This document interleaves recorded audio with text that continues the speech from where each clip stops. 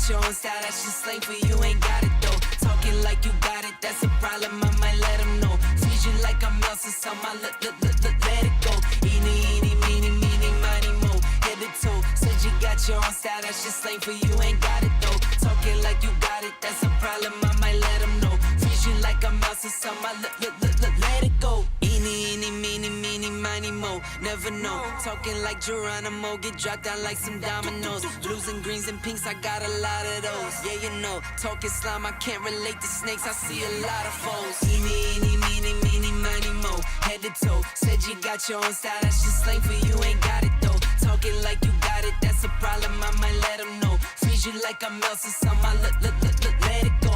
Eeny, meeny, miny, mo. Head to toe, said you got your own style, that's just slang for you, ain't got it though. Talking like you got it, that's a problem, I might let them know. Freeze you like I'm Elsa, so my let it go. Eeny, meeny, miny, mo.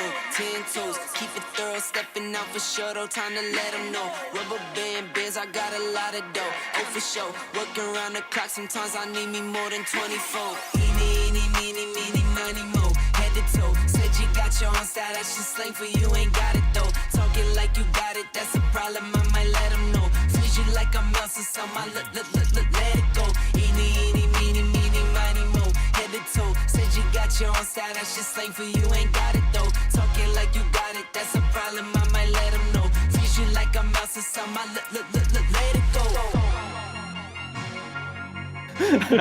That was a weird, but Slightly, yeah. Enjoy the battle. Oh.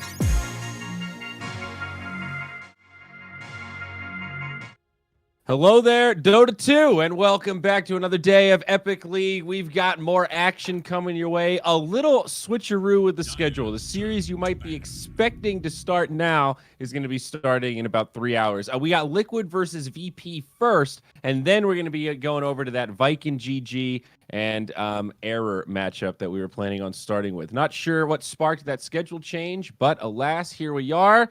LacosteTV, a short pre-show per usual. How are you, gentlemen? How are you? Splendid. I'm good. Yeah. Good. Excellent. Ooh, Amazing. fancy-dozy. Yeah. I'm still full from yesterday, so I'm still recovering, but I'm happy to be here as well. Thank you for asking how my Thanksgiving was. Yeah, we didn't even like. Yeah, no I worries. sent you a We got message Yeah. on WhatsApp and Discord. You didn't reply, so I was like, you're Yeah. probably mad at me. Oh, my bad. I replied to your Instagram picture again. You didn't even like it or reply as well. So like, it's fine. We know you're a celebrity, Zari. Don't worry. Oh my. All right. Well, we've got a lot of Dota 2 today. We got a first pick, Faceless Void, VP Liquid. This should be another good one. Virtus Pro. Let's check the standings because I think they're still top of the group. Yes, they are. Not literally number one, but they're currently number two behind Viking GG. They're fighting for that first slot. Now, Liquid, they need some wins here, boys. I don't know what the hell happened to the Liquid that we've come to love and enjoy over the last couple months, but they are bottom of the barrel right now, next to Alliance, currently 1-4 in series score. This is bad news bears. This group stage doesn't have that many days left. We got 4 days left, 5 days left after this. Liquid need some wins. They won ESL1 Germany. They don't care. They showed, they can win the big tournament, and now they're gonna go back to the old. I think I've read somewhere that Blitz is missing, that he's not coaching them. So I'm not sure if that's true or not. But They have a new coach, so they added Jabs into like the kind of the Dota side of the coaching. I think Blitz stepped back to more of a kind of team chemistry type coaching role, if I remember correctly, but don't hold me to that. But I do know that there is another person in that coaching role, so they're like kind of split sharing it. So according to Wikipedia, Jabs was officially added as an analyst 2 months ago. That was on September 28th. So there you go. There you go. 2 months. Yeah. Well, that explains it. They got someone. Sorry, Jabs. Earth Spirit Bloodseeker for Liquid, an interesting opener, and the Liquid or the Faceless Void Magnus for VP. Very standard. yeah, pretty standard stuff. Bloodseeker paired up with the Earth Spirit, like you need a slow, you need a stun to set up that Blood Ride damage. I kind of always mix up the Blood Ride, the Blood Rage, Bloodthirst, what's his ulti? Blood Rupture. Blupture, yeah. Yeah, lots of blood.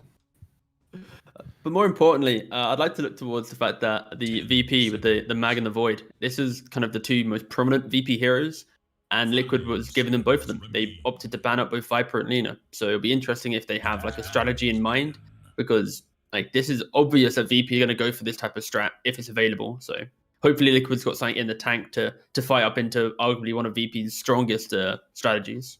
I too hope Liquid saw Magnus Void coming. Yeah, you'd hope so. Well, there's... Okay, never mind. I was about to say something stupid, but Go on, Lacoste. We want to hear it. No, please. No, I mean, I'm going to say something stupid nonetheless, so... Just this one, I did not Well, want to let's say see. it. Something about timer. Lone Druid, yeah. Ah, I see, yeah. Okay. Wow, the Oracle banned out from Virtus Pro. Looks like they've really done their homework on this one. It's surprising, actually. A lot of teams, first phase ban it against Liquid. So the fact they had the stomach to even put it into the second phase, that's something. But Bravery. yeah, the bans from VP, just banning up Koikova with the Storm and the Lone Druid, and of course that Respect ban for the Oracle. It just simplifies Liquid's draft. Because they have this entry into second phase where they have to reveal one hero, traditionally it's your position 5, that is going to be like your Oracles if it is Liquid. But instead, they go for the Undying. Similar Kind of classic flavor. drafting strategy. Yep. Nice and tanky here for Liquid. Earth Spirit, Undying. That's a pretty beefy support duo. It's It is. aggressive, right? That's the key thing. If you look at the two lineups right now, the way in which they're going to play into this Void is that desire to go forward. They're going to have that strong laning threat. And Bloodseeker in its Void, if you rupture him, of course, he can't, start getting around the fight. He's going to be somewhat contained. So Liquid is going to be able to play into an early activated Void, but they need to cushion out their draft with some type of structure damage and obviously, a win condition. How does Liquid usually run the Bloodseeker? I assume is a 3, right? Is Yes, that the sure. boxy offlane? Yeah. Okay. Yeah.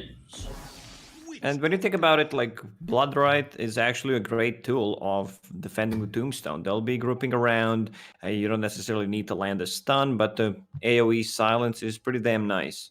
Witch Doctor, Zayori, your turn. Go ahead. I love it, Lacoste. How did you know I was going to love the Witch Doctor pick so much? Now, Virtus Pro has some amazing team fight. You got a Chrono, you got an RP, and some big damage to follow it. Now, Lacoste, I know you know this, but some people out there might not. You got to be careful with that Death Ward and the Chrono. If you Chrono on top of the Death Ward, it knows no time. The Death Ward can't do any damage. You got to put it outside of the Chrono.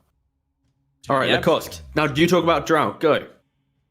Drow Ranger, yeah, very good hero against the Faceless Void. He's pretty much the only one who can close the gap, but in my book, at least, Drow Ranger is a great counter to Faceless Void, especially when there's like half a save coming out from Undying. Like, you need Manta Style, you need a BKB against the Drow Ranger. If you don't catch Drow Ranger in the Chronosphere, you're gonna suffer. Yeah, I think for the matchup as well, you have to look towards Drow naturally against a Void without an Accelerant is a very good matchup. But because you have that in power, it does kind of simplify Void's itemization, where he can just go straight for the BKB, and then after that, he can kind of push the Drow aside. So that's a nice Beastmaster pick. Talking Some about meta pushing shit here. heroes I love it. aside, there's the roar. You got a BKB Piercer, a second. took you a second, huh? I was processing. I was like, what's this? But yeah, so normally when VP likes to play their Void Magnus, they like to have a hero that they can play behind, so it doesn't force the Void to go in first, and that Beastmaster fits that role really well. In terms of laning phase, you'll do okay against Undying. Drow normally isn't too threatened, just playing far behind, but yeah, VP, they have the ability to locate the Drow with the vision of Beastmaster, and then eventually with items, jump her quite cleanly. But the early window of the game is Liquid favored. That aggression of Bloodseeker Earth Spirit and the early Drow timings can be a threat to VP. But if VP can survive, they have so much initiation and then counter initiation, right? You start the fight with Beastmaster, somebody commits, oh, look, an RP, then the rest of the team commits, oh, look, a Chrono. Like, there's so many layers to this team fight for VP, but they have to get there, right? That's the key thing. They got to survive these lanes. They have long cooldowns. On Liquid, they can pretty much fight all the time. They don't rely on any of the spells. Like, if they buy back, they can constantly come back into a fight if needed, which is a great tool when you're playing against the Faceless Void's Chronosphere. And I mean, like they have 1, 2, 3 long cooldown ultis. Liquid has 0. But we've seen how with these Magnus +1 strats, they're happy to fight without their cooldowns. They're happy to start trying to bruise. And you can see from Liquid, their bans so far as Zeus. I expect maybe the Puck as well could be a good option. Just these easy, cheap wave clear to go for an Ember.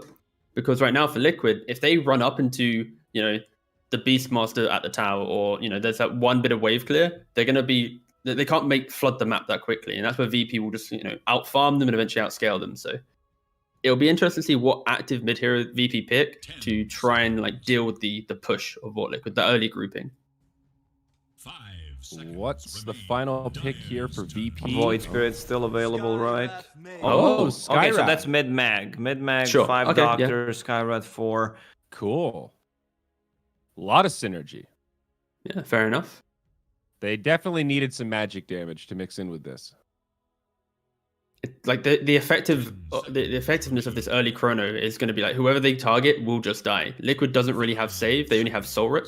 So other than that, you're just going to blow up to any raw. Yep, see ya, buddy. A raw, a chrono, an RP. That hero will just die. So Liquid, they need to have someone to punish the cooldown.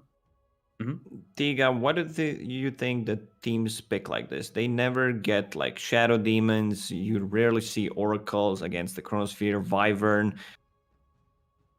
Why is that? Position... Okay, so think about defensive heroes and the way in which you play the game, right? You're actively deciding that you're reacting to the play, right? You're forcing yourself to... True. Your proactive plays aren't really in question. So some teams prefer to play up into these kind of big team fight by outpacing them, forcing the spells out defensively, and then abusing the timers in which, okay, we can now go Roshan and stuff like that.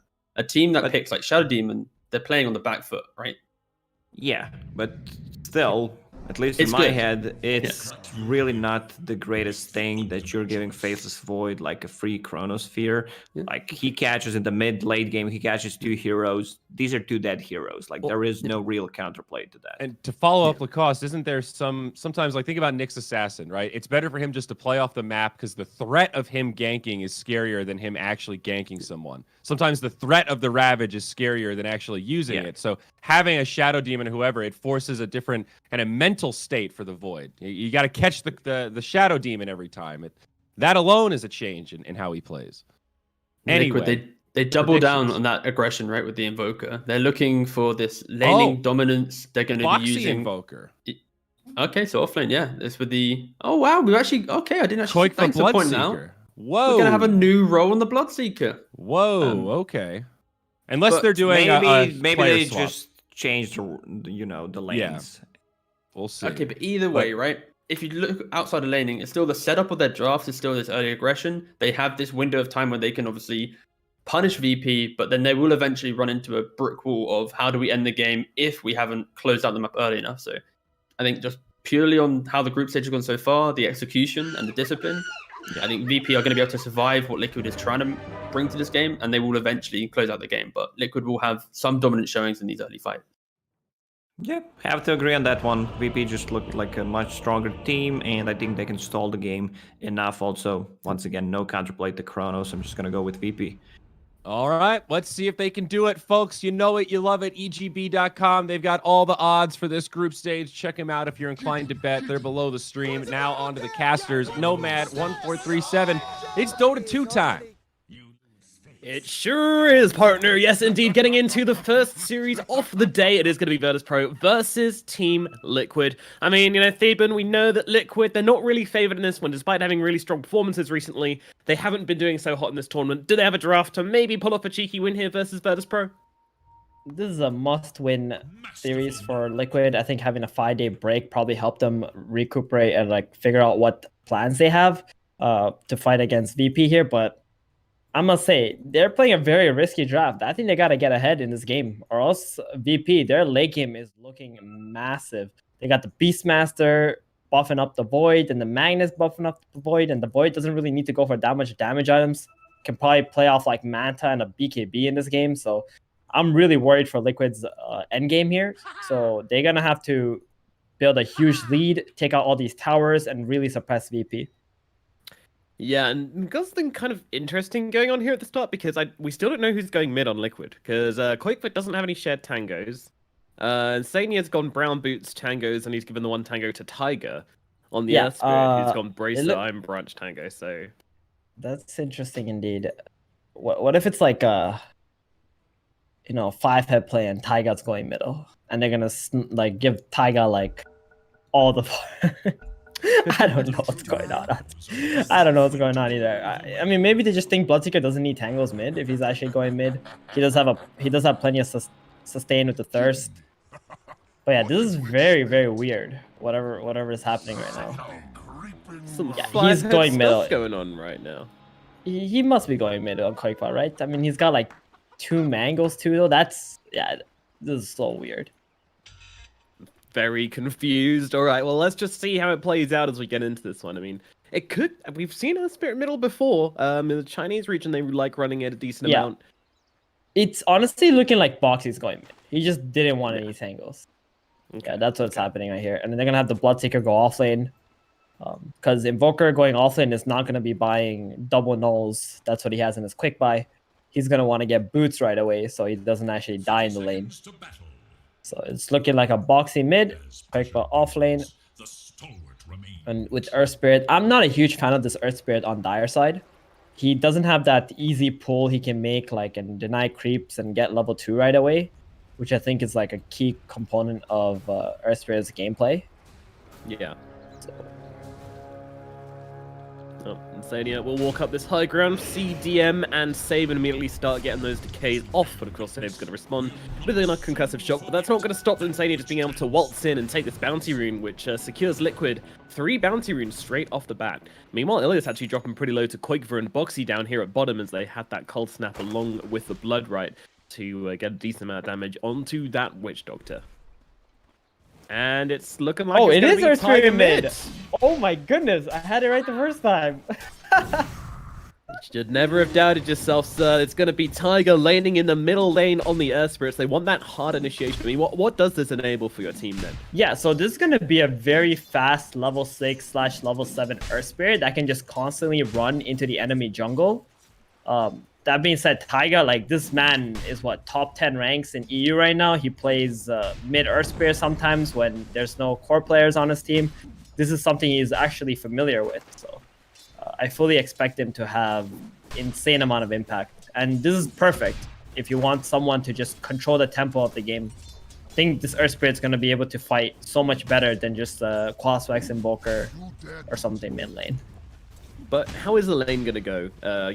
Typically we see Magnus doing very well against melee heroes, and in the early levels, he's doing okay. Is there a worry that Tiger's just going to get run over at mid? I doubt it. Taiga is probably just going to, secure last hits with his Boulder Smash. Maybe he doesn't get as many denies as other offlaners would. GPK, we can fully expect him to just have a completely free farm. Neither of these guys are really going to die in the mid lane unless they make a huge mistake and get pushed into the tower. Alrighty, well, we'll keep an eye on how this mid lane goes, how things develop in this middle lane. Meanwhile, up at top, we've got Insania, and we've got Mickey, the Drow, and the Undying laning into the Skywrath Mage being played by Save, and the Beastmaster being played by DM.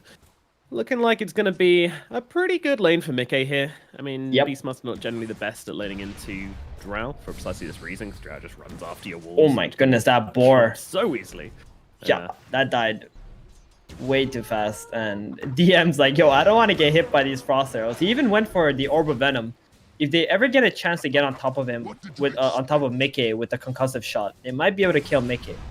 But for now, it's gonna be rather difficult. Mickey is already level 3, level 2 frost arrows, dealing about 80 damage a hit to those boards right now. Yeah, pretty scary. Pretty scary. Luckily, DM gets him now on that one, but yeah, these balls won't be lasting very long, and it looks like VP might have some troubles at top. So that's kind of good news for the side of Liquid if they can keep it that way. Meanwhile, down at bottom, we got Epileptic Kid on the Faceless Void versus Witch Doctor being played by Ilias. They're going to be playing into Quakever and Boxy on the Bloodseeker and Invoker lane. A very interesting lane indeed, but we've already seen them use this combo once against the Witch Doctor at level 1. And they managed to get a decent amount of damage off onto him with the Cold Snap and with that Blood Right. So clearly a combo to be found here between these two laning partners. Add in the Tornado, and it's almost guaranteed that you're going to get some heroes in these Blood Rights. So that can be pretty useful versus Void. Maybe they'll try and set up something here on Tim later on. Yeah, but Bloodseeker, all he really needs is some hero who can just have a little mini stun that will keep them in place to get that blood right off. It's such a long silence, right? Level 2 blood right, 4 seconds of silence. And nobody can actually stand in there and hit you back. So you can initiate with a tornado, or you can initiate with a blood right into a cold snap. It's gonna pretty much guarantee before they get boots. Quite scary. Gotta make sure you do not misstep on either of these two heroes on the side of VP. They're coming into Boxy here. Boxy's gonna turn around, though, drop that tornado, and he'll be absolutely fine. Two-man tornado gets him out of that situation easily. Wow, this mid lane, GPK is just having a field day right now. He's got 27 last hits versus Taiga's 15. Almost doubling him up. Oh, Rune, Ooh, Taiga, just roll in and steals take it. the invis, though. Yep, thank you very much, GPK, but he's taking so much harass from this as well. GPK just does so much damage with that Empower. GPK just got his bottle. He opted to go for the bracer and the gloves first before going for the bottle, so he didn't have it anyway. Didn't really lose out on much. Taiga got to refill his bottle. That's the best part. So Taiga's purpose isn't really to win this lane, right? It's just get levels and then roam, pretty much. Sounds like a And plan to me. And at some point, Boxy is going to take over and like become that position 3/2-ish invoker hero. So we're expecting a pretty greedy game from him. Oh, definitely. Taiga is just going to be like just over-leveled position 4 pretty much in what he's doing right now. Oh, he's taking so much damage from this cleave. My goodness. It's really hard for him to stay in this lane as a melee hero. Might have to consider making these rotations a little bit earlier than planned as a 5-minute bounty spawns. Elias is going for it here, and unfortunately Taiga, he decided to stick around for that creep wave, therefore will not be able to fill up his bottle with that bounty rune. I like this play from Ilias. He puts the ward, he takes the rune, and he instantly TP's bottom. So the opponent don't really realize that, hey, Witch Doctor took the rune and warded there, because he's gonna show up bottom before he had to run through that area back there. I like the play. Smart. Yeah. And now we see the Spirit making exactly that movement in, and he's like, I'm gonna go and refill my bottle, and oh, it's not there. Pings Somebody it out took in it. rage. Pure anger ping. Meanwhile, Rage up in the top lane, they're gonna drop save on the Skywrath Mage. That is the first blood going the way of Mickey, as it looked like he just got a little bit out of position, and then those level 3 and Frost Arrows just melt away that poor old Skywrath. So hard to play Skywrath into Draw Ranger in the early levels because this guy has 0 armor. So if you get hit by 2 Frost Arrows and then the multi-shot comes out, you're pretty much dead.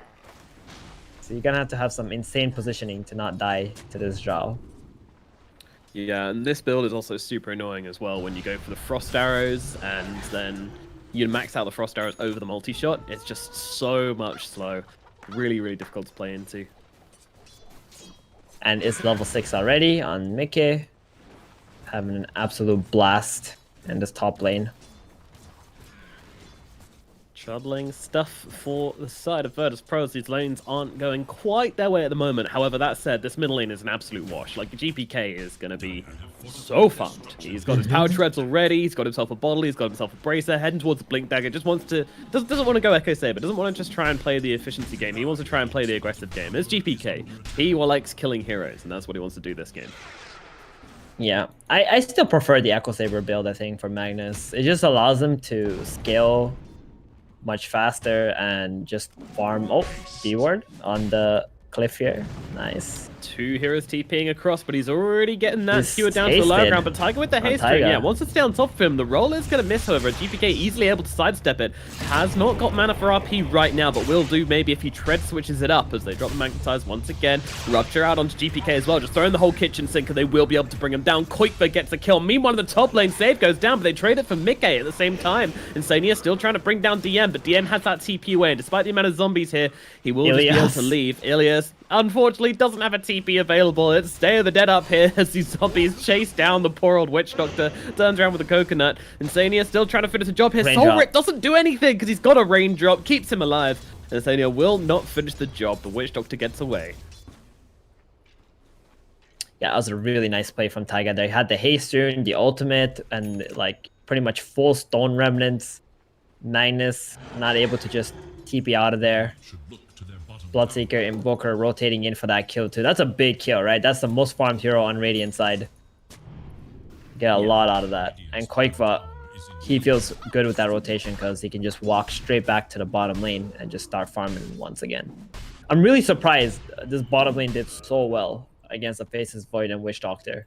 Typically, this lane is really strong against Bloodseeker, but didn't pay too close of an attention to what Liquid were doing differently that allowed them to win this lane.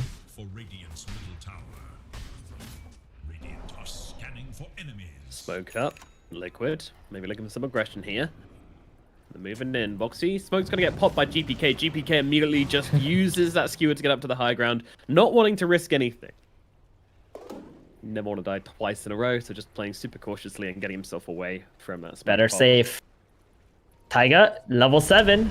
Level 7 position in they 4 go. in the It's house. just now a brawl here as the Beastmaster taking the brunt of the damage. The Drow tries to come forward to finish the job, but there is a Chronosphere coming down onto 2. Skywrath doesn't have that ultimate, but does have a decent amount of damage to throw forward, along with a silence onto Earthspirit. But Earthspirit, he's so damn tanky. Epileptic Kid can't seem to finish the job. Magic might not be enough as Epileptic Kid gets ruptured up. Down to the low ground he goes with Boxy, Mickey, Koikva. The whole team are here to finish the job, and with that kick and the rupture, they all finish the job onto Epileptic Kid. That's going to be 3 heroes dead on the side of Virtus Pro and a Chronosphere used.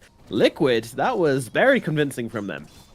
That really was. I think that level 1 Mallet, they completely baited out Virtus Pro, their own team there, thinking that it was going to do so much damage to Taiga.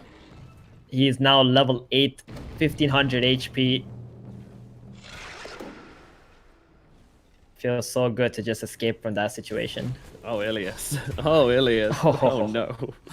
Mickey, He thought they'd gone, so he so turned fun. around to come back on that, but unfortunately the Drow just comes forward and goes, thank you very much, and takes himself the freebie. 10 minutes. He has a Dragonlance. Treads 2 Wraith Bands on this Jaw Ranger. This is Got a just 4K way too gold farmed. advantage also. I mean, they got all of these bounty runes right here, so yeah, Liquid are balling out of control right now. This is getting pretty dangerous for the side of VP as they jump forward onto DM in some trouble as he's kicked back up onto that high ground. Doesn't have to roll for another 10 seconds though, turning the aggression around onto Boxy. A lot of damage coming out from this Beastmaster right here as Boxy will drop down the EMP. Beastmaster running himself away. Boxy needs one more right click. Looks like he's not going to find it, and the Witch Doctor's just going to be able to tick him down with one right click of his own. It is the Invoker who Save top dies 2. instead as Tiger leaves him. Meanwhile, yep, up in the top lane, Mickey gets himself yet another kill here as they will be taking this tower with his catapult. There is no response coming out. Epileptic Kid is in the neighborhood, but he's just going to try and take himself a tombstone. Insania, not happy about this. Not one bit. He's going to chase off that Faceless Boy. Get off my tombstone. You're not claiming that gold. And also defending the Drow from taking this tier 1 tower at top. Very nicely done. This is some crazy tempo coming out from Liquid. This is exactly what they need to keep Virtus Pro down. But they gotta keep playing at this pace. They can't really slow the gameplay. Because Magnus plus Faceless Void can easily recover in this kind of game. So they're gonna go bottom now, try to play for that tower. Mid tower is full HP for Virtus Pro. If they commit too many heroes down here for this tier 1, I think VP might have an opening to take a tier 1 of their own in the top lane. Oh wow, I just noticed. Save is level 4. GPK trying to come in onto Mickey here, gets the blink forward, but gets silenced up by Mickey in the process. Oh no, the blink reveal is not what they were looking for at all. Mickey just calmly defends himself. 2 heroes rotate in, blink reveal used, and nothing gained. Oh dear. They wanted to get that kill with the Death Ward. Mickey would have been the perfect target to go for as well. Super underleveled on these VP supports right now. Yeah, they needed that Skywrath ulti as well with that Chronosphere to try and make some plays, but they don't have it. And they are just waiting and waiting and waiting to try and get this ultimate up. I mean, at least they have the Death Ward, but still, not the greatest combination. The thing is, they have a lot of combos with the Skywrath as well, so it would have been really nice to have gotten this ultimate on board earlier than now, so you could use it with the Raw or the Chronosphere. But without having it, the tempo is really hurt. Mid tower is what Liquid want to open up now. Very easy to do so, as VP are in no way in any fighting condition in this game right now. Certainly not. Sky, just level 5. Still needs almost a full level before he gets his ulti. To get has been spotted. He knows he's been spotted though. He's got that ghost walk on him, so he's going to try and drop in with the EMP, but the easy time walk away from Epileptic Kid gets him out to safety. and will not be killed off by the side of Liquid. But they do take that tower in the middle lane. The pressure continues from Team Liquid. Yeah, they got a smoke now on DM and GPK. Ilias just gonna pop that. Doesn't really have boots or anything, but they need to make something happen here. That was under a ward, by the way. Liquid already had a ward behind the tier 1 tower, and Insania just breaks the smoke. Boom. Yeah. Yeah, that's Yeah, it. no It's hesitation over. from him just to shove his face into the enemy team. They might He's kill level him 8 here. though. He doesn't care. Oh, they missed the Oh skewer. my goodness, They the got skewer thrown. misses. The It's Raw okay. gonna be committed. They will bring him down, but that is a Raw used. Meanwhile, on the other side of the map, uh-oh, Faces Void, he's in some trouble. The carry of Team Virtus Pro just got baited so hard. That was beautiful from the side of Team Liquid. They see the smoke, they dangle the carrot, they say Insania dangles himself out there, you know, look all scantily clad saying, oh boys, don't come and gank me. Meanwhile, Liquid go in for the backstab maneuver, get the enemy carry, the much bigger target, and now they Save. continue on the aggression, looking for the Skywrath Mage. Oh, that combination is brutal with the Oh, the rupture, with the buyback. kick, but unfortunately, Ilias is here, he's dropping down the death ward, they'll be able to kill him off. So Tiger is going to lose his life for this one. Maybe not the most worthwhile trade here. Did look fancy though, so 10 out of 10 on style points. Yeah, so worth it for VP, except for that buyback from the Skyrath. That kind of hurts. That's a question mark. Now that's a 60-second death timer if he dies, so which is guaranteed to happen, I think, because Liquid have just been hunting the Skyrath all game long. The 0 armor hero. Alrighty, well, coming up on that Wait, what? 15-minute mark, it's 4 and 10 right now. Yeah, he's playing around. GPK's in the neighborhood. They Still got yet an to RP. really utilize this Blink RP. Mm-hmm. But Virtus Pro are scared. They're very, very scared. I mean, they don't. I take it they don't want to be taking these 5-on-5 fights just yet. Oh, that word is gonna instantly kill off VP's word here, I think. That sentry from Insania. They don't actually see it yet because it just hit nighttime, so their vision became smaller. Yeah. So that's gonna stay alive for a little while longer. They're just like following VP around the map. They know they're not on the top side farming ancient. So where could the void possibly be? It's only one other area. Inspector Quake's on the case. Gonna find himself a boar. It's a clue. It's got a hood. Very tanky on this Bloodseeker. Yeah, and Coleman they go. the high Chronosphere gun. is going to get dropped straight away, but he does get silenced afterwards. Ilias does have himself that death ward. Going to pop it onto Mickey, trying to bring down the big drow. Do they have the damage to do so? Looks like they very well might do with the Maledict upon her. She is not surviving. RP tempted by GPK. Doesn't want to drop it onto non-worthwhile targets, though. He looks over towards Tiger. Tries to bring him down, but the tornado actually interrupts the Faces Void's TP. He's going to lose his life. Meanwhile, Tiger just trying to run away on the sidelines here. Should be able to do so. Now GPK's in some trouble as Tiger comes sliding back in again. Looking to toy around with his Magnus, which he will do perfectly. They get the drow, they get their target, but it costs them another 3 big heroes on the side of Virtus Pro. Liquid just continuing to come out on top in these team fights. Yeah, the 1, 2, and the 4 all dying for the Drow Ranger. I want to say worth it, but it really wasn't. Liquid was able not. to dominate the whole map after that fight. You can just see Quakeba booking it up to the top lane, letting his team deal with bottom and middle, making sure the Beastmaster cannot get this lane out. Radiant should look to their middle tower. Yeah, DM. He's basically the only real split push, or at least the only real soft committal split push they have on the side of Virtus Pro. He's a Look guy how who many doesn't have to show wards himself. Scanning for Liquid have on this map right now.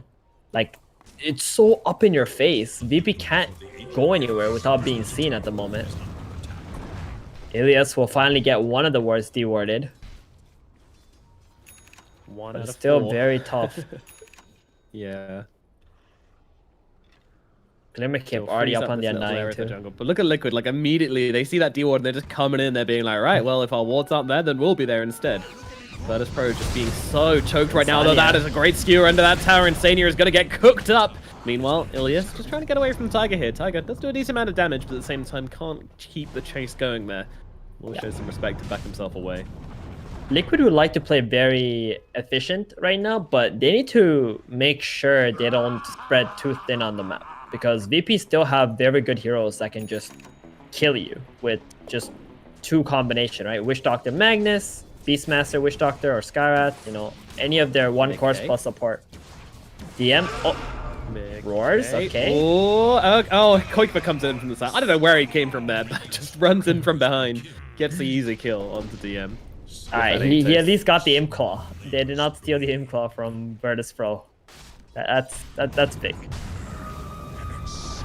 It's something. GPK getting going on here. You're gonna blink out.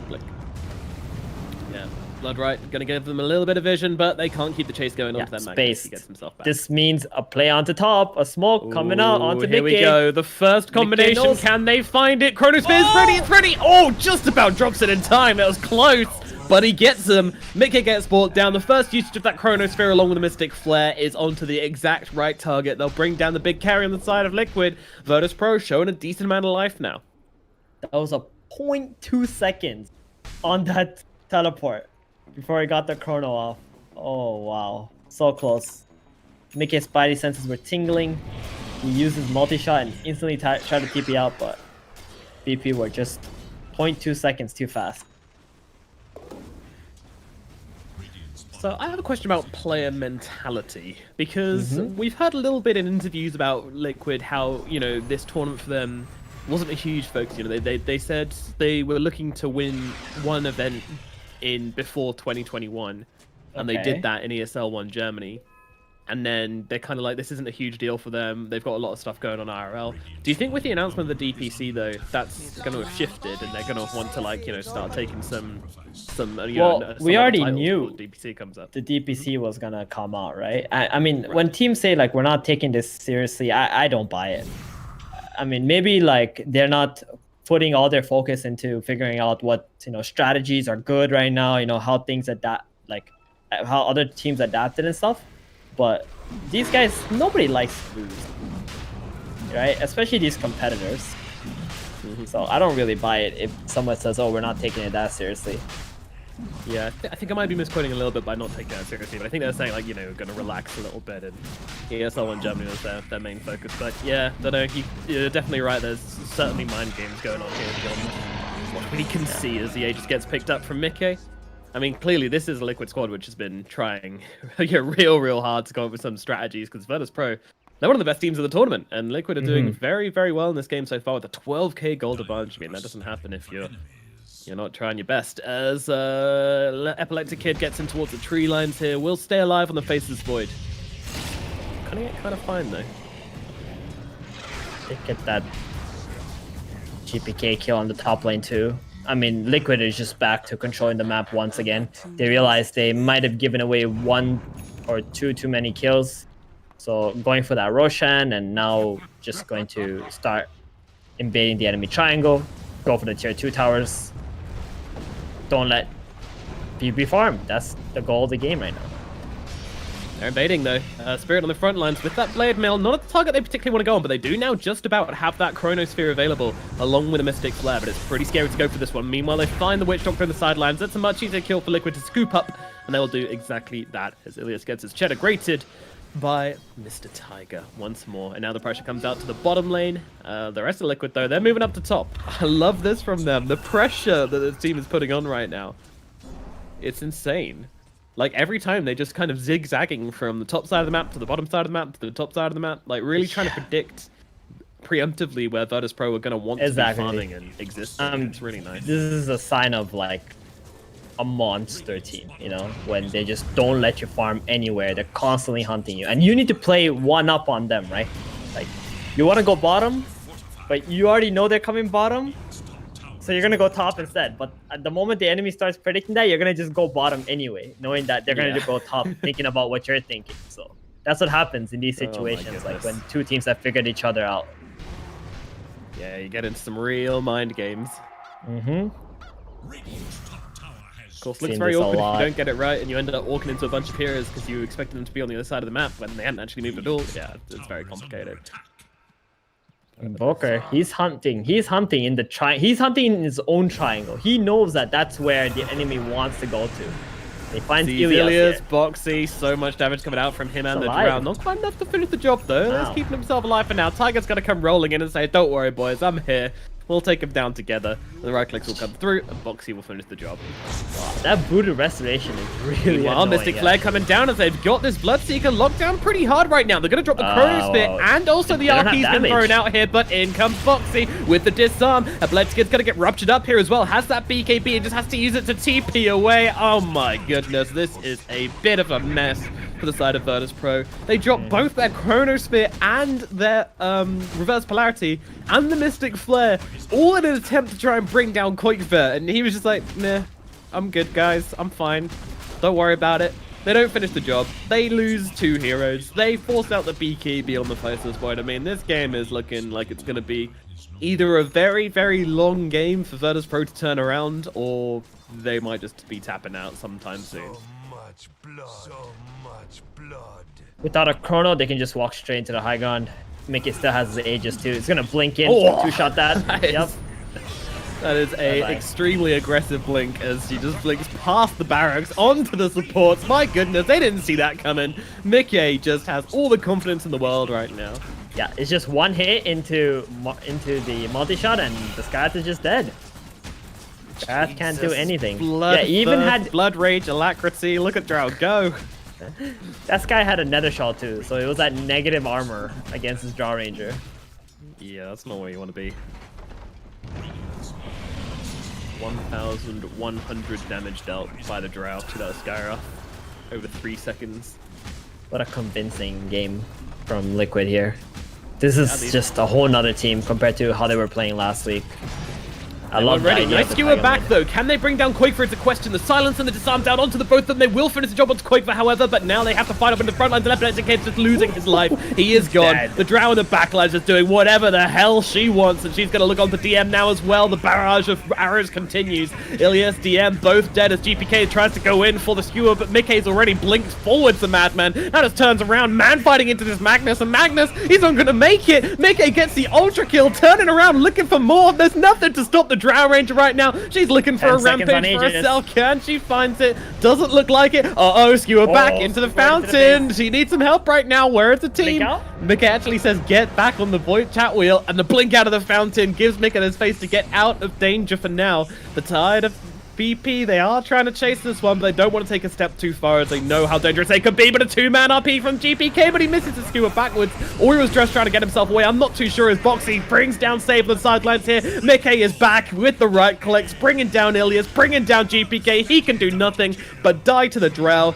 And this might just be it. This might be the GG's. BP, they might hold on for one more. They've got a Chrono Spear. They're going to throw it down onto that Drow, try and bring her down. Do they have the damage, though? That is a question. They throw down everything onto this Drow Ranger. She pops that man to turn it around onto Epileptic. Does he have the damage? A time walk through. He will kill Mickey. Probably going down himself here in trade, though. Now DM throws down the shout onto Insanity, but a roll forwards from Tiger. Gets on top of the Beastmaster. DM being controlled up, but it doesn't matter. There's your GG's coming out from the side of Virtus Pro. They're out of heroes. They're out of lives, and they're out of morale as they're going to drop game number 1 as Liquid smash them into the ground. 26 minutes, Steven. This was a walkover from Team Liquid. Again, having a 5-day break just did so much wonders for Liquid. I think they really figured out what they want to do going into the series and figure out what their problems have been in this past weeks. This game, if they keep playing like this, oh my goodness, they're going to be so good. And this is a must-win series, right? It's only game 1. Let's not forget, BP is still like, what, top 1 right now in the groups? Or top 2? They're they're an insanely good team. They're going to realize like Liquid is playing at another pace right now. They're going to have to bump up their game too. And hopefully in game 2, we're going to see something absolutely insane between these two guys. Hopefully, I mean, this has got to be the wake-up call for Virtus Pro to say, whoa, okay, Liquid are actually, they're back, they're at full fighting force. We need to do something about that, so we are going to throw it over to a short break, and then we're going to be back with a panel for the analysis of this first game and getting into game number 2 of Virtus Pro versus Team Liquid here at the Epic League. We'll see you very shortly. EGB. your esports betting world. The only place to find the widest choice of popular games and matches to win real money. Choose your bet on a single event or express of several matches with dizzy odds. Serving the market for 7 years with over 800,000 users. Join now to get your bonus for the first deposit up to $600. EGB. You know for sure who's gonna win.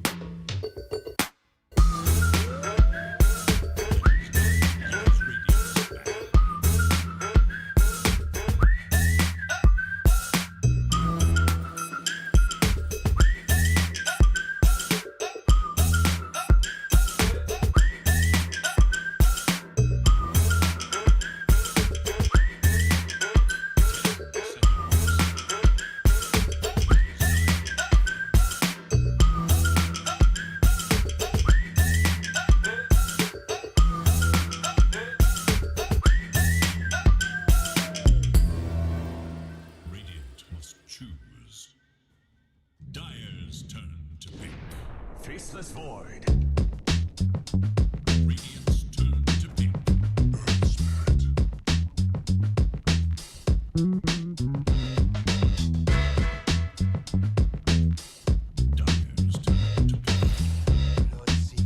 enough history lesson. But yeah, you're gonna love it.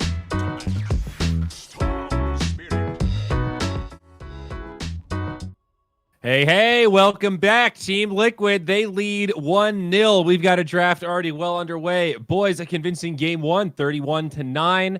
And, well, Team Liquid did it. They started early, and they maintained the momentum. It was delightful. That was just refreshing to see from Liquid. We haven't really seen much from them in this group stage, and they had the little cheeky mid-earth spirit. They put Koikova on that off lane, Boxy obviously playing Invoker, and it was really enjoyable to see them pick apart VP like that. Yeah, I don't think I've ever seen team playing like this, to be honest. Like, they had 4 heroes with pretty much the same amount of farm. Like, you had the Boxy, Spirit Vessel, Solar Crest, you had the mid Earth Spirit. You know, he's just playing that kind of position 4 role from the mid, but he's having like 3-4 more levels. That's what he's doing. And then Koikwa, he takes over, you know, builds Atos for setting things up with the Blood Ride, gets a pipe, so he's pretty much unkillable. And then, you know, proceeds to get the BKB.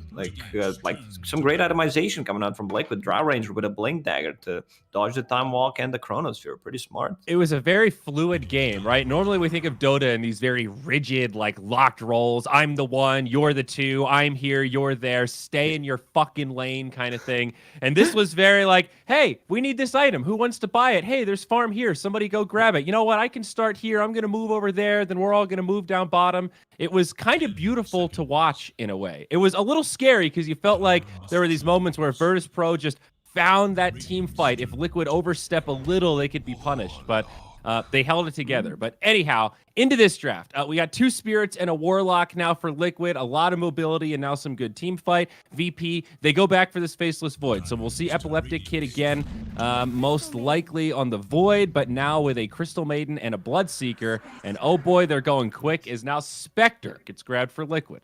So after that first game, we can't get too carried away with Liquid and try and start saying Liquid have reinvented themselves. You know, no, that was just one game. They're now just back to the usual, right? You know, the mid Storm Spirit and everything's back to normality within the Liquid bootcamp. That being the online bootcamp, of course, not that bootcamp, but yeah.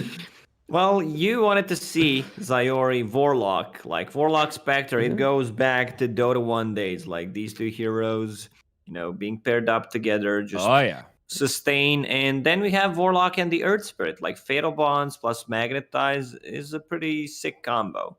Yeah, the Warlock Spectre, Trent and I used to joke that that's a lane or a Warlock just has to stay in his box. And that box is basically around that tier 1 tower. You just hide in safety, you heal up your Spectre, and Spectre basically gets a free lane. Unlimited regen, or more regen than you could ever need. We saw this exact draft, though, against Alliance, where Liquid picked literally in order of Earth Spirit, Storm, Warlock, and Spectre. They rounded it out with a Legion, but they played a great game in which it was the idea of that person comes to siege high ground, they had a duel, right? If it becomes a team fight, then of course you've got all this overwhelming presence from Liquid. And they played that lineup with Storm making the plays, and they were always ready to react to VP's aggression, or to Alliance's aggression, in that game.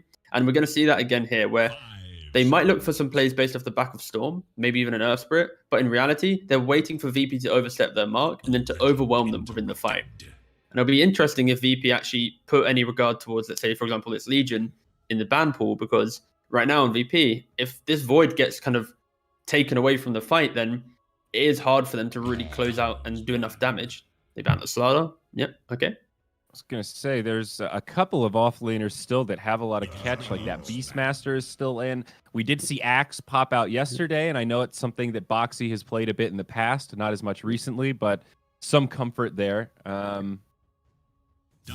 Yeah, I would love to see them pick like a lower cooldown stun that, you know, can match up against the Faceless Void in the lane. And yeah, you have Earth Spirit, you have Storm Spirit, the Warlock. He's a hero that, you know, doesn't move.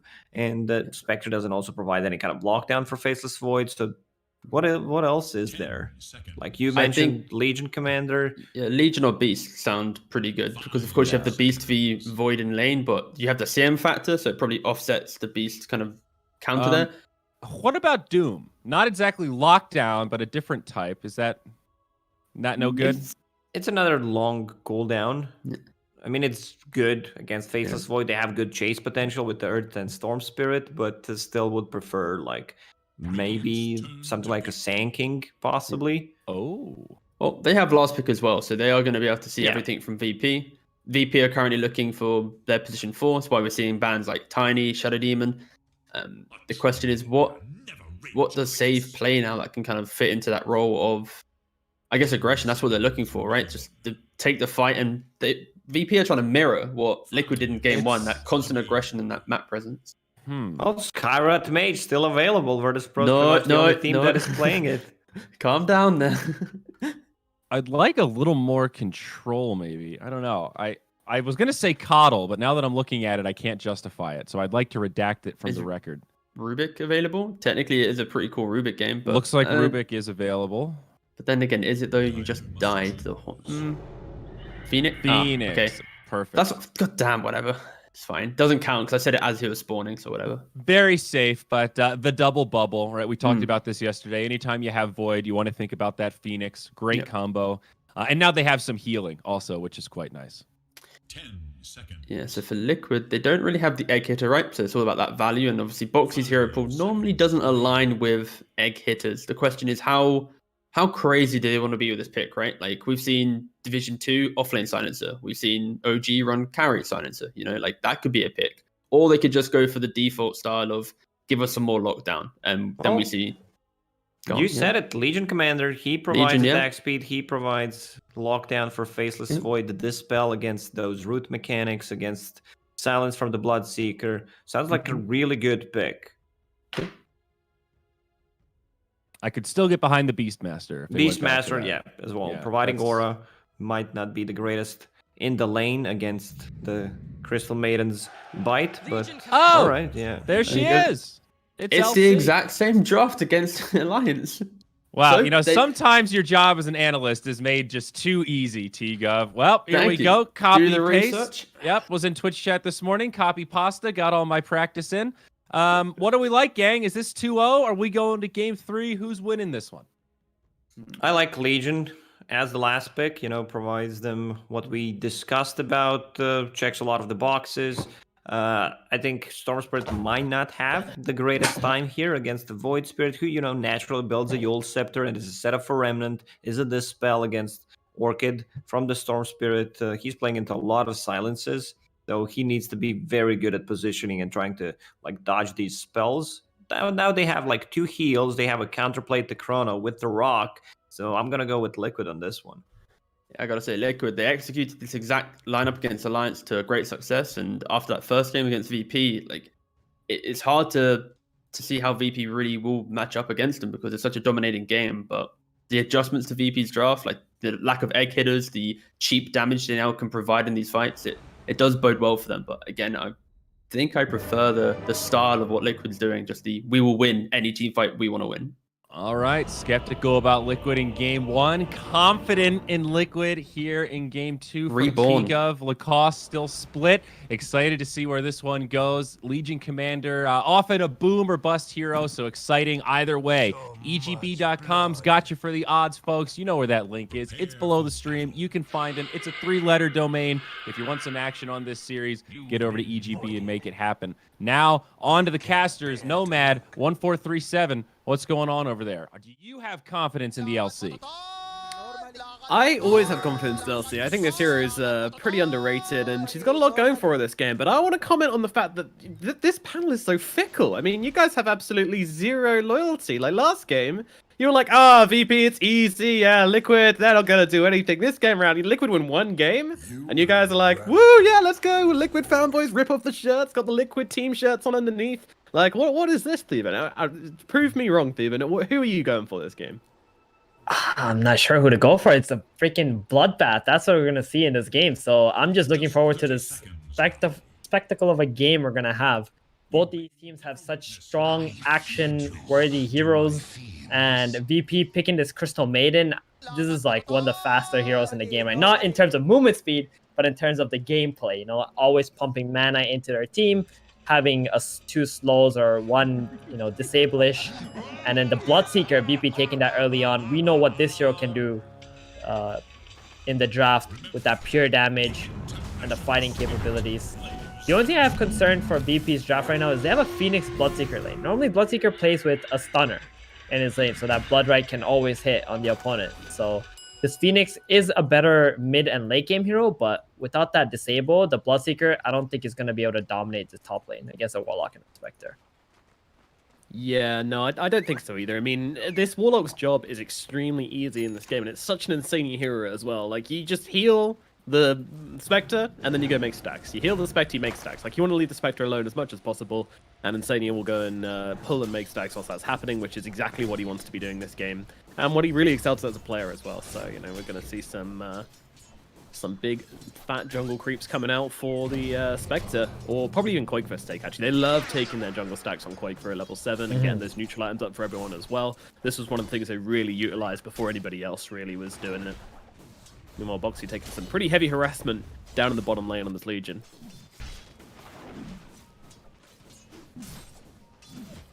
This is going to be a pretty strong lane for Liquid. Taiga already gained the second wave in front of the tower now. Boxy can always use that press the attack to remove the slow from the Nova or the bite. Epileptic Kid, he's like, no, bring those creeps here. He's got a double wave now going into him. This is kind of problematic because, yeah, I mean, Boxy's not going to be able to get that wave in front of his tower now. He might take quite a little damage here as well because he's fighting 2 versus 1. Earth Spirit pulling the creep wave in between the tier 1 and the tier 2. This is not something you normally see. But somehow Taiga managed to do it. Dissecting the creep waves. Very impressive. Yeah, on the dire side. Exactly. Oh, Boxy though. A lot of pressure onto him. Oh no, he's going down. That's going to be a first blood. Yep. Down goes Boxy in the bottom lane. Not enough health to heal through the Faceless Void and the Crystal Maiden. I mean, it's just a combination of the slows and these bashes. That's going to put Legion Commander into an early grave here in game number 2. Yeah, that was some really weird movements. I think Taiga should have just brought the creep wave back in front of the tower, even if it would be double wave back into VP. At least they could pressure with that, and Boxy would have plenty of experience. But now Boxy dying, giving away first blood. VP are looking so good now in the safe lane. Yeah, this Void's going to be a very happy chappy, and when Void is happy, Liquid will not be. They don't have a ton of answers to the Chronosphere, but they do have that Chaotic Offering, which can be quite nice to just drop into a Chronosphere. Keep people alive often. It's a pretty nice spell this game, that's for sure. Meanwhile, Ilias is going to get dropped down in the bottom lane now as they get some revenge on the side of Team Liquid, and Epileptic Kid going to be forced back as well with that Time Walk, but a nice rotation in from Taiga to join up in his Legion and finding a bit of aggression in this lane. The stun and the slow from Taiga is just such a good setup onto the Crystal Maiden. This hero only has 280 movement speed. Just gonna have to be so much more careful with her positioning in this lane. Yeah. You know, it would have been interesting if they actually had the Crystal Maiden laning top with the Bloodseeker. So they actually did have a disable for that Bloodright in this top lane. Bottom, a little bit of fighting going on. Oh, getting low again here as he limps himself away, but yeah, just the harassment from Ilias with the Crystal Nova, and then Epileptic just starts wailing away on the Legion. I mean, they really are just trading here. Insania also getting a bit low, gonna have to heal himself. Kind of out of resources right now, and his courier is not really bringing anything out to him either. Save. Doesn't have a dive. He's looking dead. He's gone. He's out of there, Fairy but not Fire? before Insania, though. And baiting. actually, Fairy He's comes baiting through. really Nico hard. realizing, yeah, I'm a Spectre. I don't have any more damage than this. I've got a dagger available in 1 second. Nah, I'm out of here. Oh, man. He baited just about everybody there. Magic Nice Stick Fairy and the usage. Fairy Fire. Yeah. But Warlock kind of wanted to die there. He didn't have any mana left. No. Down goes the Legion once again. Epileptic Kid just getting absolutely dominating in this bottom lane right now. I mean, the moment Taiga leaves, like the moment they see anybody mid, they just know this Legion is pretty much a free kill. Exactly. Taiga had to go towards mid to secure the rune for Quakeva. Quakeva did manage to get an illusion rune, at least. But Boxy, 2 deaths to his name, 9 last hits only as the offlaner. It's very disastrous for him. And this is not an easy matchup at all. Void versus Legion Commander. He's going to hit level 6 faster on the Void. The Chrono is going to come out onto the Legion. Maybe a Phoenix or a Void Spirit will also TP down there to secure a kill onto the Legion. And that's going to get another death for Boxy. Yep. And even the Crystal Maiden is really good against the Legion Commander as well, because, you know, she casts down the Crystal Nova, Boxy goes, oh, I can just purge it with a Pressy attack, and then Ilias will just cast her other Sable. So there's no way out of it for Boxy. It's a really rough lane. And Ilias is actually higher level than Boxy as well, which is not a good sign. What's Taiga up to? He's gonna plant a ward middle behind the tower. I'm not too sure this ward is gonna do a whole lot. I don't expect Liquid to be collapsing on mid lane anytime soon.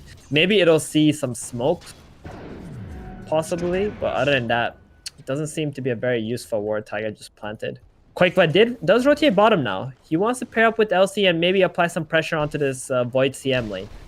He can kill the Crystal Maiden Sneaking quite around, easily. they're now seeing jumping on the CM on the backlands, going in with that Electric Vortex, throwing down the damage, and Ilias is going to lose his life. There goes the CM, very quickly melted away by Quakeba and Boxy. And we're going to see Quakeba sort of stay down here a little bit longer, just farm around this area. We've seen this quite a bit, where the position 4 would just go middle, take that XP mid, while this mid laner with the power rune will just try to make a rotation to the enemy safe lane. He's going to go bottom rune. He's going to get and be rewarded with an arcane. Ooh. So Very nice. nice, very nice. So Wondering nice. if And Quakeba this maybe one, wants to go and take the stacks yet. maybe he wants to kill top actually with this arcane rune. Oh, that's a lot of stacks. Never mind. That's exactly what he wants. He wants those triple stacks on both those cams. Normally, Liquid, as Boxy goes down at bottom, by the way, does get killed off from the Legion Commander, but normally when Liquid do this, they tend to wait. Oh, there's heroes coming in, though. They are not letting this happen for free. As Quaker turning around, Insania coming in from behind, though, but GPK is joining in the party. Insania just going to cast down with the Fatal Bonds. Tiger going to roll in as well, but they're trying to take the creeps. They will be able to grab a couple with the Blood Right and with the odd spells from the Void Spirit, but they're looking for a kill instead. DM's going to be the new target as Quaker jumps forward onto him. Tiger going to come in front as well. Throw down a couple of rocks here, but DM taking so much damage. Quaker has to back away, though. GPK's DM's taking too. a little bit too much. In they go, looking for GPK, changing their targets. They can't decide who to go on. Dagger gonna come down, finish off the M. Meanwhile, GPK, he's getting run down in the tower, but Mickey gets a double kill all by himself on the top side of this fight. The fact that GPK survives is actually not important, because the whole of Liquid are tasting him. Meanwhile, Mickey gets the solo double kills, getting himself a truck ton of XP in the process. Very, very nice for Mickey there. So good. Yeah, he just got like level 6 right then and there, and now he's already level 7 after those 2 kills. 1,000 gold to his name too. Feels so good. He wasn't really having the best lane either up here, and now he's pretty much neck and neck with the Bloodseeker in terms of net worth. He's much higher level though than the Bloodseeker. Very interesting game so far. I mean, the stack did get a little bit split up there for the Storm. He was really looking to try and take like the whole thing, but the Rupture Void onto came Mickey. in, the Blood Right came in. Done too. Oh yeah, that's the Dead Spectre. I'll just be able to Yes. surround him, slowly chip away at the ghosty lady. Yeah. She's gonna be I killed. fully expect Ilias to go for a max Frostbite build this game. He's playing against a Storm Spirit and has a Bloodseeker on his team, so multi-purpose on that. Gonna be really nice to play Crystal Maiden here. The Legion Commander press the attack is pretty much the only way they're gonna be able to counter that disable onto the Storm. He zips in. Haste Rune on Quaker. They do see him under this Radiant Observer though, so they know he's coming top with a Haste Rune, and Virtus Pro will react accordingly. Just defending this safe lane tower. If they lose this tower, Roll in, land on the GPK. GPK could be in some trouble as they chain up the disables really nicely, but it's not going to be enough to bring down GPK as he does get off that Assimilate, and now the Astral step down to low ground, so he's going to be fine. The rotation from the Quaker was not that impressive.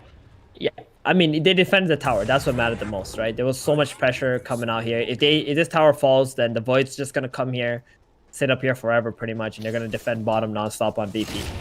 So at least putting some pressure onto him is good. Mickey, another rupture. On the top lane as GPK gets on top of him, another rupture and another Dead Spectre. They're doing a really questionable job at keeping their cause alive on Team Liquid here. Is there any reason for this? I mean, Mickey just walked into a trap. There's no vision up in this top lane. He must have known that they're still sitting up here since they haven't shown on any other lanes. Just a mistrade from him.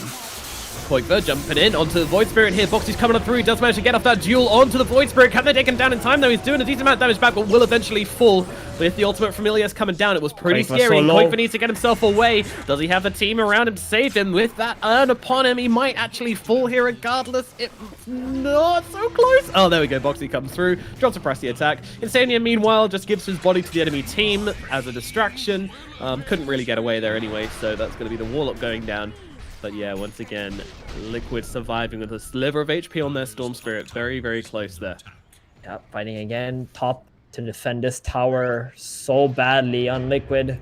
I can't help but feel like they should just try to create their own momentum, bottom or middle. Earth Spirit and Warlock are both level 6 intensive heroes, so fighting before that, it just doesn't seem such a good idea for Liquid.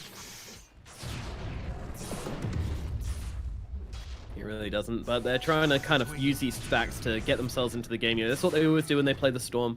They'll make him a ton of stacks in the jungle and try and get him to use that advantage. They jump forward here onto the Crystal Maiden, but there is save in the neighborhood as well, and that Rupture onto Tiger along with the roll doing so much damage. Tiger, he's just going to fall here. Meanwhile, Quickfire and Daniel back themselves away.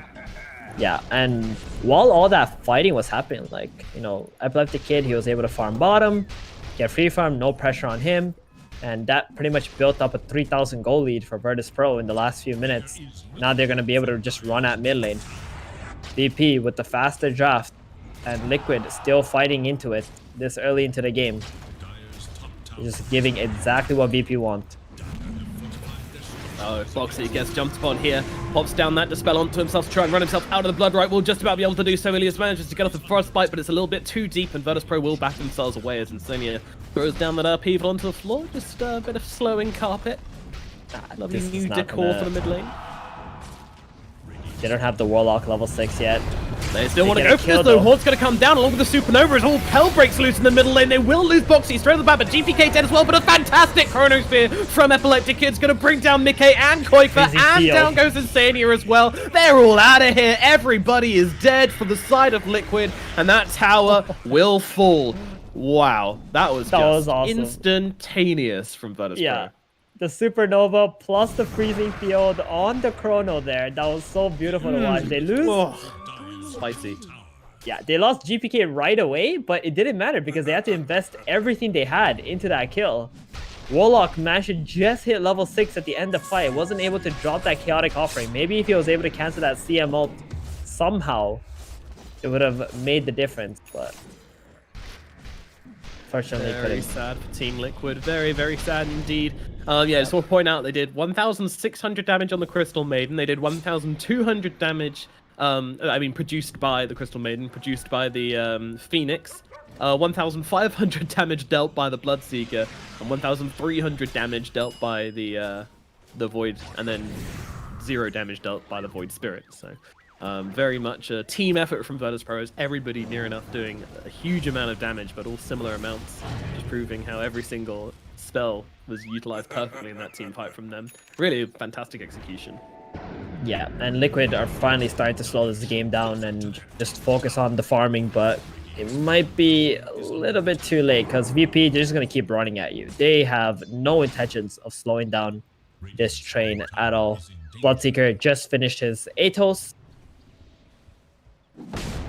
and they're going to have this Chrono cooling off as well in 50 seconds.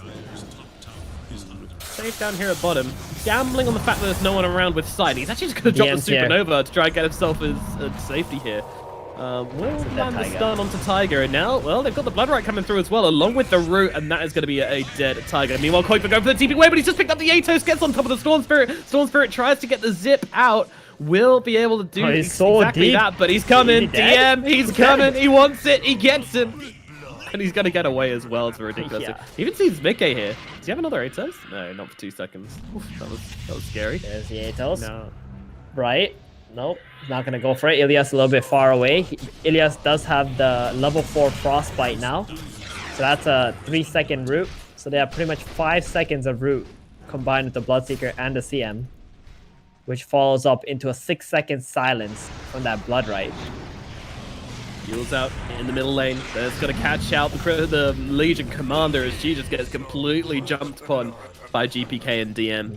Man, they are just killing everything right now. The Yo's complete from GPK is just gonna keep setting up the Bloodseeker too, buying time for the Crystal Man to be able to walk in close.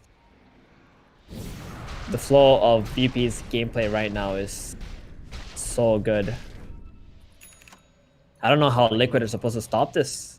They gotta make a smoke. They gotta get some backline kills with this chaotic offering dropping. And even if they do manage to kill the CM and the Phoenix first, they're gonna be trading lives for sure. Yeah. Just to point out here, by the way, Mickey is just about to finish Power Treads. That means Power Treads and Blade Mail is all he's been able to amass in 15 minutes, which is not good at all for Mickey. He's just had no space in this game. Yeah. Meanwhile, on the other side, the Faces Boy is rocking up with Power Treads, Mask of Madness, and Yasha. I mean, this guy's a rock star.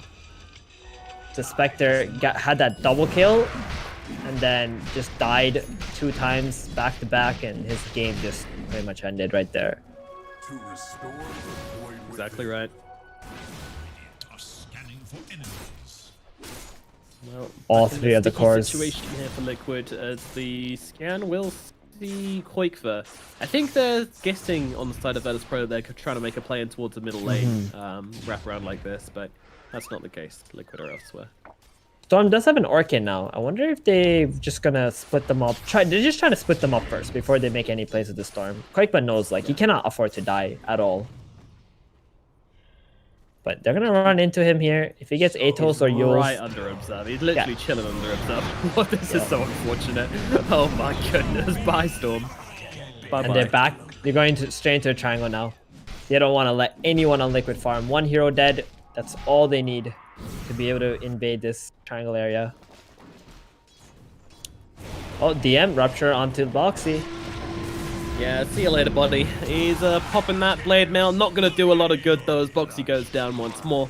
It's That's go, another go, go death time. for the Legion Commander. It is indeed, yeah. I mean, they haven't even used any of their ultimates for this one either. Rupture is the only one. That's got, like, what, 60-second cooldown? Very, very short.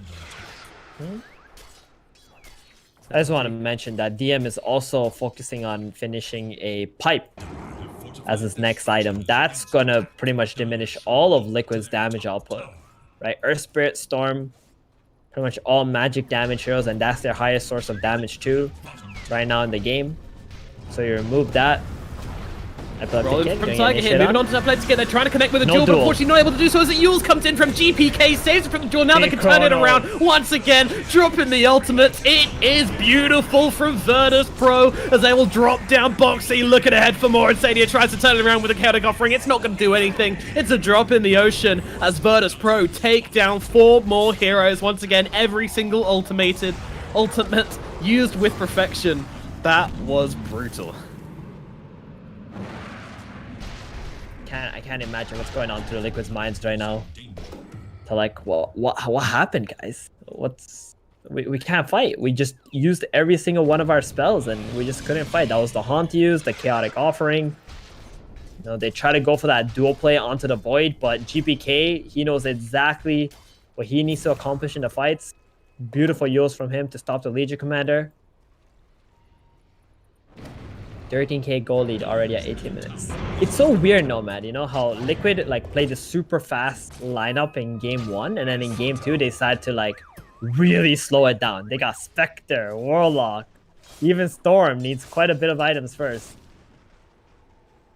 I guess Very Storm curious. isn't that slow, but just the Spectre and the Warlock alone is like, you know, slow this game down so heavily in how they need to play. Where BP, they understood they got to play so much faster. That's why they drafted the CM and the Bloodseeker and the Void Spirit. Yeah, they want to go, and they want to keep on going. That is their game plan. Quake for hiding in the trees down the bottom. We'll be safe.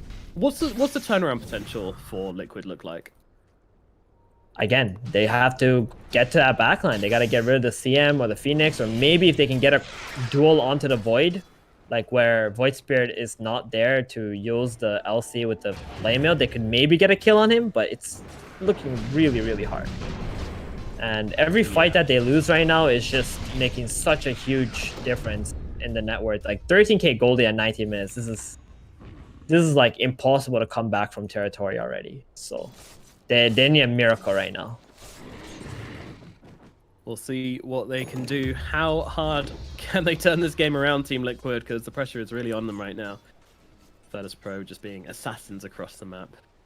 Roshan is up if Virtus Pro want to go and take that at a given point.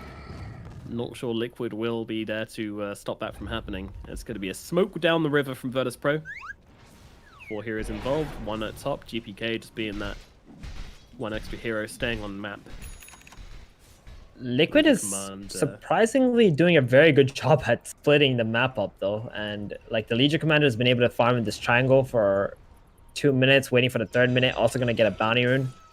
And Liquid haven't lost any heroes either since the bottom tier 1 tower.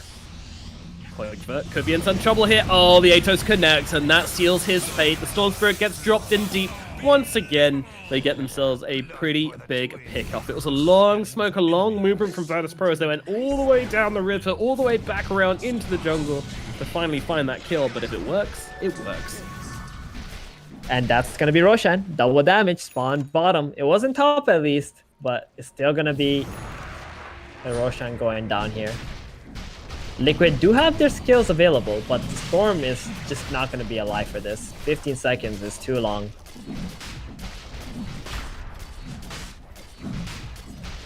Yeah, they're not interested. They just want to buy some more time. They recognize how far behind they are. Spectre at least needs a Manta if she wants to do anything in this next fight.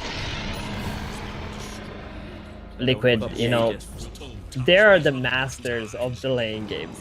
So I fully expect this game to go, you know, 5-10 minutes longer than you would normally expect a situation like this, because they're so good at just splitting up the map and making it hard for VP to just end the game. VP are like a couple items off before they can just straight up into the high ground as well. Yeah. They need the BKB on the Void and maybe like a Lotus Orb on the Bloodseeker, something like that. Yeah, normal teams, I give them like a 5% chance of coming back from this situation as they jump forwards onto the Spectre. Oh dear, Mickey, he's caught out a little bit here. Celtic Opera is going to try and come down to save him, but that's not going to do anything. And now Epileptic Kid on top of Insania. Insania is going to be following his carry to the grave. Quakefor is in here though, and they're actually TPing in on Tiger as well. I don't know what they're trying to do here, but there is an attempt that they go for the duel on the backline. The buyback and the Horn coming back into the fight here. They want to try and make this happen. What can they find as the Supernova comes down? Or not quite yet. The Chrono dropped on top of the Spectre. Spectre just buying into this one. She needs to be able to stay alive, and Boxy's going to throw down the pressing attack to keep Mickey in the fight, but unfortunately he's now getting run down by DM. This pesky little Bloodseeker will not leave Mickey alone, but meanwhile the backlines, Epileptic Kid fighting into the Air Spirit. They're going to be able to bring down him quite easily, and now Boxy needs to run, but unfortunately there is that pesky Atos coming down along with the Blood Right. That's going to bring down the Legion Commander as Epileptic Kid gets himself a double kill. Aegis was popped. A big cost from Liquid to try and make that fight happen, and in the end it wasn't quite enough to turn the fight in their favor, but an admirable attempt. It was an admirable attempt. I don't think VP expected that at all, but Phoenix instantly buying back, getting back into that fight, making sure Liquid don't have the numbers in the engagement in the end. Mickey did have to pay a heavy price there, 850 some gold for his buyback. Not going to be worth it for him, but they try to do something with it. And I love that attempt from Liquid, you know, just trying to do what you can to come back into the game. VP, they know it's go time. No haunt, no offering, no buyback on spec. Yeah, Tiger just roll himself through on this one. Lands a silence out onto the Void Spirit, but Virtus Pro arriving, and there's that Supernova coming on down, but the duel's out onto GPK, doing a decent amount of damage. Maybe they can bring him down, but the Void comes in to try and help him out. He's going to keep him alive. GPK gets a Yule's off, will survive as Boxy and Mickey will not. Ilya deals with Mickey at the backline to jump in from Epileptic Kid, but it's Storm Spirit who jumps in, kills off GPK, but will inevitably be going down himself afterwards. Gives his life for the kill onto GPK. Probably not really worth it here as Liquid, once again, they lose 4 heroes.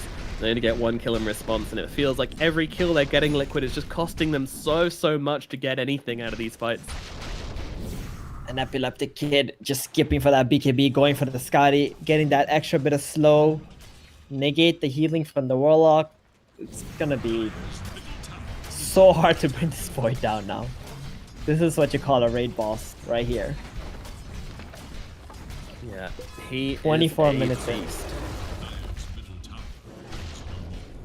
Scotty Manta. Ugh.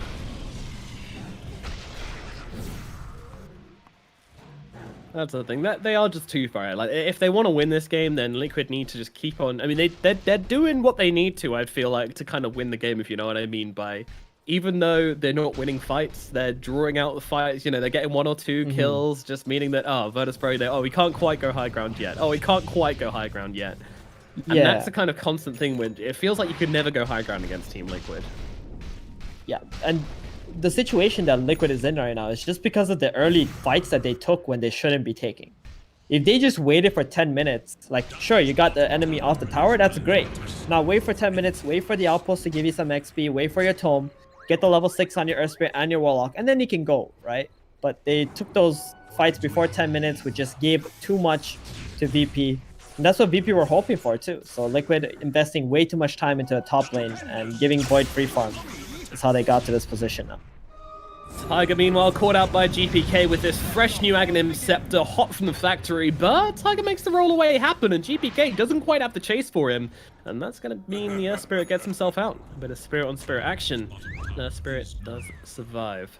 And an insta-smoke. They're going to hunt to the top. They expect VP to go mid.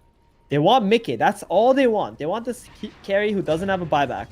Oh, and they're going to find it. They jump across looking for the Storm, but instead, well, they find both of them. Who do they try to go for? It is going to be the Storm Spirit. It's going to be the first target. He's going to lose life pretty quickly. Mickey go for the TP. Not going to happen. In comes a Frostbite. Down goes Mickey as Epileptic Kill murders both the enemy cores in a brutal act of aggression as DM throws down the Rupture onto Tiger in the middle lane. He has himself no TP. Going to have to roll himself away, taking a ton of damage in the process. Elpeval gonna try and hold back DM. DM gonna get kicked back as well. Now the Rupture runs out. Tiger could run himself away. Atos does connect. DM's coming through. Really wants to finish the job here, but won't be able to do so. Oh, that said, he's on the high ground right now. This man cares about nothing.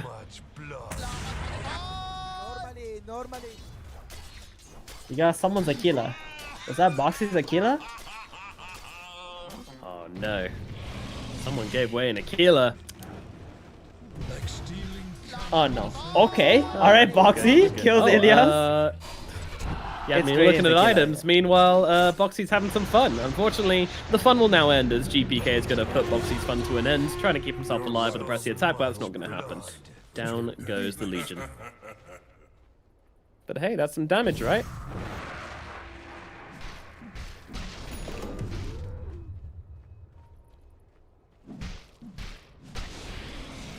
27 minutes into this game, a 20k gold advantage for Virtus.pro. Finally, it's looking like they might have everything they need to go high ground. Once again, you know, like this Legion's death, just to jump in, get a wild kill. I mean, that's fine. Like, I doesn't really care about dying afterwards, because again, just, oh, well, we're missing our CM. We don't really want to go high ground yet. And, oh, by the way, Aegis has run out as well, so better wait for that one as well. You know, it's a constant waiting. It's a constant harrying of Liquid as they see DM here. Interesting movement. Tiger gonna get ruptured. Athletic Kick comes through as well. He's got himself a Chronosphere, but he has indeed been silenced by the Earth Spirit. Looks like the Earth Spirit is gonna die, and Liquid will retreat to their high ground. Epileptic Kid, I mean, VP is not in a rush to go high ground at all. They just want some kills that occur in front of Liquid's base, so it's natural for them to go into the high ground. Like right now, if the Spectre dies here, that would be very natural. Alrighty, well, Mickey staying alive for the time being, but the Chronosphere comes down, catches both the Warlock and the Spectre out. Supernova's going to come crashing down, and Mickey is going to get melted to it. 50 seconds on the sidelines. Yeah, this is looking pretty natural for the side of Virtus.pro as they now look onto that high ground. There is the fortification used out from Liquid, but they are starting to run dry. They have dug real deep to make the defenses happen in this game, but it's looking like finally Virtus.pro are going to be able to get up that high ground and start taking down some barracks as Boxy backs himself away. They pretty much played the map out so perfectly, just flushed out Liquid from this all the way back into their base, get some kills in front of the base, and then walk into the high ground. Liquid, they're trying to do some fancy stuff right now. Smoke up, go to the back lines, find that Phoenix, find that CM. The old wraparound jump in, duel out on GPK. Can they bring him down in time? Sunray's going to try and help out, but gets silenced up and cancelled through as GPK will die. Kato everything comes down as well as Boxy loses his life from this. Fatal Bomb's doing a decent amount of work as Ilias will fall as well. Meanwhile, on the front lines, though, Tiger's going to get cut up by the Void Spirit, who then moves across onto Insania. Insania, though, does have the Shadow Amulet to keep himself alive, and will be able to do exactly that. So, Liquid, nice they get something. They get GPK. They also get a buyback out of GPK as well, so actually quite a profitable engagement for them. But unfortunately, they have lost their barracks, so definitely not feeling good from the Liquid crew right now. VP are just gonna wait for the next Roshan and just give the Aegis to GPK, so they can't just use that blame mail duel onto him and kill him off. Dire are scanning for It's also going for the Aeon Disc next. Been seeing this quite a lot lately, right? The Aeon Disc on the mid laners mainly, where they just lock it up and then assemble it the moment that they get jumped by some insanely big spell, like Duel, for example. Like Duel, indeed, yes. Astute observation says we should have GPK surviving the next show. I mean, he's been the target. He's been the big boy. He has been struggling in these fights due to Boxy's obsession with him. It's actually the best hero that's gonna be able to deal back damage, like from the blame mail too, when it gets dueled. So you also remove that lockdown ability. You don't want to get Yuled as a Legion when you're dueling. Yeah, it can be very, very painful for the Void Spirit in that situation. So good ideas should keep him alive in the next engagements. Meanwhile, Roshan is back up. Epileptic Kid already getting started on the big boy, trying to take him down, getting that cheese and that Aegis into the hands of his team. Liquid, there is no response. They don't have their chaotic offering. It is not time for them to go. They will accept that this Roshan is going the way of Virtus Pro. Oh, they don't even give Aegis to GPK. Don't care, GPK. He's like, I'll take the cheese. It's good enough. Cheese is fine for me. Quake on the run. I mean, it's got a regen, but it's not gonna be able to. They're still chasing you, buddy. Oh, Chrono comes down. He lands it. No hesitation from Epileptic Kid. He gets himself the solo kill. Down goes the Storm. Oh my goodness, that was. I thought he was roping them along there perfectly, but yeah, no, in comes the Void from the sidelines under the cover of smoke. No one's ready for that. Oh no, now Mickey as well. Not sweet little baby Mickey. He's getting absolutely torn apart here in the middle lane, trying to run himself away, but with that Rupture on top of him, there's nothing he can do. Nice Manta dodge on the Supernova. It's not going to be enough to keep him alive, though. Does have a buyback to try and get back into this one as he pops the horn down as well. Trying to make something out of this fight as they look forward, trying to get the duel onto the Void Spirit here. Is it going to be enough to bring down the Void? GPK might go down. No, gets off the Dissimulate just in time. Pops through the other side of the fight. Koikba in some trouble. Chaotic Offering does get chopped. Is that enough to finish off the Void Spirit? Maybe. Maybe not, but Mickey's dead for a second time, so it doesn't even matter. They've lost their carry 2 times in a row. Liquid, they are bleeding out right now. They are hemorrhaging as Epileptic Kid brings down Koikba, turns attention to Boxy as well, using that Time War to keep himself alive, wants himself a rampage, and he will get it. Epileptic Kid, he takes down everybody as a GG's get called. Game number 2 comes swinging back in the other direction as Virtus Pro crush the life out of Team Liquid. Well, Liquid, you know, they crushed game number 1. Virtus Pro, they crushed game number 2. Who's going to crush game number 3? I don't really know, but I mean, what a performance from Virtus Pro, Theban. Yeah, they really sped up the game from game 1, and that's exactly what I expected from them. So picking that Crystal Maiden, Bloodseeker, Void Spirit, these are fast heroes. And on the side of Liquid, they slowed their game down, although playing fast is how they were able to win game number 1. Warlock, Spectre, it just doesn't fit the way that the patch plays right now. So I think that was a huge problem. And also giving away those fights early game just allowed VP to collect that free cash, that free XP, and just keep running at you. And Liquid constantly find themselves with their spells on cooldown and unable to fight. Exactly. Yeah, they're constantly forcing out these big ultimates, just try and save one hero or get one kill. But at the end of the day, you know, they were just too far behind after that early game to really come back into this one. So, you know, after these first 2 games, I'm kind of hoping that now we're going to see that aggression is the key. And we'll see both teams committing hard to a nice aggressive lineup in game number 3, and we're going to get an absolute bloodbath coming up. But of course, we've got a break to go before then, and then we've got a panel to go before that. So we will throw it over to all of that nonsense, but hopefully we'll be back with some good old-fashioned Dota 2 game number 3 here at the Epic League coming up very soon. We'll see you shortly. EGB, your esports betting world. The only place to find the widest choice of popular games and matches to win real money. Choose your bet on a single event or express of several matches with dizzy odds. Serving the market for 7 years with over 800,000 users. Join now to get your bonus for the first deposit up to $600.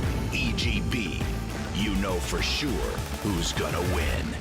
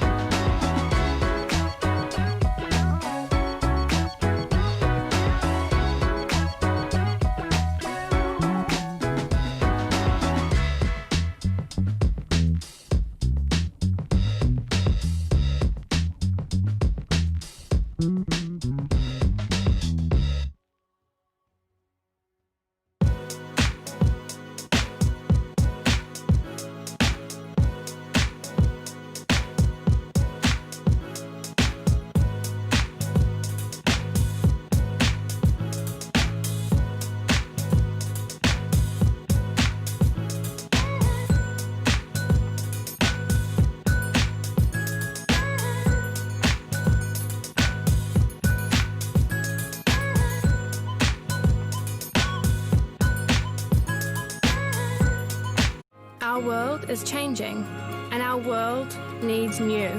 New is the problem solvers, the go-getters, the innovators, the big thinkers. New is a New Zealand education, and new is what the world needs.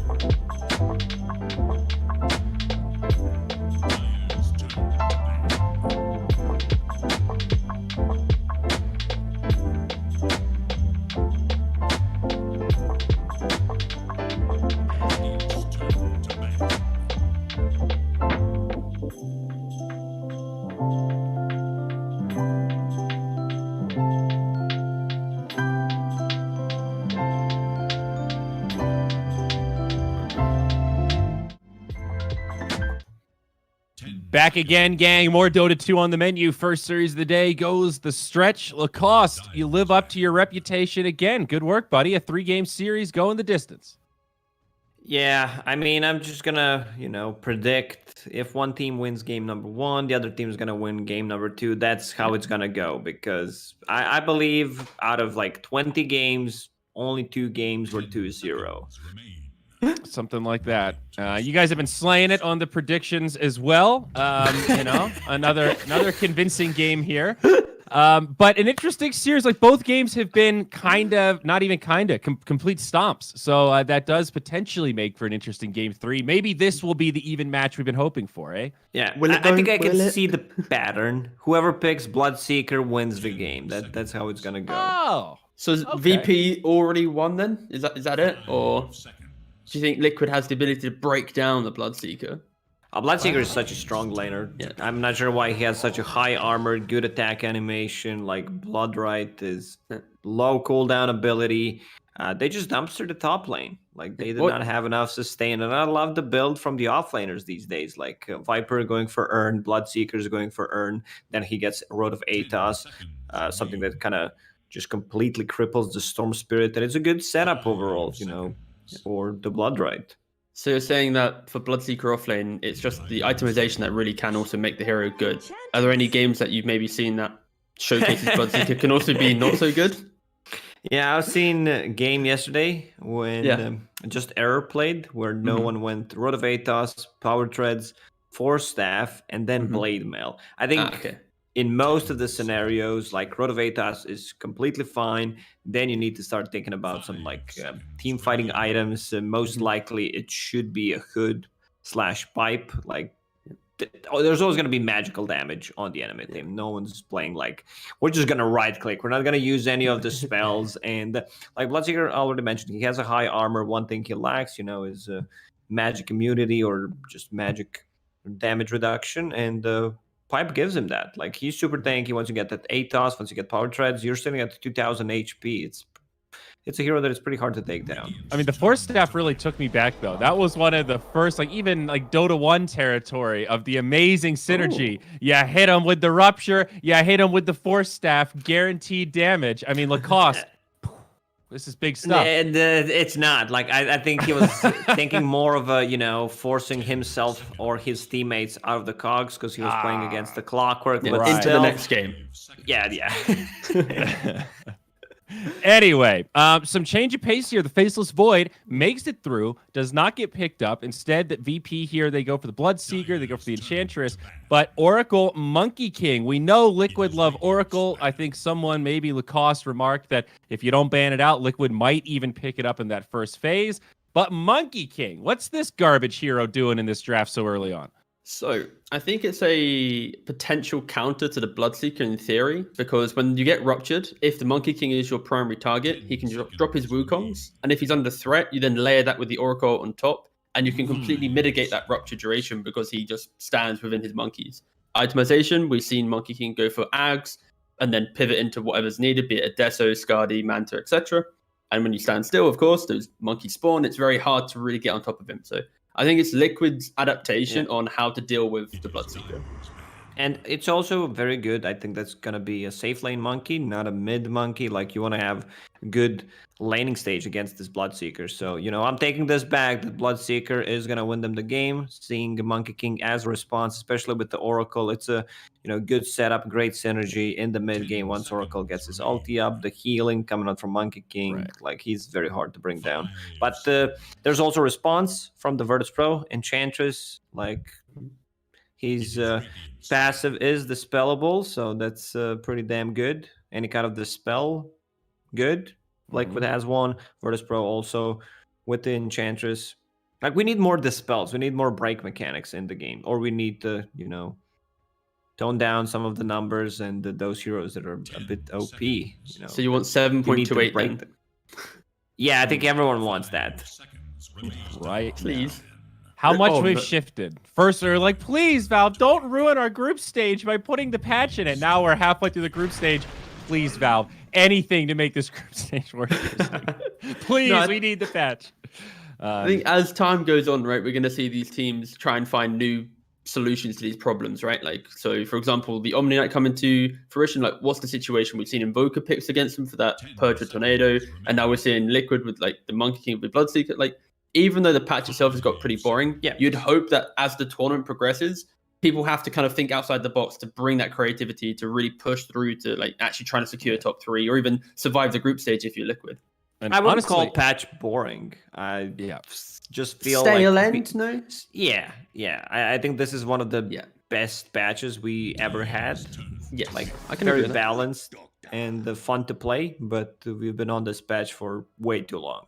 Yeah, I mean, all jokes aside, this group stage has actually been pretty interesting. Given how stale this meta is, we've still seen quite a bit of hero diversity. We've seen Shadow Shaman type heroes get some of that rust broken off, some of the dust pushed off the shoulders as they come back. Maybe not into the vogue, but they got played once. Also, it doesn't help, right, that the teams have also played so many online tournaments, so they're not trying to reinvent the wheel, right? So not only are the teams not doing stuff, we're not seeing them bring new stuff, and normally meta is dictated by what the pro teams are doing. So if the pro teams have kind of took their foot off the gas, then obviously the meta itself will stop developing. Like Div 2, we're seeing new things happen, right? But does that really Yeah. come and reflect into Div 1? Like, we Well, don't and know. I've heard that in China right now, the meta is very different. I think Omni Knight is actually first pick, first ban, like every game. They're playing things a little different. So certainly not one meta right now. Exactly. But Snapfire picked up for Liquid. Where's all the Snapfire been? I feel like she was really prioritized early on. In the last couple days of this group stage, she's been not forgotten about, but not nearly as much high priority. Yeah, good question, because Snapfire seems to be one of the strongest heroes in the patch right now. Everyone was complaining how busted Ags is. Like, you can play Snapfire like position 4, 5, like pretty much everything except position 1. So that's also the beauty of the hero. Okay, AM pick. Like this. That is a bold pick as well, because Monkey King traditionally Yeah. is the counter to Anti-Mage because of the pacing of the game and the way that you want to go aggressive. So But that do is they have the lockdown to actually deal with this anti-mage? technically They do. no. Tiny, yeah. Oh, they do? Snapfire Oh. cookie. What? We both went. You said yes, I said no. We instantly was like opposites. Okay, you say why. You state the case for yes, and I'll try and do the counter argument. If this is mid Snapfire, we're gonna see a much faster Aghanim Scepter, and they still have an offlane to pick. So it might be position 4 Tiny, Oracle 5. Then you get hero that does well against the AM. We might see another Legion Commander pick, which I really like against AM. Can't reflect the duel. Still gonna get the duel off no matter what, even if you use the counter spell. And good in the laning stage because you don't need mana to pressure AM. Like, you can just max out your passive and keep trading hits. Layup for you here, T-Gov. A stupid mechanics question. Counterspell is not dispellable, right? Like Oracle's Fortune's End is not some kind of trump card, right? It just gets sent back. You lay that down and off you go. Right, easy layup there. So yeah, how the hell do they lock down this anti-mage? Yeah, realistically, like Lacoste was mentioning, it's about the final pick is when they can kind of truly lock him down, because right now they have stuns on paper, but in a messy game trying to get onto the anti-mage, getting past like the Ench, the Bloodseeker, you can't really rely on Avatos, a Cookie, and a Root, right? Or even Monkey King stun. It's not reliable stuns. If we check Virtus Pro's lineup, they're all kind of skinny guys, skinny heroes, small ones, single target abilities. Fair. It's troublesome. It looks weak. Like, just by looking at their portraits, it looks weak. I mean, this does look like a pretty good tiny game. Just a lot of food there. Enchantress, Witch Doctor, 2 pretty easy targets, and even Bloodseeker, not the tankiest of fellows. I would agree. But think about like the tankiness that comes with the heroes, right? So Ench has the magic resistance. Bloodseeker wants to buy pipe. Suddenly now 2 of the heroes are innately tanky through just existing in the game. Anti-Mage, he hates magic, kind of does well against that. Like, sure, it's a good game in theory for Liquid's burst potential, but when 3 of the 5 heroes on VP right now naturally scale into playing against that type of damage, it does put a lot of pressure on this Monkey King. They still have last pick on Liquid. So for VP, it's deciding what is their mid lane hero that can open up the game for them to have this active presence. Because like we saw them dominate game 1 yesterday with an anti-mage, and it was, I think it's like a 20-minute win or something with an anti-mage lineup without Magnus. So they have what it takes to go Death aggressive. Prophet kind of comes to mind, something that can play sort of fast and is relatively tanky. Yeah, in theory, yes, it is unfortunately banned out by VP, but the essence of what DP would provide is kind of what VP is probably looking for. Good call. Maybe I guess Batride is way too. I guess Batride is actually perfectly fine. I think Batride is actually pretty good here. Kunkka. All right, it's VP. Okay, they go Kunkka. Little tankier. More catch. It's the one hero that when Lacoste, as he perfectly outlined about the look of these heroes, Kunkka naturally just fixes all that problem, bulks up all these heroes indirectly with the run buff. So it grounds out their draft, but with Liquid with last pick, they can flex the Monkey King 2-2 lanes, and it'll be interesting to see what they do. And the Legion. CLC again. So this is great against anti-mage. This is one that counterspell is not so effective against, right? Duel. It's your trump card. So that's nice. That gives Liquid some hard lockdown. I'm still a little nervous though, gents. This VP lineup looks scary to me. Yeah, it does. Like, one of the heroes that for me and always have been like the hardest to play against if he's doing well is the anti-mage. Like, you always feel like you're on the clock, you know what he can do once he gets like 3 items and if we start talking about 5th, 6th item, then it becomes scary. But yeah, I think the Team Liquid has a good lineup to deal with those kind of stuff. Let's see how much pressure they can put on the bottom lane with the Legion Commander and Tiny. And the mid Snapfire, kind of missed the hero. Also want to see some good rotations from Tiny and the Legion Commander. They don't necessarily need to get good timings on the Blink Dagger because Snapfire covers that. Spit out LC sounds cool. Yeah. The important things to note here is we've got Mickey actually playing the Snapfire, and then Koikova going into that Monkey King role, so another somewhat role swap. And we have VP with Save, position 4, playing up on the Ench, so that we can also potentially see that Dispel into the Monkey King. Yes. But also they could, with Liquid, they could easily just put the Snapfire in that safe lane role just to dodge the Ench, and suddenly you have Monkey King mid. There's a lot of things they could do on Liquid side to dodge the position 4 Enchantress, and that's what we're looking for. Maybe some cute plays between Snap and Monkey King swapping lanes. Okay, we'll see if they can do it. An exciting game 3 based on draft. The action at EGB.com. They've got odds for you. Links below the stream. Nomad1437. Your time to shine. Let's hear a bold prediction from you guys for a change. Well, you want a bold prediction from us? That you guys are wrong. No, I'm just kidding. I think we've been discussing a little bit. I mean, there's some interesting lanes coming out from these guys. I think Virtus Pro have a pretty big advantage in this game, though. Thibin, what say you, good sir?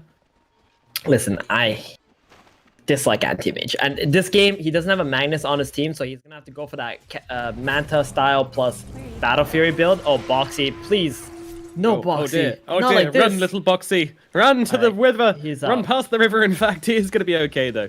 They don't have the catch potential. Anyway, back to your prediction. I'm just not the biggest fan of both of these lineups, honestly. But both of these teams, they're trying something a little bit different now. Like Enchantress position 4, not something you normally see, but wanting that enchant against the Monkey King to be able to purge off the Jingu.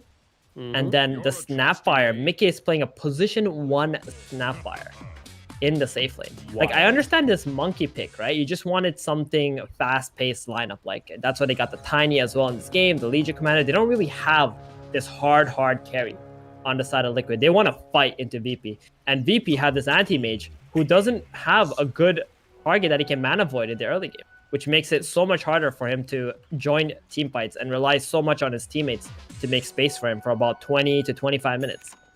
Yeah. I think this bottom lane might be a bit of a disaster again for Team Liquid, though, because this anti-mage should have a pretty free time. I don't see how this lane doesn't go exactly the same the last game did. I mean, they've got 2 purges against nothing which can be purged, right? Like, I don't understand. You mean the Liquid? It's fine because the physical damage from Legion is quite good at matching up into the anti-mage, especially once Legion is out of mana. So Ilias, he's already gone for the Voodoo Restoration, just going to be healing this AM up, sustaining him in this lane. Liquid, I think their focus is just to maybe kill off the Witch Doctor once he's out of mana and just keep right-clicking the AM with the Legion Commander. Seems like it could be a plan, as Insane is going to go in for the creep block. Meanwhile, up in the top lane, Save just slowing down the Tiny, stopping Tiger from really getting any of its spells off onto this Enchantress. But yeah, some very interesting lanes coming out from the side of Liquid, as they have got Insania bottom and Tiger up at top. He's going to be playing that Tiny to support Mickey. And a nice toss back under the tower there when they're just going to use the Scatterblast to get rid of the creeps to make sure the tower target's safe. But it still lands onto the creeps, so it takes a decent amount of damage, but still will be absolutely fine as she can harass down Tiger here at the same time. Yeah, Save not getting that matchup into the Monkey King that he was hoping for with this Enchantress. At least the enchant slow should be long enough for that Blood Rite to hit as well. The very, very heavy slow, even at level 1, 55%. Oh, bottom lane, jump forward onto Insania here. He's going to try and purge himself off, but with no mana left, Athletic Kid, it's actually kind of hurting him because he's not doing that much damage. And Insania is going to be able to get himself back and salve himself up. It's going to be absolutely fine. I love watching Ilias play this Witch Doctor. He can pretty much make any lane look so good for his carry. This Voodoo Restoration is nothing to mess around with. Have a toss onto the Enchantress, getting her decently low, but Mickey could be the one in trouble here. It's Impetus connects the right click from DM as well, and that is going to be first blood. They had the damage between them. That's the position 1 Snapfire dying first. So We should take a look at this mid lane too for a bit, because this is a very interesting matchup. Monkey King versus Kunkka. You were asking me about it earlier. Normally, yeah, Monkey King does very well mid against Kunkka. Kunkka, obviously GPK, he's like focusing on stacking or trying to farm the medium camp. But later on, once you get that X mark and the bow, Koikva needs to make sure he avoids that TP gank that is possible from VP. Because that's how you give away all your advantage back to the Kunkka. Scary stuff for GPK. He's just being bullied out of this lane non-stop. I mean, the moment he gets a Jingu stack on him or two, then it's just going to have to be playing it very, very cautious. But we'll be able to grab a couple of creeps under his tower here, but unfortunately both the range creeps get taken from him. Oh, Koikva is destroying right now, controlling the lane on his hill. 11 denies already, 3 minutes into the game. Smashing it. GPK is about half a level behind the Monkey King at the moment. Yeah, poor old Pirate not really getting a look in on this middle lane currently, but he's going to try and focus on them creeps, get himself into the game in that regard.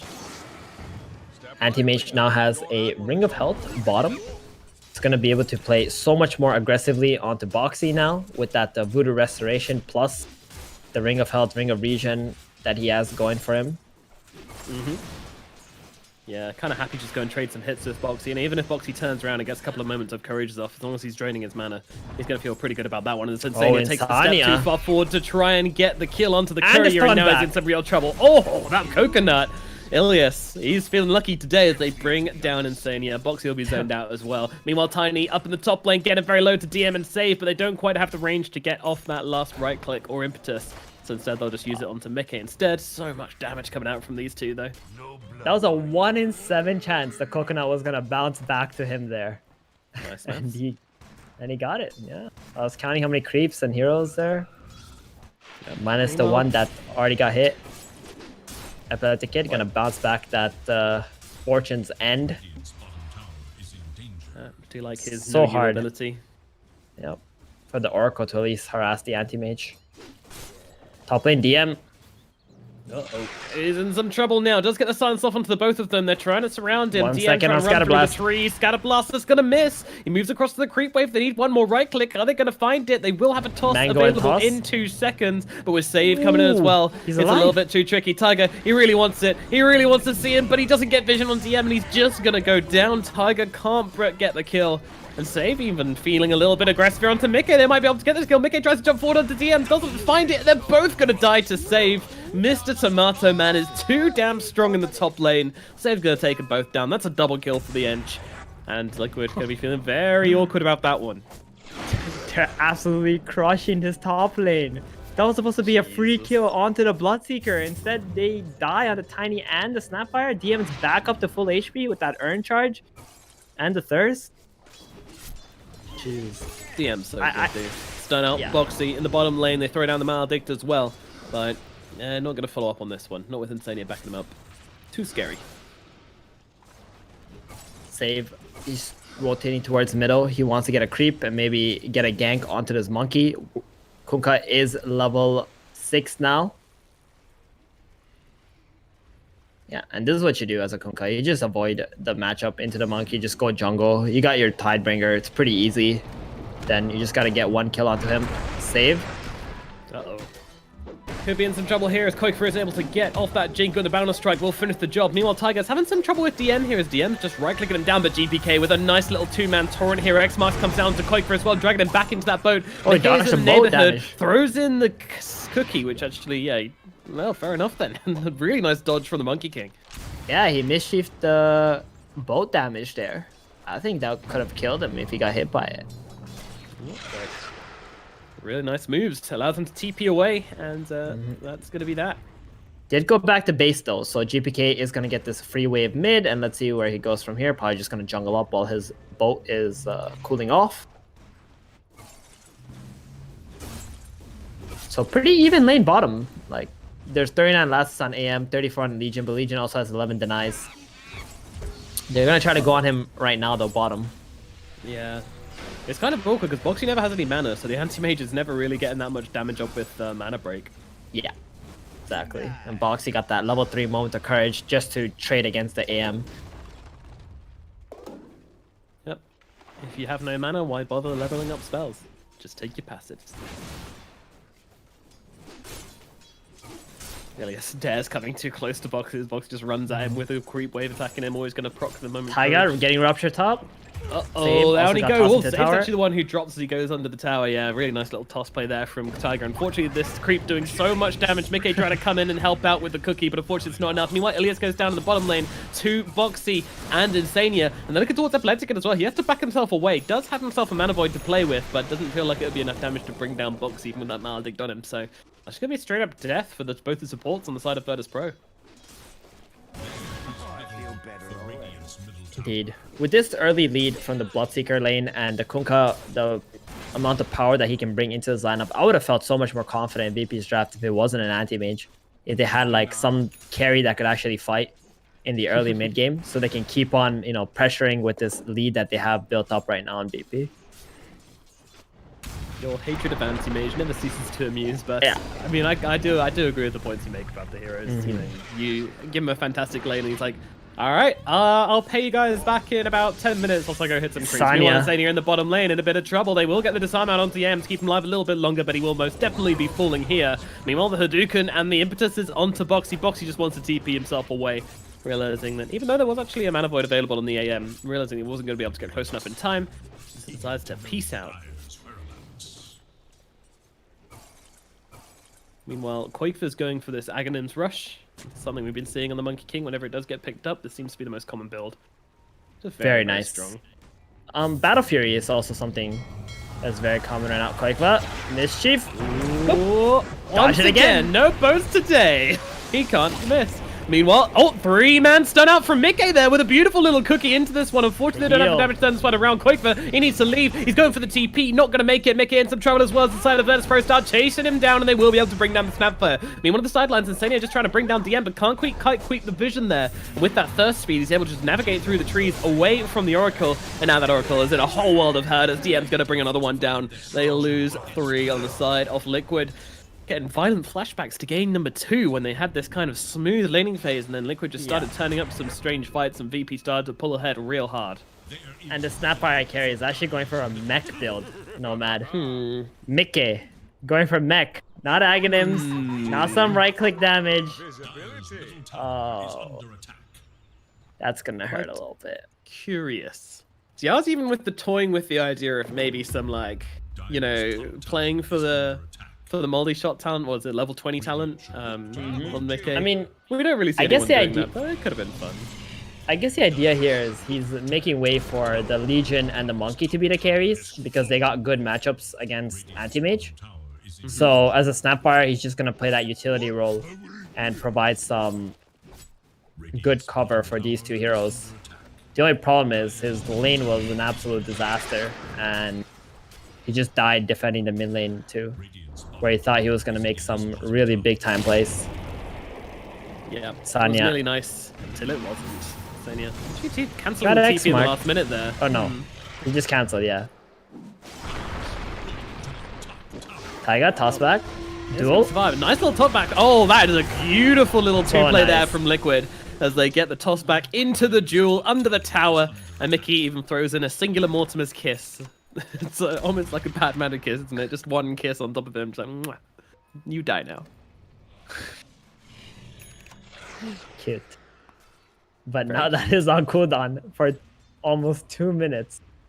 Mickey just gonna be playing in the triangle area for a bit. He looks kind of confused as to where he should actually go at the moment. I would be too if I was playing a position 1 snap in this position. But Quakefa, he is taking all that farm in the bottom area right now, just making his way towards that Aghanims. Boxy being run out in the top lane by Epileptic Kid and DM here. Just seems like a some thorough harassing. I wouldn't really call this a gank or a go of any kind. They're just kind of saying hello to their friend.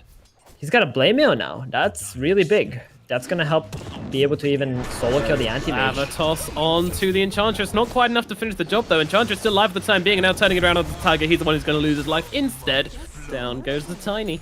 Tried to make the play there with the Monkey King and the Tiny, but unfortunately Monkey King, I mean, he's so weak at this point that unless there's a really tasty opportunity which presents itself, then it's unlikely that he's going to get involved in these engagements. Just wants to find his Ags. Doesn't want to risk dying that deep.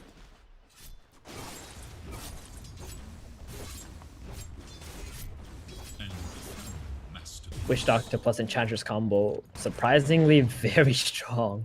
That enchant into a level 4 Maledict, and they have plenty of damage with the creep and the impetus to pretty much kill anybody who shows up. They're waiting for Koiva. They know he's gonna jump in soon. This man Top doesn't result, have the DM patience. decided. Too low Yeah. creeps, too delicious. Resist Koikba. I think he's waiting for them to show. He's like, all right, well, Save? there's not that many people. I think Koiva sees him now, right? He must see him. Oh, there we go. He's going in. Oh, he's going forward and saving he got Ilias, out. spring the trap, but he jumps back across to the trees. They won't be able to chase him into those tree lands, so yeah, Koikba baits it perfectly. That's some information for his team. And that 2 supports the bottom. And Anti-Mage has completed Battle Fury 13 minutes into the game. Jeez. Yikes. That's scary. Big timings. Yeah. Big timings. Yeah, I feel like Liquid, now that this Battle Fury is online, it's kind of their time to go. They need to start pressuring the rest of the team, try and pressure the Anti-Mage a little bit, start owning some of this map, because they don't have that farming hero. They've got the Monkey King with Ags, which I don't really fancy as a direct matchup into the Anti-Mage. Meanwhile, Avalanche, toss back. Duel. That's a nice little play here. Duel comes out onto the Witch Doctor. And the Kisses kisses on again. overhead as well. Another singular kiss. I mean, this is some mafia shit right here from Mickey. He's just like sealing it with a kiss of death. DM gonna walk into high ground. They know kisses are on cooldown. Taiga does have a combo though onto the He Bloodseeker. took off way too much than he could chew there. Meanwhile, Boxy on the front lines just turning around and manning up against 3 heroes here. They're not really doing very well against that. Meanwhile, Koikva comes in, throws down the Boundless Strike onto the Kunkka, controlling him up. Jingu's going to come off on Koikva, but he dodges out the torrent. Meanwhile, nice, Whoa, oh, big beautiful stun. little avalanche Can they get the into the cookie, into the Warkong's command. They're going to be able to take down GPK, but the blink away from AM is successful, so Epileptic Kid will survive that one. It's just going to be 2 kills for the side of Team Liquid. But utilizing a lot of their ultimates very, very well here, for sure. And Liquid, like, although they had a slow start to this game, they can actually start fighting 5 versus 4 now, right? Anti-Mage only has Battle Fury. He cannot enter any of these team fights. So it's time for Liquid to go on the offensive. Start playing around these objectives. Keep getting fights like that. Oracle Ultimate, also something that VP consistently has to think about, because if the Kunkka X marks and boats the wrong target, Oracle can easily just save him with a single Fate's Edict. Yeah. Yeah, like a lot of people think like, oh, False Promise, the best spell for Oracle, but in games like this Fate's Edict is 100% just as strong. Epileptic Kid, he's gonna have to get his farm on. Just avoid all kinds of engagements. Just get to that Manta. Probably gonna go for a Halberd as well in this game, I think. He's fighting into Monkey King and Legion Commander. Yeah, I mean, if there's one thing Epileptic can do, it's hit creeps. This guy knows how to play PvE. That's for sure. Greaves is complete on Snapfire. Alright, is it go time yet? It better be go time soon. Like, Liquid are gonna lose their chance to fight 4v5, and they're gonna start fighting 5v5 soon. What exactly are they waiting for? Let's take a quick look here. Okay, Boxy's getting his blink delivered to him. So this is where they're gonna smoke up right now. That's Okay, exactly what they were waiting for. 3 timings arriving, all within a minute of each other. We've got the Aghanim Scepter on the Monkey King. We have the Snapfire with the Guardian Greaves, and we have the Blink Dagger on the Legion Commander. There is no way they don't try to make a play. Oh, no, no, no, no, no! that's Oh, no, that's a lot of ultis. That's a lot of mistakes from the side of Team Wow. Liquid. Beautifully baited by GPK. The duel, the So kisses. Oh, man. Now, well, they're looking for some on to revenge here. Mickey. Virtus Pro, they are Oh, we looking got to rub Sans some and salt Sanya. into this wound, but a nice little toss back from the side of Tiger. He's in some trouble, though. Might die for this one as they drop that Death Ward. Beautiful little Death Ward on the high ground there to chase back Liquid. Yields out onto Mickey. He could be in some trouble. Can he get off that Fire Snap cookie? Yes, he can. And the silence immediately purged off as well as he turns around for the Snapfire Blast. Going to be controlled up very well. Now, Koikva comes in from the high ground, drops a pretty nice Wukong's command here. Does he actually turn into this fight, though, or does he just sit on the high ground? It's just a zoning Wukong's command. Get Virtus Pro off their backs, and it'll give their team the reset. Unfortunately, that is going to mean that, they used all... Oh, Insania, No way. really? But Again? he didn't save him. He had the spells, he didn't save him. A duel in the mid lane, though. They're looking for the kill here. They will be able to finally get a dual kill onto save. The Boxy now up to 30 damage. The X-Marks comes back. This fight might not be over yet, folks. Yules comes out onto Boxy. They'll both go their separate ways to the river, and this fight will now be over, folks. You can return back to eating your snacks. I hate to say this, but Taiga just died back. And he's a Tiny who needs Blink Dagger up. So he's only got 500 gold 17 minutes into the game. He's the lowest net worth hero in the game right now. Yeah, that death is going to hurt quite a lot because he would have loved to have been farming during this downtime. Yeah, this is not feeling too good for Tiger. Yeah, an epileptic kid.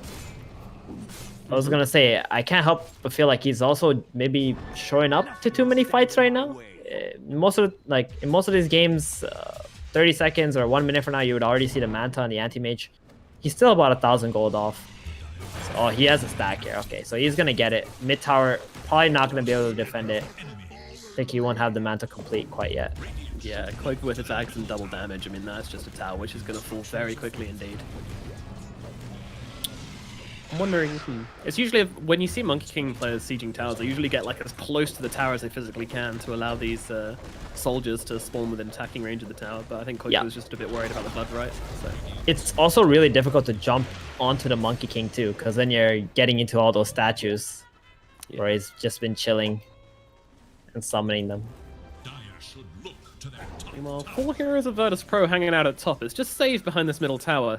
There might be a bit of an engagement here. Two teams looking like they're on a warpath onto each other. Virtus Pro going back to their tier 1. Liquid still hanging out in that jungle. They actually just walk around each other. They got a ward out top, but that's getting destroyed Killed pretty by soon, I creeps, think, by the sentry. maybe? Yeah. No, Oh, the just creeps out didn't with aggro the onto it. wave. But they saw it. They saw it on VP. They pinged it out. Yep. Taiga now gonna go top. Gonna get himself some farm here. Still very, very far away from that Blink Dagger. He needs some base so desperately. Does indeed. Meanwhile, AM finishes off the Manta, picks it up in his base, and is now going to be ready to blow up some heroes. And, oh, Mickey, hello! There's a hero. Needs to get himself Got a away Greaves. here as Epileptic Kid gets on top of him. Yeah, Greaves is available. They jump in with the duel, trying to get it onto Illusion again! Oh no, Boxy! A second Illusion of duel off the game. That's not how you want the cookie to crumble. As Koikva throwing down the ultimate, just kind of tempting that Wukongs and forcing back Virtus Pro. I mean, it's not the highest commitment ulti in the world, but it would have been really nice to kill off that anti-mage. Oh, that was a sure kill if he got the real one. Yeah. Yeah, now Tiger, he's taking some damage. It looks like the Tiny is going to be going down again, once again. Insani wants to save that ulti for the big targets, but it's so sad just to watch this Tiny dying again and again. Meanwhile, Mickey getting bullied on the backlines. There comes a save, though, from Insania. Wukong's command comes down as well, but they've got nothing to keep them inside of this ring, so they are just going to run out of it. And now they look across towards the Conquer. They're finally jumping in with the Primal Spring, and they'll be able to bring down the Pirate. And I think that's going to put an end to this fight as they back themselves away on the side of Virtus Pro. They do take a couple of casualties, but all the same, I don't think they're going to be that sad about this, considering they're the team fighting with their anti-mage, and every fight that kind of draws to an equal is feeling pretty good for the side of Virtus Pro. Meanwhile, Quakevow yeeting on forwards here on top of this Witch Doctor. I mean, he's going to get you now. There's your duel. There it is. Boxy finds the consolation duel. It's something. I think that was an absolute disaster for Virtus Pro, because they're the ones who want to go on the aggressive. They lost the Kunkka, they lost the Witch Doctor after Tiny died. And Liquid are starting to hit their strides right now. This Monkey King has a Desolator complete. Anti-Mage is not going to be able to blink into a Wukong's command or even try to man up against his MK right now. So that Desolator is a big item. Legion Commander also has 50 damage now. If she can get like 2 more kills, like you saw that last engagement. If that duel went onto the AM, that was 100% dead AM. They cannot save this Anti-Mage in any way. The bull is just not fast enough to land on top of him and make him tankier. Yeah, and it's just the Blade Mail and everything. It's just too much damage to the Anti-Mage to handle. Even with just the Legion Commander alone, I'm fairly sure she gets him down to about like 25% HP. Then all you need is the Monkey King or a Mortimer's Kisses or a Tiny. There's so many heroes to help make these duels successful. Unfortunately, there's just been one really nice illusion bait and one just, you know, Manta into panic from Boxy, unfortunately. What's helping VP out so much right now is that the Tiny just doesn't have a dagger, right? 22 minutes in, he's only got 1,000 gold. So Yeah. He's still Apart from that, like if he gets that dagger, I think these fights are gonna look so different. Save gonna give away another 20 damage to the Legion Commander. Yeah, she's going to get a salami sliced up in the top lane by Boxy. That's going to be a nice easy kill, another chunk of damage. And now they're into Roche. Now they want to take down the big boy. Yep. Shan's going to be the target. Virtus Pro. Will they have an answer to this? Well, no ping is coming out just yet. They don't seem to be aware. If they are, they're not interested. Pretty good from Liquid here, as they will be able to take down this Roshan and get themselves an Aegis on Cloakfer, who has now got a Desolator, Aghanims, Aegis, heading towards BKB at a decent timing. He's catching up with his AM somehow. Yeah, I mean, unless the anti-mage dies, he'll always be a little bit under, but the power levels of these two heroes is so different. Koikva is just insanely stronger in a 1v1 situation with the anti-mage. That's true. Both I kind don't of think want to target the backlines, I think. Yeah. And I'm not sure if the Witch Doctor and the Ench are going to be scaling better in this game either. Like, this Oracle is probably the key factor for Liquid right now. VP are just having such a hard time just pinning a hero down. They don't have a whole lot of disables, and then they also have to worry about the Oracle saving those heroes too. So the anti-mage has to find the Oracle in the fights, get rid of him first, but he's going for a Scotty, not a Basher build. That means he's not going to be able to have that Abyssal to pin the Oracle down. Yeah. At the same time, I do kind of like it into the Monkey King and Oracle lineup. You know, it's just the ability to stop these heals coming through so much.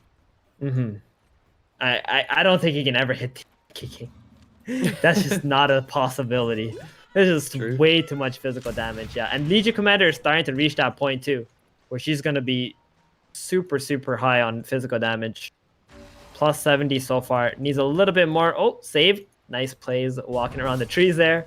Taiga though, he's chilling. He's saying, hey, you know, I've got a teammate coming through. Mickey, he's got the Aghanims, throws a tiny forwards onto the Witch Doctor. There comes the duel, and they will dispatch Avilius very quickly indeed. Oh, Koikva, he got his tree cut. Uh-oh. He's got an Aegis. He's got a boat thrown at his head, but they just Okay, TP away. Yeah, they see the Aegis on the monkey. That was a just play. like, yeah, see ya. Oh, very smart, very smart. If he didn't quell that tree and get that monkey stunned for like 4 seconds, I don't think GPK would have been able to get away. No, So he wouldn't have. clutch plays from GPK there. Very nice indeed. Yeah. Koikva going to be left empty-handed after that one, but they still get themselves at least a kill onto the Witch Doctor as Liquid continue to keep up the pace in this game. Still behind. There is still this anti-mage just farming up all over the place, but as we've mentioned before, you know, it's going to take more than usual for this anti-mage to be a real force in this game. You need to be about an item ahead. Boom! Ooh, right on his head. Okay, there we go. Though. Yeah, they're waiting for the duel. They're going to awkward give the way. duel damage. Yep. There it comes. There's the duel. There we go. Finish the job. A couple of spells. Can't use. Okay, there we go. A little bit The close, moment but- of courage. Last second. 110 damage now onto this Legion Commander. It's becoming very, very scary, Nomad. His anti-mage is clicking around and he's like, who am I supposed to jump? They look like they can all beat me up. Yeah, it's very nerve-wracking. I like the way this Tiny is just like, I don't need a blink. I've got a I've got my own. Exactly, Snapfire. Exactly. But he's got a blink now though. 26 in. It must be one of the slowest blinks on Tiny, but hey, better late than never. Tiny Airlines is so 2019. In 2020, it's all about Snap Air.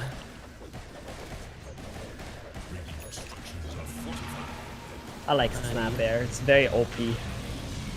Snap Air is very good. If the patch would have a title, I think I might choose that because it's the most fun factor of the patch for sure. Seeing heroes flying across the map in every direction. Oh, Tiny. Toss back onto the Conquer. That's a very nice catch from Tiger here. Can they finish the job onto GPK though? The one of his kisses is coming through over the top, but he's pretty fast. But doesn't matter. And beautiful stun comes out from Koikva. Save, and GPK just dive very, very quickly. But meanwhile, Epileptic Kid on the backlines, he's causing a bit of havoc because he's taken down Insania. Tiger does die in the front, and now Epileptic Kid goes himself back. But a beautiful little toss across over onto Epileptic Kid. It's not going to result in a kill, however, as he's able to get himself back with the help of the Witch Doctor. But still, really nice instant reactions there from Mickey. Must have picked him up and thrown him at almost like the same moment as the blink came through. Really, really quick from Mickey. Unfortunately, wasn't quite enough to result in the kill on CAM, but scary stuff for this anti-mage. Dude, that is so insane. Like, this toss back onto the Monkey. Monkey just drops the Wukongs. Kunkka can't cast the bolt because of the avalanche, and he needs a BKB bad on this Kunkka. The problem is, he just finished his Halberd, and he has no money, like, for a BKB at all. So he's not going to have one for a very long time. He wants to get Shivas. Anti-Mage opted for a Linken's this game over the Scotty, understanding that the duel is going to be something very scary, and he doesn't want to be able to...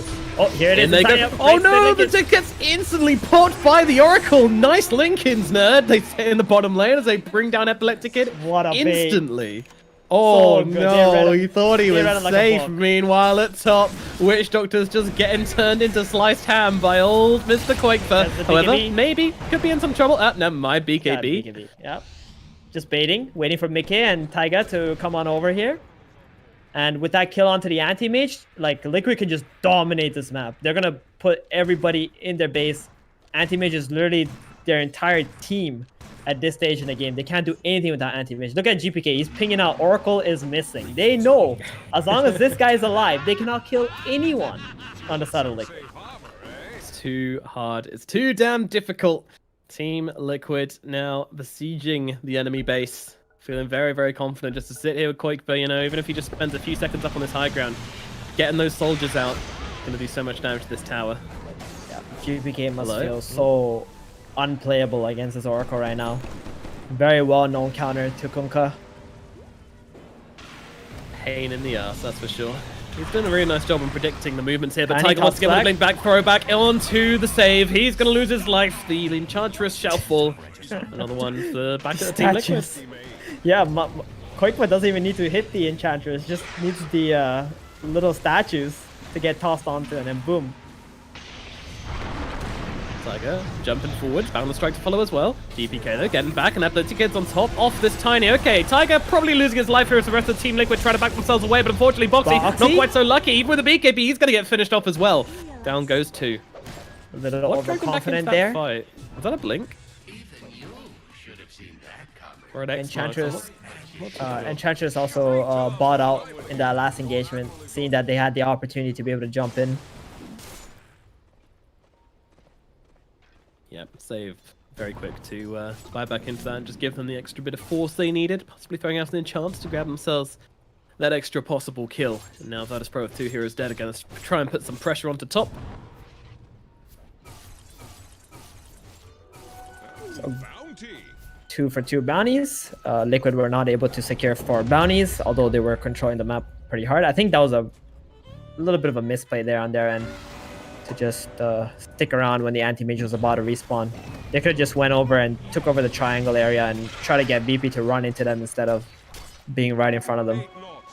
Insania should be a bit careful. He's got a Shadow Amulet he's playing around with, but if they see him... Do they see him? They see him. That's trying exactly to who cast they the want. X-Marks, trying to cast the Torrent. They will actually land it here, but the Cookie's going to come through, try and keep Insania alive. He's going to try and pop the Shadow Amulet, but He's unfortunately dead. it's not enough. He is going to go down. No buyback either, so they're going to have to fight without him here if they do want to fight at all. Tiger going for the TP away, cancelled out by the Mana Void. They'll bring down It's go Tiger as time. well. 2 heroes dead.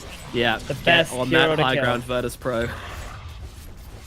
This is the #1 opening VP's gonna get. Like, they're gonna either try to go for Roshan if it does spawn right now. It can start spawning any 2 second. minutes. Oh, 2 minutes. Ooh, that's a rough one for VP here. So they're not gonna be able to get that free rush with those 2 supports being dead. Liquid, 20 seconds. They can smoke up if they want to. They got pretty much all the items they need, right? Oh, Quakefa is really close to Scotty. I think he wants to finish that before they fight again. I think so too. He's very close as well. He's about 300 gold off it. Play the bottom side of the map.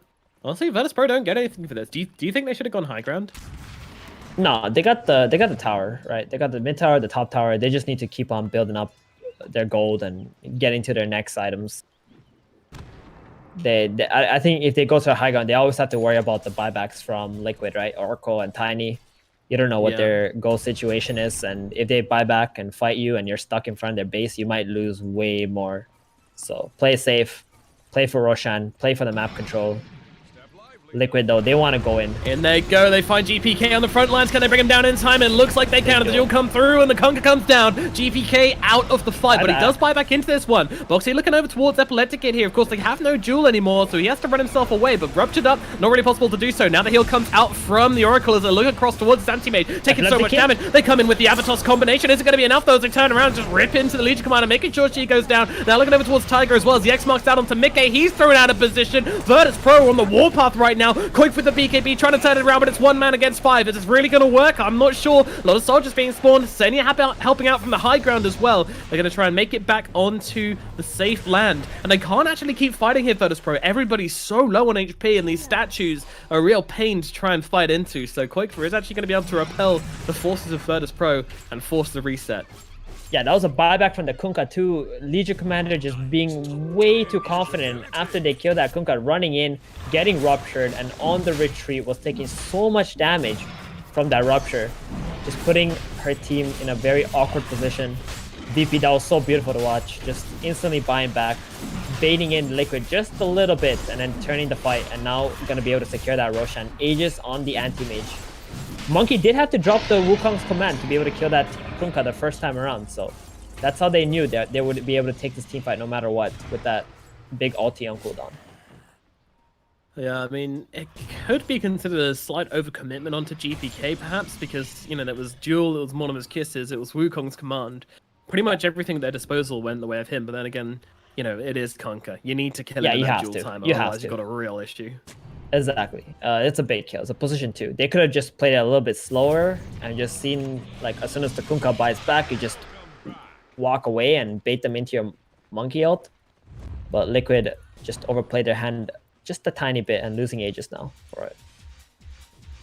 Radiant's bottom tower is under attack. So, Boxy is still enormous. 160 damage on this Legion Commander. Yeah, that's nothing to mess around with. Also, by the way, Epileptic, I don't know if you mentioned this, but he changed from Skadi to Abyssal Blade. Abyssal? Yeah. Finished up. Yeah. I like this. He needs that to just jump onto the Oracle.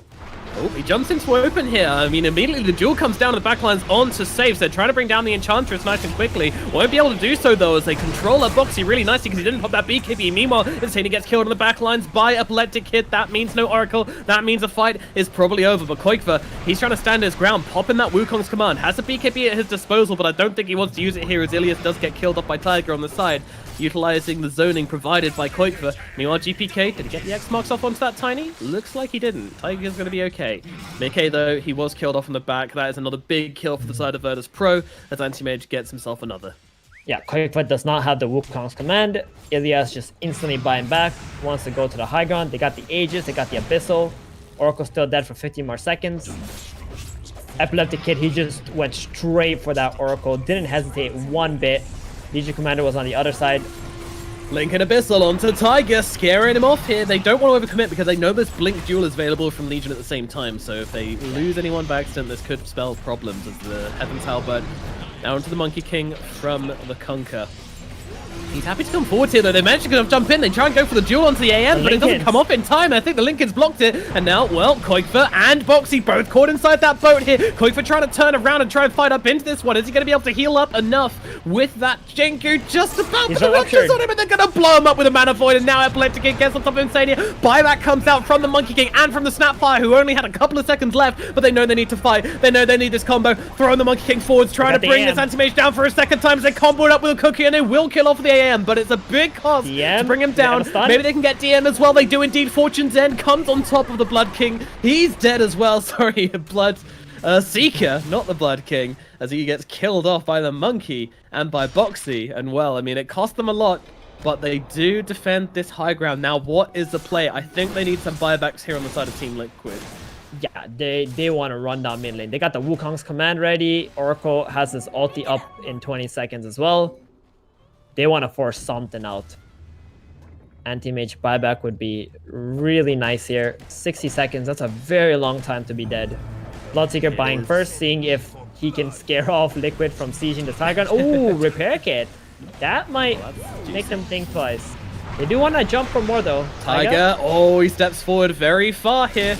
However, they're very, very scared to try and commit to this one, as Tiger's going to lose his life if Jordan's Rupture comes through. Bo's going to connect as well. They get the duel out onto the Enchantress. Enchantress, she doesn't care. She's tanking the duel. They don't even bring down the Ench. She's going to be able to limp herself away from this one. Mortimer's Kiss is coming out over the top as well. Save runs himself away from the high ground. They are out. That ball pop. Ultimate's committed. Wow. But yeah. They had the rum. So tanky. So Anti-Mage going to be able to save his buyback. They're just going to get 1 Rax and get out here. I think BP, they got the best case scenario right now. It's, yeah. I mean, that managed is to hold best the case AM's scenario buyback. for Virtus Pro. Mhm. I can't believe It's- Save survived that though. Like, even though with Boat, even though with everything, with the Glimmer Cape, like Save is somehow super tanky with like very few items. Yeah, Mickey didn't want to drop the kisses onto that Enchantress. The kisses would have been the key factor there, just the magic damage onto the Ench. But yeah, Glimmer, then the Kunkka Rum, the attack speed slows. Too much to deal with. Too much. Mickey, oh, interesting. Okay, Mickey has finally decided that he's going to transition into this carry build. He's got the level 20, little shredder, use your attack damage, got back Chrysalis, so this is start where things start to get a little bit spicy for the Snapfire. Epileptic Kid, he's on a ward. Move in a different direction. But Oracle, Insania's not there, so you don't want to fight if you're Liquid right now. You need to be S5 if you want to take any kind of engagement at the moment. There's also a ward inside of Liquid's base. They didn't sentry this. Oh. That could be the reason why they're going to lose a hero or two. Insania. Come on, Insania. Everyone send your brainwaves the way of Insania right now, guys. Come on, we can do it. Oh, they smoked on the ward. Oh, no. Our brainwaves weren't strong enough. Here we go. This is... Yeah, they saw that I mean, wave die at mid as well. They know what's up. they're going on the opposite side. They're playing towards top. VP are like sitting on this high ground bottom. They want the Enchantress to break the smoke. And then Epileptic Kid is just ready to jump onto that Oracle with that vision that the Ench and the ward will provide. And Liquid are going top side. They want to control up top. Mid lane is pushing in. They're still thinking like, oh, they're going around. They're wrapping all the way around. Yeah. But Liquid is top. It's very interesting seeing what the teams think the other team is doing in these situations. And now, with the creeps attacking the high ground, they need to do something about this, unfortunately. So, Liquid, you know, they are unable to find anything with this movement across, but they do get themselves a couple of neutral items, they get themselves an outpost back, and they get themselves the top side of the map. So, gosh, a very tense game, though. How do you see these next couple of fights playing out? Oh, man, it's just a matter of whether VP can jump the Oracle or not. That's what it's going to come down to every single time. So wherever there's vision, not in the way we know it. Yeah, exactly. Because if you jump on anybody but the Oracle and the Oracle gets off that false promise on the target that you decide to X mark and boat, your fight's just pretty much over. You will not have the damage to be able to get rid of everybody else on Liquid side. Epileptic Kid going for a Satanic. Once that status is the HP in this game. And he has a Minotaur Horn too. Oh, that's a pretty big hit pickup for Epileptic Kid here. Oh, swaps it around. Okay. Illusion escape. No, illusion escape. All right. Can bait with that, right? We've seen GPK do it earlier in the game. Maybe Boxy will duel the illusion escape. Yeah, Boxy. He does like these. No! Oh, He's no! done it again! Oh, Boxy pops everything on the illusion for another time as AM goes to backlines, but it doesn't matter. Epileptic is going to lose his life anyway. Okay, the bait on bait's going on here. Never mind. Boxy running forwards now, getting healed up, but he doesn't really care. I mean, he's a happy man. He just got himself a kill onto the AM. Fair enough. Jump forwards here. Meanwhile, just cannonballing Koikfer on top of Ilias. Ilias is going to die, as is Save. How did that work? No, man, I think that might be it. He doesn't have buyback on AM. He doesn't have buyback. He just bought the Satanic. Yeah, he blinked in onto the Oracle. He blinked in onto the Oracle in the back. He expected that's where the Oracle would be. But Monkey King and Snapfire were also there, ready to cover that Oracle. So Insania doesn't die. They kill the AM. They have so much damage. Desolator, Daedalus on both of Snap and Koikwa. So Boxy they're gonna go straight for the throne here. The haters wrong with the bait on bait on bait. I mean, I'm sure, you know, he definitely thought that AM was real, but I mean, Liquid is able to counter and react so damn well to the AM just getting too over-ambitious, and, well, They they're on gotta the hold 2-4s. somehow. 30 seconds. How? They can have they to. do I mean, it? 30 seconds. At least if you can hold your throne. You do have a repair kit, I think, on... Yeah, they have a repair kit on Yeah, BP. they've got one. They're going to use it on the throne right now, but they've dropped down the Wukongs, trying to just take down the GPK. building. Quite for focusing on the Ancient. Can they do anything about this? GPK's coming in, the BKB is off, but they managed to get off to disarm along with the Yules. Chain them up together, probably not ideal if GPK loses life, and there's a GG pop. They've done it. Liquid take down Virtus Pro, the second place positions in this critical game. They will dig deep and they will find the victory here in game number 3. What a performance from them. They're back to fighting form, guys.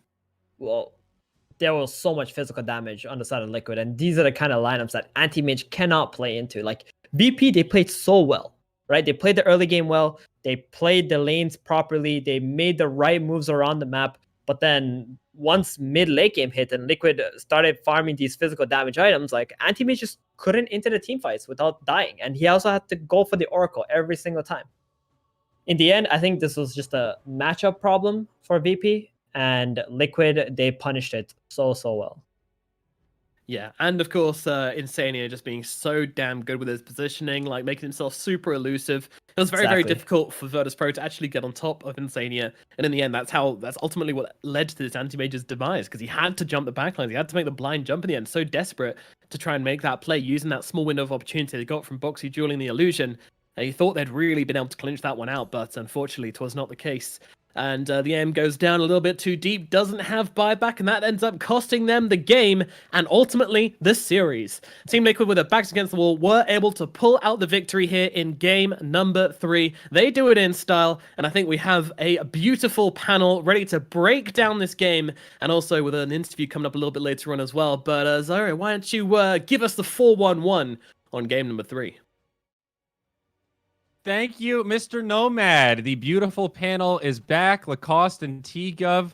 What a series. And man, that graph at the end of the game, that's got to be a heartbreaker for Virtus Pro. They were in control for so much of it. A nice net worth lead and that downward spiral as Liquid pushes for the win. Whew. They played well. I mean, we can't take anything away from Virtus Pro. It's just, I think T-Ban said it well, you know, Anti-Mage, he blanks in, like, he needs to go for Oracle, otherwise, like, you know, there's going to be ulti coming out from Oracle, there's going to be a couple of saves, and he needs to clear him out first, but there's so much physical damage. They kind of struggled against the Lincoln Sphere pickup, where they did not have abilities besides, like, Duel, which they want to save to kill him, and there was, like, Oracle, but Oracle pretty much always died, so they had no answer for it until Boxy made that Heaven's Halberd to pop the Lincolns and, you know, made it so much easier. You have to give props though to VP, like we just mentioned. It's like the early game, it was dominating, right? But I think fundamentally, when you have a lineup which is propping this anti-mage up to have like his perfect game, like your Kunkka, he's somewhat sacrificed now in the game, only with like Ags, like not really enough items to really propel himself into like the later portions of the game. When he is just blinking and dying to, for example, the combos of a Monkey King or a Jewel, even the Gobble Up, it's very hard to play that type of game. So the patience from Liquid allowed them to bide their time, and then eventually kill Anti-Mage once, get a mid-rax. Kill Anti-Mage twice, you win the game. Like a classic Anti-Mage game, but VP, they were so close to doing it. Just one key error from Epileptic Kid, and then follow that by a second one. You see Liquid at the victors of the series. Absolutely. It looks like we will have Boxy coming in for our interview here in a minute or two. So not on the Discord yet, but we'll get to hear from the Liquid offlaner. Yeah, that Monkey King Oracle combo, though, you guys talked about it as this kind of counterplay to the Bloodseeker, and, you know, worried about Monkey King having this glass cannon type reputation. His item timings are a little weird, having to force in that Aghanims, but, you know, you still need to farm and whatnot. Oracle solves a lot of those problems. Monkey King can kind of play like a normal hero when he's got that kind of backup. Yeah, I mean, his itemization was perfectly fine in that game, going for the Aghanim Scepter, so he can stand his ground against the Anti-Mage, against the Bloodseeker. He gets ruptured, there's a couple of monkeys around him, pops the Wukong's command if needed, and, like, they can't go on him. That's the thing. Like, you can't just jump inside of it. They had no, like, counterplay. They had no, like 4 stats. They had no abilities to get him outside of the Wukong's command, which is pretty big deal, unless they like use the X mark before and then try to go for him. But once again, there's Oracle to save him if he's in any kind of trouble. T-Gov? I agree. That's No, I I agree. agree. Very nice. Yeah. No, I'm just that was a nice nod. Yeah, thanks, Lacoste. Well, But good, yeah. go on, Zyori. Take it away. It looks like Boxy's here. Normally, the interviews come immediately, and you guys don't even get a chance to talk about the game. But here, That's Boxy has done us the pleasure of allowing us to do things in proper order. We finished up the game. Let's jump into the interview. Bring us the Boxy. Hello, Boxy. Hello. Hello. Hello. Oh, you sound Hello. great, buddy. Congratulations on the win there. That was an intense game. How you feeling after that series? A little riled up. I think that game was very back and forth. So Yeah, the whole series. we was kind of. back I and feel like forth. we just won it like kind of all of a sudden. Yes, absolutely. What were the comms like when you guys were like pushing up to the high ground? Did you know that you could push for the win? Was there any moment of hesitation about actually going for the throne? I think I said I don't think he has a buyback because he bought the Reaver item for Satanic. And then we just like, all right, we'll just go. And I was like, if they buy back, like the people in our team that has buybacks maybe can like try save the rest, and we just play the game from there. It turned out to be the I think- right call. Yeah, when they repair kitted the throne, it was like a little bit but it was all good.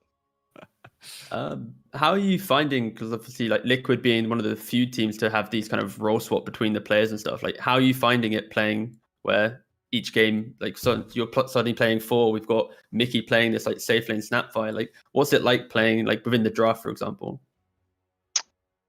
I think we're mostly just sticking to our like comfort heroes. I think Mhm. it's if you know how to play a hero well enough, it doesn't really matter what role you're playing. Mhm. It's like a nice thing that I mean I like to like play Invoker, and it's Yeah, pretty hard to play offlane Invoker. that's So it's true. nice to be able to play it like mid and position 4 because other people can also adapt. So it's pretty fun to have some variety. I also think it's like unexpected for the enemy team. Yeah, for sure. It was today, especially that in that first game, you know, with the mid Esper, it was taking us back by a little bit of surprise. So it was refreshing to see. Thank you for making this stale meta a little bit more enjoyable today. Lacoste, you got anything for Boxy? Yeah, I mean, Jabs joined you guys recently, and what is his role? What is Blitz's role right now? Well, as with like because there hasn't been a DPC season, we've been a little bit more like relaxed with maybe like studying the teams and preparing and stuff for games. Like right now, but usually what we do is like Jabs is like more of like an analyst, so he maybe prepares like some information, maybe like what heroes they like to play, what heroes we could like play against that, or if they have like some very what do you call it, like recurring patterns we could like prepare for, and you'd like help us talk Mhm. about the games. And I think Blitz is more of like make sure that we're all in the like right state of mind, nobody's like upset with each other. Kind of brings the teamwork together, I suppose. Like if there's any issues, he will solve them, or if there's like some mental problems, if somebody's feeling down, or if maybe one guy's feeling down, but one guy's feeling very hyper, then we try and like middle it out or something like that. Awesome. Okay, Um, Blitz is pretty much the ice frog, right, of the team Liquid. He's keeping things balanced. Yeah, Heard it here like, first. I suppose. Yeah. Boxy, one last question for you before we let you go. What'll it take for you guys to play Axe? Is he viable at all? I feel like I've got some memories of Boxy Axe, and I would love to see it at some point in this tournament. Yeah, I don't think the hero is like that great in this meta. I even thought about picking it this game, but the problem is that like all the way the game is played, there's like fighting too much in the early game. Your hero is not that strong, and all the carries kind of is farm jungle anyway. So picking heroes like Legion and Mars and stuff that has more teamfight presence is like easier. Because with Axe, the problem is you kind of like need a BKB, or you're just gonna blink in and get stunned unless you're snowballing. It's got the So too many it's, item I problems. like to play it too, but I don't know. It's just every time I'm like, it's probably a better hero here. Well, fair enough. Thank you for sharing that with us, Boxy. Good luck moving forward. Hopefully we get to hear from you again, but take care. All right, thank you guys as well. Bye-bye. Bye-bye. Bye-bye. See ya. All right, an exciting series to start off our day here, gents. Next up, we've got Viking versus Error, another exciting series coming up next. the battle of if Error can continue fighting out of the bottom two, especially after Liquid just win their game. They're 2-4, Error 2-5. Like Error need to win every series they can just to not, get eliminated into Division 2. So that is, even though it doesn't sound that hype because you have like top v bottom, it's very hype for simply just Error fans. Yep. The way this group stage is set up, the break points quite significant. Top 4, middle 4, and then bottom 2. Those are the different places you can end up, and different implications for each. So getting to that point where the group stage really is heating up, every game matters, and we're going to get on with it. We're taking a break, and then we're coming back after this for Viking versus 404.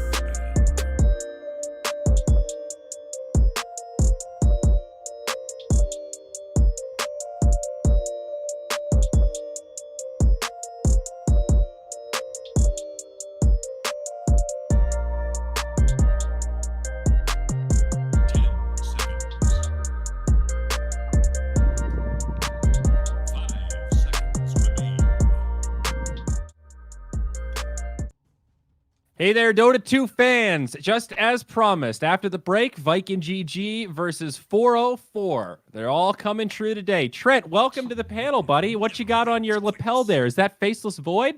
Is that no-face piece of shit? It sure is. I thought you hated like Spectre and PA. Don't I fuck hate with Void, too. PA, but yesterday, who was it, Lacoste, that told us the most broken spell in the game is indeed Faceless Void Bash? I might have been wrong. It's not PA's crit after all. Yeah, mid one. Mid Sharing one, some that was it. knowledge. Yeah. Pretty fair. Good on you, Trent. Way to represent. Thanks for that. Thank you. No, it's great hero, great meta. Meta just keeps on going. The patch is coming soon. It's okay. There have been way worse patches near the end. I'm pretty okay with Dota right now. Same. And look, see, Oh, this is why they pay me the big bucks. You guys wonder, why does TrentPax get invited to things? Because this guy shows up with a lapel pin with the Babe Ruth call out on the first pick of the draft. I don't know what to tell you. All right, Lacoste, you just got shown up, man. You didn't even get a chance to talk. All right. I see predicted what you're picks. wearing, Trent. I see that's, from the last international, the t-shirt with the ages on it. Tell me which hero is going to pick ages first if you're so good in this game. In this game? Yeah. Oh, wow. Probably the Drow. Okay. All right. No. I hope they don't pick Drow. I see Avenge. I hope for you. Medusa. It'll be Medusa. Okay, now that's It's actually Medusa. All right, there you go. I got That's it. pretty solid. All right. I'm writing that down. All right. Taking Mechanical notes. keyboard. You can hear it. Damn, dude, you gave me like 5 seconds with that win. You threw me to the next one. Handling with Lacoste, guys. It's hard. You get no space. You get nothing. You were nice also to see- supposed to show your shirt. Like, Oh well, it's the TI. It's the Aegis. Yeah. Since Go everyone Dota. here worked that TI, we all know Yeah. exactly what it is. Thanks for Yeah, that. we That we helps. we all have one. Yeah. All Snapfire, 3 of us. to go with Faceless Void. An amazing adaptation from 404. And, the Drow Ranger. Trent, over Okay. Big Brains himself, had it first and then pivots to the Medusa. Okay, I thought they do their Deuces strat because of the Chrono and everything. I felt like Deuces or Drow's kind of risky. It's a little risky. It shredded earlier in one of those Liquid games. That was a really good Drow performance, fresh in the memory. this is a standard, Viking draft. Whenever they can, they get the Vengeful Spirit and the Drow Ranger / Medusa. They pair it up with the Bloodseeker. This is the hero that, just Error might need to ban out, or they want to pick it for themselves because it's extremely good hero against the Faceless Void, great against the Snapfire because of the AoE of the Bloodright Silence to stop the Snapfire ulti. Mm-hmm. Is it them who does the puck with that lineup too? I don't have their drafts open right now. I'm getting it though. Think so. 'Cause someone keeps running Venge Puck Bloodseeker. Yeah. That that's sounds like some it's Viking shit Viking right there. GG. Yeah, that Yeah. one's interesting. They bring out the boom puck later on. Well, wasn't that pretty? Didn't Venge, Drow, Puck used to be a classic trio, like way back in the day? Those three Venge heroes? and Puck was for sure because Yeah. of the swap coil snap. Well, that was, you get the synergy across the three, aura stacking and some coil snapping. It's sort of a cool little triad there. But it's taken away by themselves. They just go ahead and ban it. I like what they're doing, keeping things balanced. Like, one analyst makes a fool out of himself by calling out Medusa pick. Yeah, then, it's like, good. we want to make Lacoste look as stupid as possible. Just going to ban out this Bloodseeker. Yeah, it works pretty well with Chrono, I guess. Now, Bloodseeker is just a busted hero. Like, when he was first introduced, I believe it was Team Secret with...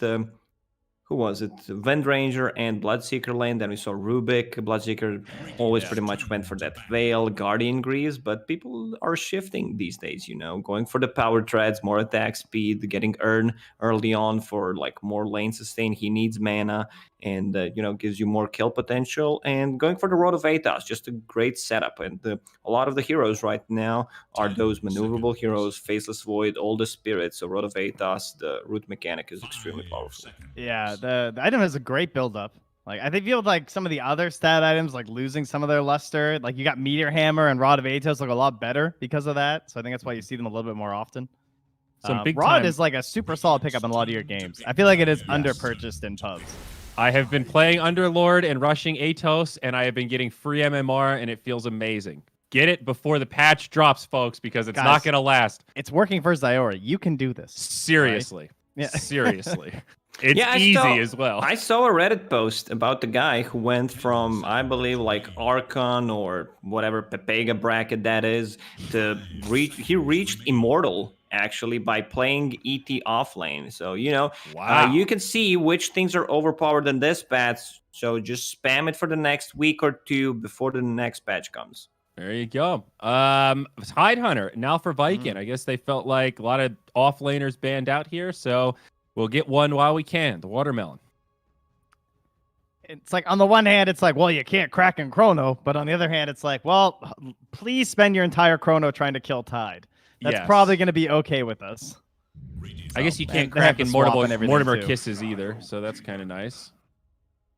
Shadow Demon. Potential block pick, something that Lacoste loves to talk about. Saves against the Chronosphere. Let me do my best Lacoste here. Maybe Vikings should pick Winter Wyvern now.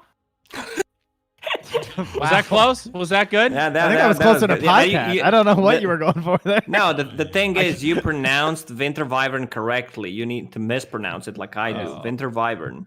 I only know that you say Swen. That's my best. Sven Lacoste. Viper, Winter Wyvern, Weaver.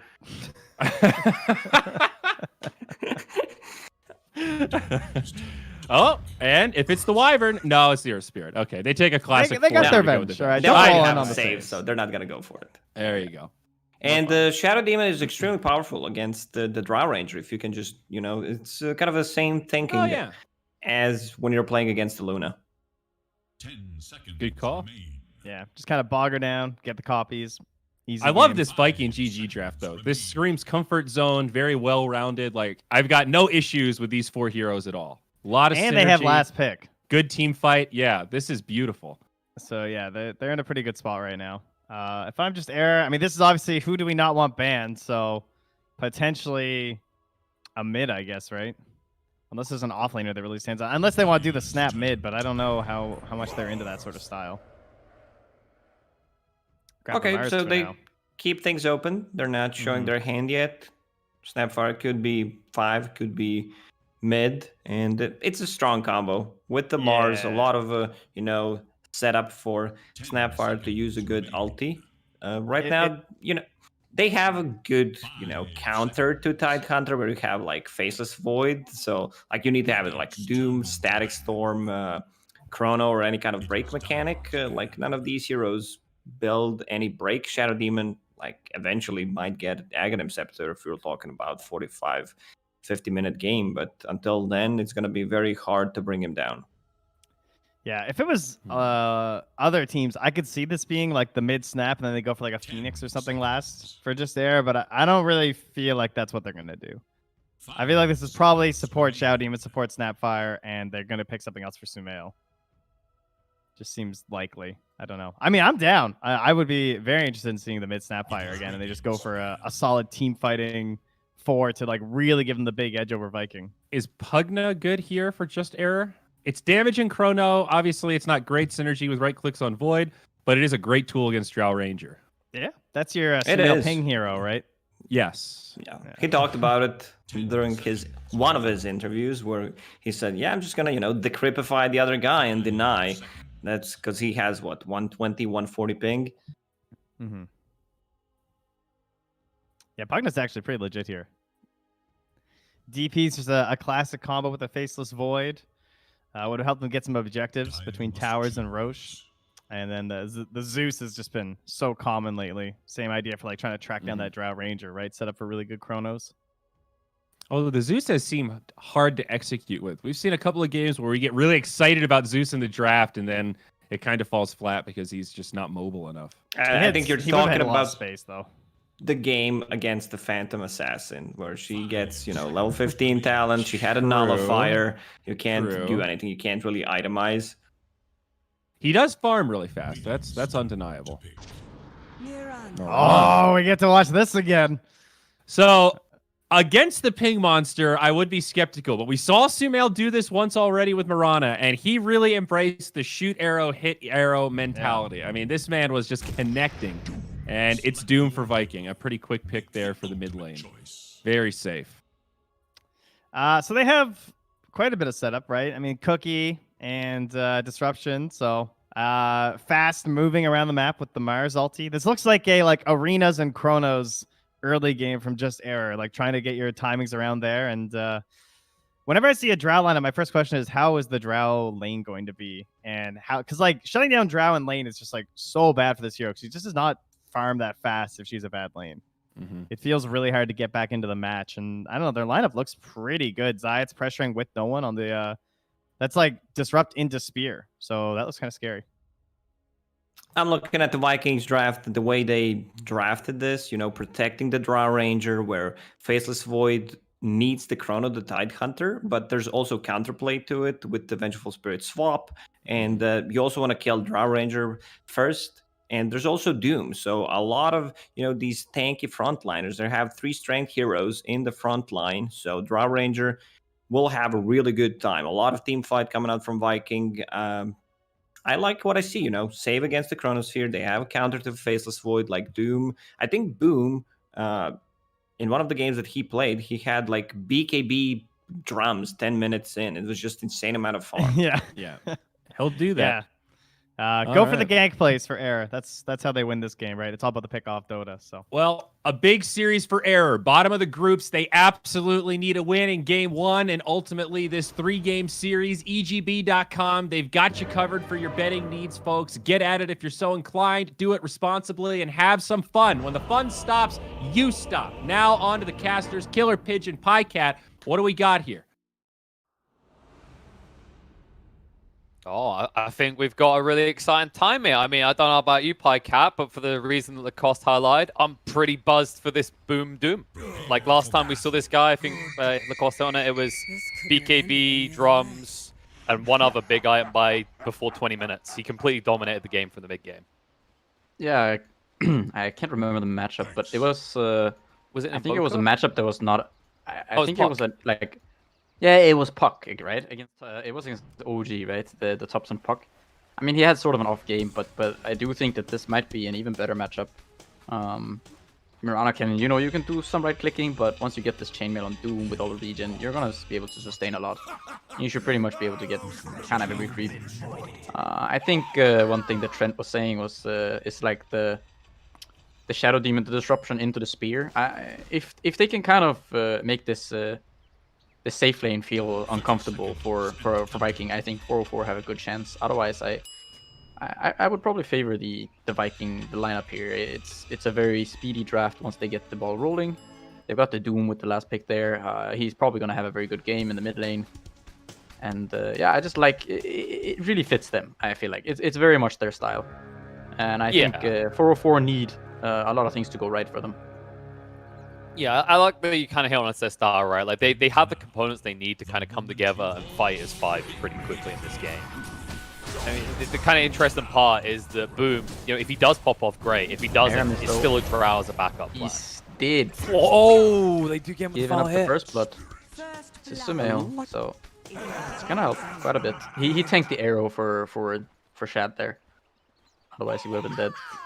Yeah, just putting the combo to work with the spear. Didn't look like it was originally going to get the kill, but Smell quick on the rotation. I mean, anything you can get, right? Because, I mean, this man is playing with ping, is the thing that's been highlighted, which is what makes his previous performances on Mirana recently even more impressive. Yeah, it does seem a little bit crazy to pick him, you know, the 0 on ping, but maybe he just needs a challenge, you know, to keep him motivated. Yeah, he can't pick Pugner every game like the panel is highlighting he likes to do, where he just decreps, gets his creep. What do you reckon is the hardest hero in Dota to play with ping? The hardest hero in Dota to play with ping? I guess, like, I mean, Tinker sounds pretty awful to play with ping.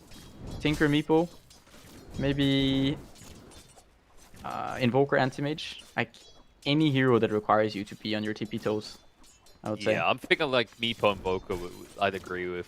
The thing, maybe Tinker you can kind of get away with some stuff just by kind of like queuing your commands, right? Which is what like top Tinkers do tend to do. Yeah, at the same time, you know, you really have to be on your TP toes a lot of the time to be able to make sure you're getting out of sticky situations. So it could be rough. It's been a hero that's gonna get 4 or 4 out of sticky situations. Actually set up Sumail, a lot. though, in the mid lane, he's doing a lot of damage to Boom. I mean, I'm impressed already. You know, he's like keeping up CS in the other levels. Usually that's where Mirana suffers a bit because, you know, your damage isn't the highest. And already just pressuring Boom before he gets that vital level 2 devour with the regen. Yeah, he just keeps on right clicking. I mean, Doom does have quite low armor, even though he has this ring of protection. Unless he's very close to the tower, you know, he's still quite low in the armor department. So Sumail off to a very good start. Lack armor. Seller. Oh, Sayak though. Zayats gets saved. No one saves the day, and Seller needs to be careful himself now. If he gets hit by the rebuke, he's now going to feed over a kill. And they get the touch. He's going to throw out the magic missile, but it's not enough. He'll get him after the fact. Or will he? He's not gonna get him. No! He's got the boots. I think he got in range of the tower as well, so he got the extra armor and regen. Alright, that's a sad Vengeful Spirit. Well, the thing I want to say is that like this is a very good Shadow Demon game though, right? Like him getting off to a good start bodes well because not only is it set up for the spear that was mentioned, it's set up for the arrow. It's, you know, it can kind of waylay the chase when they doom a target. And also, if you get the Vengeful Spirit loot, like if you actually disrupt her, right, you get the Venger of your whole team. No, for sure. The Shadow Demon has a lot of value this game. And if we ever get to that fabled state of the late game where you can get this axe, it would obviously also be very useful against Tide and Drow and, you know, many others. Speaking of Tide, picking off solo like that, I'm a bit surprised they're able to strike so soon. I guess the Earth Spirit does open up those opportunities, but especially when a Tide has this kind of build, you don't really expect kills to necessarily happen on the lane. No, it's a little bit unexpected, but it's. I mean, also it's quite unexpected, I would say, with the fact that he doesn't have Gush. Kind of yeah, that's what I meant. 2 points in the Kraken shell suggests, if anything. Yeah, no Orb of Venom either. Yeah, I don't know. That is kind of surprising, I would say.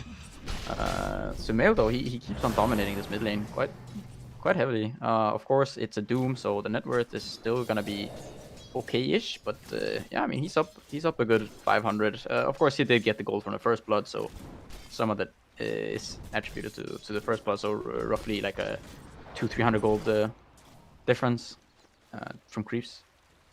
Yeah, but the big thing to highlight here, right, is if there's any position that Mirana has the potential to dominate a game from, it's going to be that 2-roll. That's where you get that extra XP injection, where you actually become kind of a formidable right clicker in the mid game. Yeah, and I mean, this is really the position that you want Sumail in, right? You want him in this mid lane that's like not even necessarily that favorable. It's just he plays it. I mean, he gets the first blood and then he does. You know, he gets a little and he takes a lot. And I think that's really where you want him to be. Taking along this bot lane as well, once again picking on the Venge. Aramis rotated down here. They're not really able to pressure no one. So far, I think there's been one opportunity, but he just TPs away. Because as soon as they use the stun, like, what do you do? Yeah, I mean, you can see also no one is doing something similar to, well, maybe at least what the Doom should have done. He did go for boots now instead of the chainmail, but no one does have this. He's got the chainmail, he's got the ring of protection, 1 point of bulwark, and yeah, I mean, these two heroes, they don't really deal damage to him. If he's just tanking it up with the bulwark, then he's pretty much not killable. No, and the other thing is you can't easily Toby get up that. top though, he is very killable with the help of Sumail here, most likely. Unless they miss the arrow. Mask. He can heal up a little bit, but maybe not going to be enough. He actually needs one more Anchor Smash to try and survive this, and he knows it. Gets in the creep wave. Gonna waste more of their time, but death is an inevitability. He will finally go down. Kind of fun. I love the thinking there. He's like, well, I mean, as long as he doesn't bash, if I just Anchor Smash here, I'm probably never getting away from this anyway. Oops, they're gonna probably find Saya here. Just not much. He didn't get the Courier. Save this, yeah. So it's not for nothing. And it did secure the rune because Sumail was able to grab one. The so-called melee hero Doom with the 600 attack range. A classic in Dota 2. So I always like to refer to as being a Call of Duty player, the Commando Pro from Modern Warfare 2. Used to just let you stab someone from a mile off. And, we've seen plenty of that. They fixed a lot of those, right? I think Ursa used to be the biggest culprit for allow me to slap you at million range.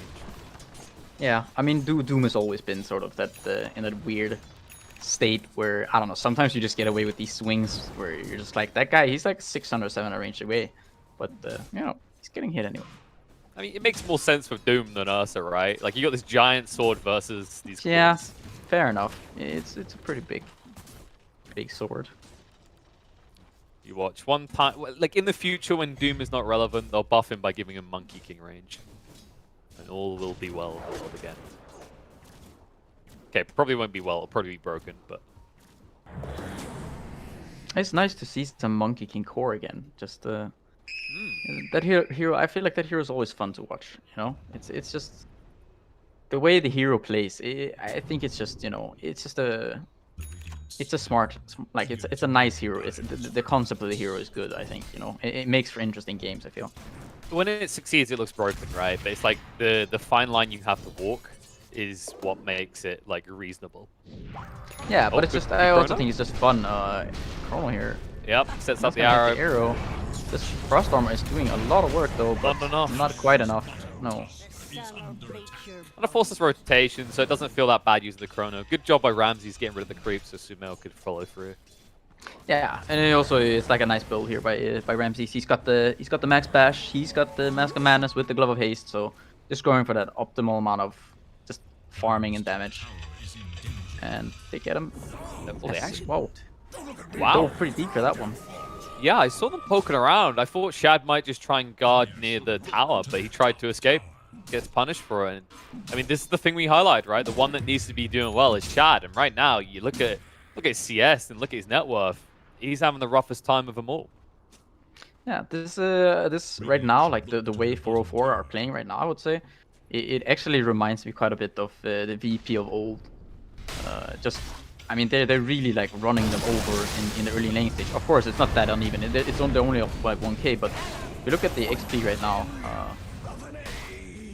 the cores at least on 404 are having a really good time. They do find a kill though on Ramses with the Ravage there. Yep. And we'll secure the tower up here. So if I can prove that they can fight back, understanding that the thing is, your Drow is having a hard time, but the way you kind of fix that in this game is you don't say, yo, Shad, go chill in the triangle for 20 minutes. You actually need to find a way to activate it. Yeah, and I really like what Toby's doing here. He's not really afraid to scale. Like, he's just going for this, like, the Morbid Mask, just, he's going for this build that's going to allow him to keep scaling. He's going to go for face boots with the Morbid Mask. He might just go into Vlad's or something. Well... he might very well be in trouble here, but... One way to look at it. This time, Morbid Mask will not save him. The damage is going to be too high. Yeah, maybe not the kind of ideal rotation there. Just you don't have Ravage anymore. He thought he was tankier than that. He thought he could just park tower, right? Like, they're going to try for the reflected play and take the tier 1 bot. Maybe I can just guard it for a while. Ambitious. Yeah, he gives up the top lane to Shad so he can find some recovery. He did have this pretty rough lane. And this is nice for Shad at least. He's going to have some sort of comeback here. He got a 6. He's going to farm a bit of jungle. You really want to get the draw rolling so that you can use this lineup to its full potential, right? You want to get your 6 on Earth Spirits, your 6 on Venge, and then kind of group up and go for these objectives early on. Exactly, because against this type of lineup, if you wait too long, they start to get the mobility online, right? Where Mars is heading for the Blink, the Void can easily reach you with Time Walks, there's going to be this leaps, the Artillery bombardment, the Snapfire. Like, I feel if you're Viking, you do not feel comfortable with the idea of this game going late. It's hard to say, honestly. It's like you do scale quite well with a lot of your heroes. I mean, you do have this Doom. It's gonna be hard playing as Void and Mirana, I think, in late game. But I don't know. There are ways to play this late game, even for Viking, I think. But of course, you want to use your lineup, when it's strong, and it's gonna be strong early. So ideally, you pressure, you push your advantage early on, and maybe you come into the late game with a bit of an advantage. Yeah, that's more the thought, right? Like, the way it's currently going, you're going to arrive in the late game not in control. As Mars controls them up, forces out the Doom. Boom has been purged up. The kid's going to follow through. Ravage to try and save the day. Does put on a Snapfire, and Toby stands his ground. They turn around. Zayats protects himself the disruption. Solo throw out the cookie, though. A little bit of miscommunication means they can't turn around and punish Toby. Yeah, this is it's pretty awkward, right? In this scenario, ideally, I think the Venge might have taken the Tome there, because Venge was quite low level, and now he's 6 before the Earth Spirit, you know. Ideally, I feel like you really want to give that Tome. I'm not sure if they did 100%, but by the looks of things, it seems though if Venge got the Tome, because in that scenario, you know, you have an Earth Spirit follow-up there, he goes in, and I think that's 3 dead heroes. But the Earth Spirit just being level 5 and Drow not being present for that fight means they don't get anything, and they waste both their big cooldowns. Yeah, that's the thing. Even though Viking, like, they have to use the Doom and the Ravage, the thing is, immediately after the fact, right, when you're talking about all ultimates down, you've still got this Drow at this stage. So that's kind of my fault with this kind of, as you scale, like, you should be ahead with this draft heading into the mid-game and slightly beyond, right? Whereas 404, if they're kind of controlling you at this point, it does get a little bit scary because the Drow maybe becomes an easy target. Yeah, for sure. Ideally, you want to get to some sort of items and some sort of control before this Mars gets to the Blink Dagger. That's going to be the time when your draw starts being a little bit vulnerable. At the same time, if you manage to get to like a mech on the Tide, your Venge gets a couple levels, you know, Earth Spirit can tank up a little bit, you're going to still be pretty happy. You're going to have saves for the draw range, you're going to have these big melee bruisers in front of the draw, and the Venge to swap you out in case anything bad happens. They're going to find Aramis down here. Yep. And, in the arena. Yeah, we see Boom, he's just rushing this BKB once again. Sumail, I'm curious, he's gonna go for this Deso here. He's got the Blightstone, might just be for value, but could also just be the Desolator. Just going for that Playing right click. extreme glass cannon there, though. I mean, you have got the save, right? So if you go in and you get gusted, you've always got the disruption, you've got cookies, they can help you out. Yeah, he does have the Dragonlance for some added HP. You can go for the HP talent if you want to. Yeah, I mean, also, they've got the Mars, right? So they also have, like, there's pretty strong team fight on both sides. A lot of it's going to come down to initiation. It's a little bit difficult for 404 because they need to jump and find the Venge and potentially the Doom and or Tide. So there are a lot of targets for Ramps to try to find in these fights. But that's why it's nice to have this double initiation from both the Mars and the Void. So you can have sort of the one guy jumps in, Mars ideally, and then you follow up onto the heroes that are trying to kind of help out whoever is getting gone on with the Chronosphere. That's the cheaper initiation, because he won't have it for this attempt. But Cookie Spear used the same time, Arrow is going to be there nonetheless. Swap's Boom not needs to be be there. swapped out. Celery gets purged up, the kisses come out, they make it easier, but no, nice stun coming out there. Saves Boom at the last fraction of the second as the kiss was about to come out. Zayat's going to be turned around on. They will keep the Doom alive and they will find something for it. I don't know if he actually, did he cancel the Snapfire ult there? I think he did. Right? yeah, I think he I'm thought that the pretty sure Tidehunter he was already, the Doom was already dead, I think. Yeah, I think like Celery swapped in and then was about to run over and stun him, so maybe Solo was like, well, this is done, I need to respond. Yeah, I mean, it really looked like he was dead. He survived with like 20 HP. I think that the poison, the last one, just missed, I think. He was surviving with very low HP.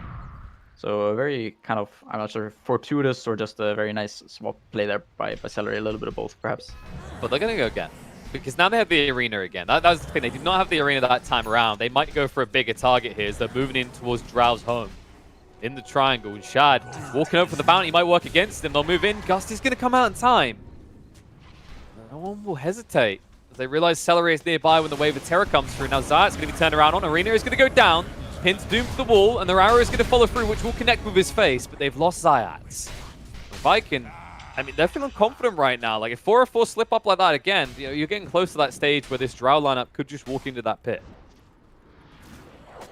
Yeah, this is for sure just favoring Viking. This is why Drow is such a nice hero. You know, they run up with this smoke up the hill. Then there's just one Drow standing there. He presses Gust, and all of a sudden, well, you know, no more gank attempt.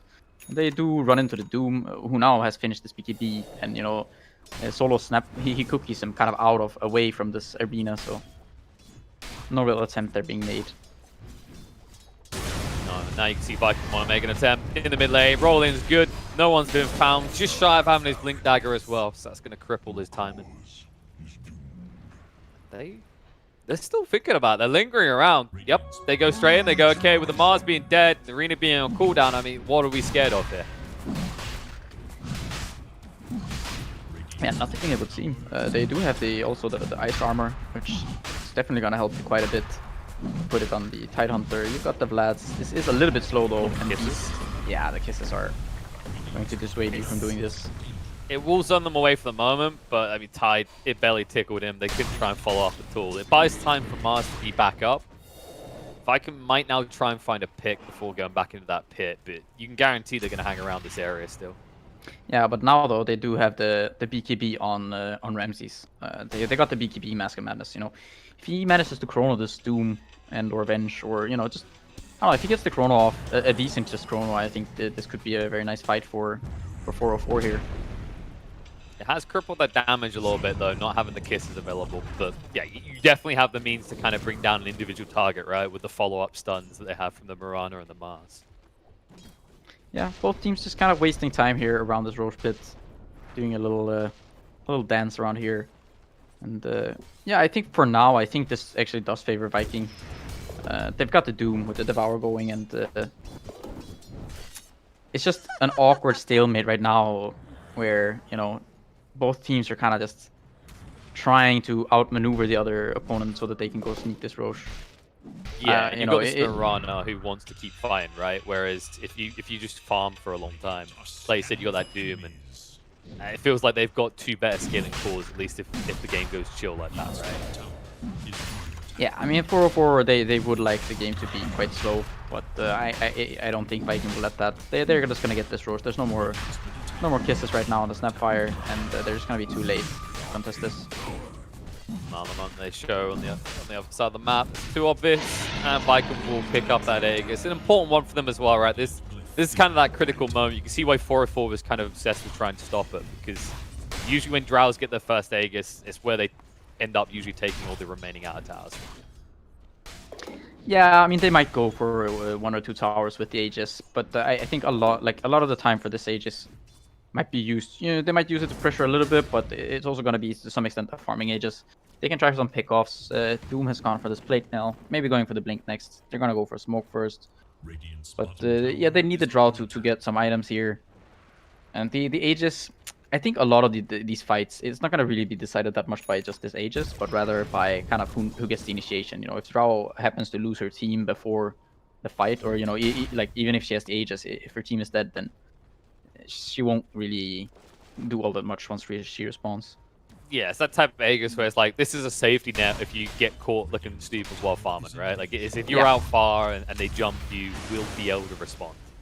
Yeah, it's also kind of nice to not give it away to 404 solo here. You're gonna be in quite a bit of trouble. Slight pickle. And that will start the push in this tier 1 tower. Viking might even try and hang around to take both. 404, unlikely to want to fight them directly at the moment. Yeah, and you see Zayats, he's already queuing up this, he's queuing up the Ags. He understands its value, this game. It's going to be incredibly strong if he manages to get to it. You know, it has a lot of value against Tidehunter, a lot of value against Drow Ranger. It's just going to be very difficult to deal with. It really is that type of game, right, where Shadow Demon could very well decide the outcome of these fights, almost at any stage in the game. Yeah, the break and just the purge, just kind of countering these BKBs too. You know, working against the ice armor and everything, so it's a very nice Clutch tool saves, to have. Soul Catcher as well. It's just like, it does feel like one hell of a good SD game, especially with the components in the draft. Celery? He's able to walk away. I mean, Solo just trying to let them know, you can't come in here, okay? This is a restricted area. But I don't think Viking care much right now. No, he's kind of faking out the kisses there a little bit. He's like testing the waters, maybe to figure out if they have vision or something. He has gone for a different build to what we usually see. You know, usually you see like maybe a Glimmer Cape and then the greedy Ags rush even on a POS 5. He decided the Veil is important. And he's throwing out the kisses just to try and protect this tower. Yeah, he's not VP, but 404 just doing everything they can to kind of slow things down. Problem is it's against the Tide, so even though the towers hit harder these days, especially with the Ice Armor, he's not going to care too much. Yeah, I guess the kind of issue is they keep using these kisses to kind of deter things, but it makes you wonder when's going to be like their go point. When can they go for that kind of big chrono kisses, follow-up damage, win fight type play? They might just be waiting for the Aegis to be reclaimed and then try a fight from there. I think they're waiting for Ramses to just get strong. They want both him and Sumail to keep scaling. you know, let the SD keep farming. If Viking are not really threatening anything serious, then you're kind of fine with the, you know, status semi-quo. Or, you know, Viking are, of course, they are gonna gain a little bit more than you are right now, but it's nothing. You know, it's nothing all that worrisome. Yeah, I guess from 4-4's perspective, like hemorrhaging these towers isn't that scary because the way Viking's playstyle kind of shows itself is they move together, right? So you can get away with this split the map situation with your, you know, your Mirana or your Faceless Void, and you're not going to get overwhelmingly punished by Viking because of it. No, it's sort of a, you know, I almost want a secret-esque way of dealing with this kind of bundling up, right? They're trying to split the map and try to get as many resources as possible. You know, you see you've got Zayats just sitting in lanes, just pushing them out, and even the core just moving around, getting jungle, trying to push these lanes, trying to outfarm, outscale. Yeah, and the ones that are especially going to benefit from this are going to be the supports, right? Like, we're already seeing a net worth differential in favor of 404. That will probably continue, especially when you consider that Vikings supports are kind of these bodyguarders or these kind of aggressive killer type ones. They don't necessarily split push well. Yeah, exactly. They kind of are required to stay with their cores to some extent. Potentially, their Spirit could be more of a semi-free agent, but he doesn't really have that many heroes to team up with. Oh, they catch him the Yules. They've sim Mars. Stance will come out, smash to slow him down. The arena's going to go down. We're trying to escape away from it. Chrono's going to come out. Ravage on the back line. BKB gets forced out of Ramses in time, though. He has to walk away from the Doom, though, as they've still got the ultimate available. Buyback will come out from the Mars, and as they reset, no one's in a little bit too deep here. Magic Missile's going to come out. What's he doing? Kisses is going to follow through, but no one's already going to be gone. Disruption is saving for the moment, but when he comes out, there is going to be a multi-shot into his face. They'll hunt forward looking for more. The Doom does come out. Looking to get Sumail away, and the push did buy enough time that they had disjointed from the fight, but Toby is catching up. Looking to catch them out here. The Glimmer Cape's going to run out and reveal him, so they'll be able to run him through. One big hit from Shab will end the life of the Mirana. The Aegis did get reclaimed there, but I'm not sure no one there with the kind of quick buyback, and he followed through with that port. It seemed... I mean, it did seem very dangerous for him to follow through, and it was. And, you know, who knew that porting into all those zeros was... They had already used the Chrono, and there's just not much fight to be had. They'd used their spells. There's just not much more to be done in that scenario. You know, you can just accept that some spells were changed and like traded, and I think you were kind of fine. But forcing this buyback, it feels like you're... I don't know. It feels like 404 are not as confident or comfortable with games as you kind of would expect them to be, looking at these players. It almost feels like when they see that Ravage come out, like there's kind of this immediate overreaction, right? It's like, yeah, oh no, like the Chrono's still running, but who cares?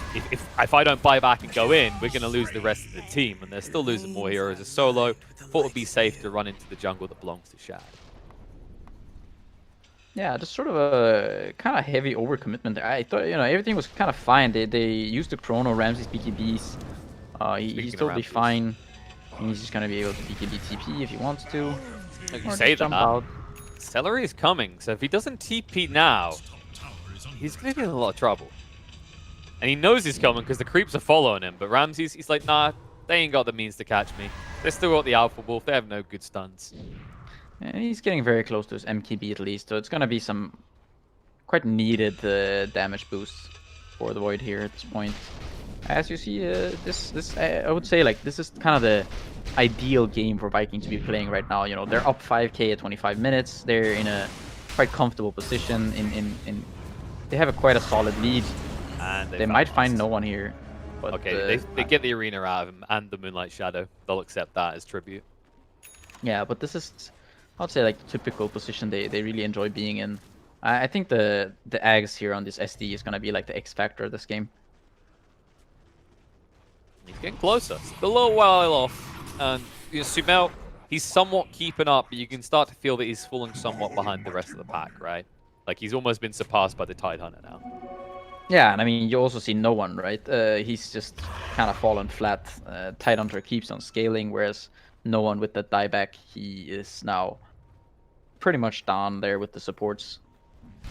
Yeah, at this point, he's just a blink and an ultimate, right? Like that's kind of his role in this game. And ironically, over the years, that's the way Tide usually gets played. But he's got so much auras, so much he's contributing outside of that Ravage in these fights now. Yeah, he's just a team fight kind of. He's a juicer. He's sure. Juicers. He juices everyone up. He's he's a chunky boy with a lot of added value in his team fighting capabilities. You know, some people wonder how Viking performs so amazingly. I can confirm they are goddamn juicers. I mean, look at them. You've got the auras from the Tide. You've got the aura from the Venge. You've got the aura from the Doom, as you've still got the pack leader's aura. And now you're going to see them use those auras. So BKB comes out. Ramses is trying to find the chrono opportunity, but he has to move away. Ravage is going to come out. He's taking away touch damage. The Doom gets thrown out. They'll bring down 2. No one can't even escape out of his own arena. He'll try now for the TP away, but the roll is going to be on point. 3 dead on the side of 404. And the hesitation, you mentioned, same area again. Just Vikings so decisive with the way they initiate these fights. Yeah, it's just so strange to see, honestly. I mean, credit goes to Viking, no doubt. They get a very nice Ravage off. It's just Ramsey's not kind of BKBing there. The Ravage just gets doomed immediately, killed off. Syke getting caught. Just This is a side death. Yeah, I mean, they're just kind of outplaying them, you know. They're just... I feel like they're making these players look... I don't want to say bad, but, you know, in comparison... these are TI level players, right? That's the thing. But the way that Viking are dismantling them right now, a team that's never been to a TI, it's just impressive. Celery. He swaps in, it's good. Magic Missile onto Mirana, tries to throw an arrow out, but it's going to whiff. He'll jump in, clobber in the face, and run through Sumail as well.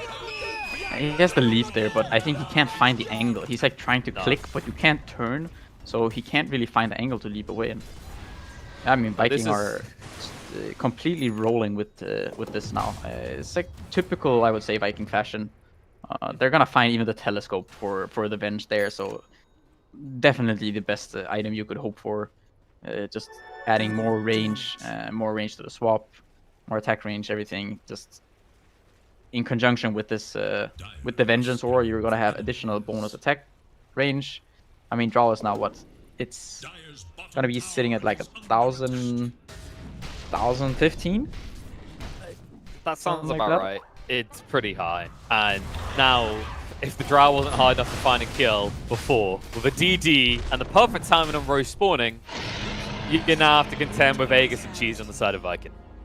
Yeah, the Doom also, he's got Shivas. They're gonna find initiation onto the Earth Grid here. Aramis, the Chrono's gonna go out, but that's just for the first life. It's not gonna be good enough. The swap's gonna come out. Ramsey's in trouble. The DD's still running. He's taking way too much damage. Has the BKB run away? Yes, they get Aramis, but the price is gonna be mighty high. Solo goes down. Buyback's gonna come out. Ramsey's able to time walk away again as the magic immunity does end, but Boom is hunting. He's looking for it. Toby's gonna move in the Anchor Smash. The Doom is gonna come out.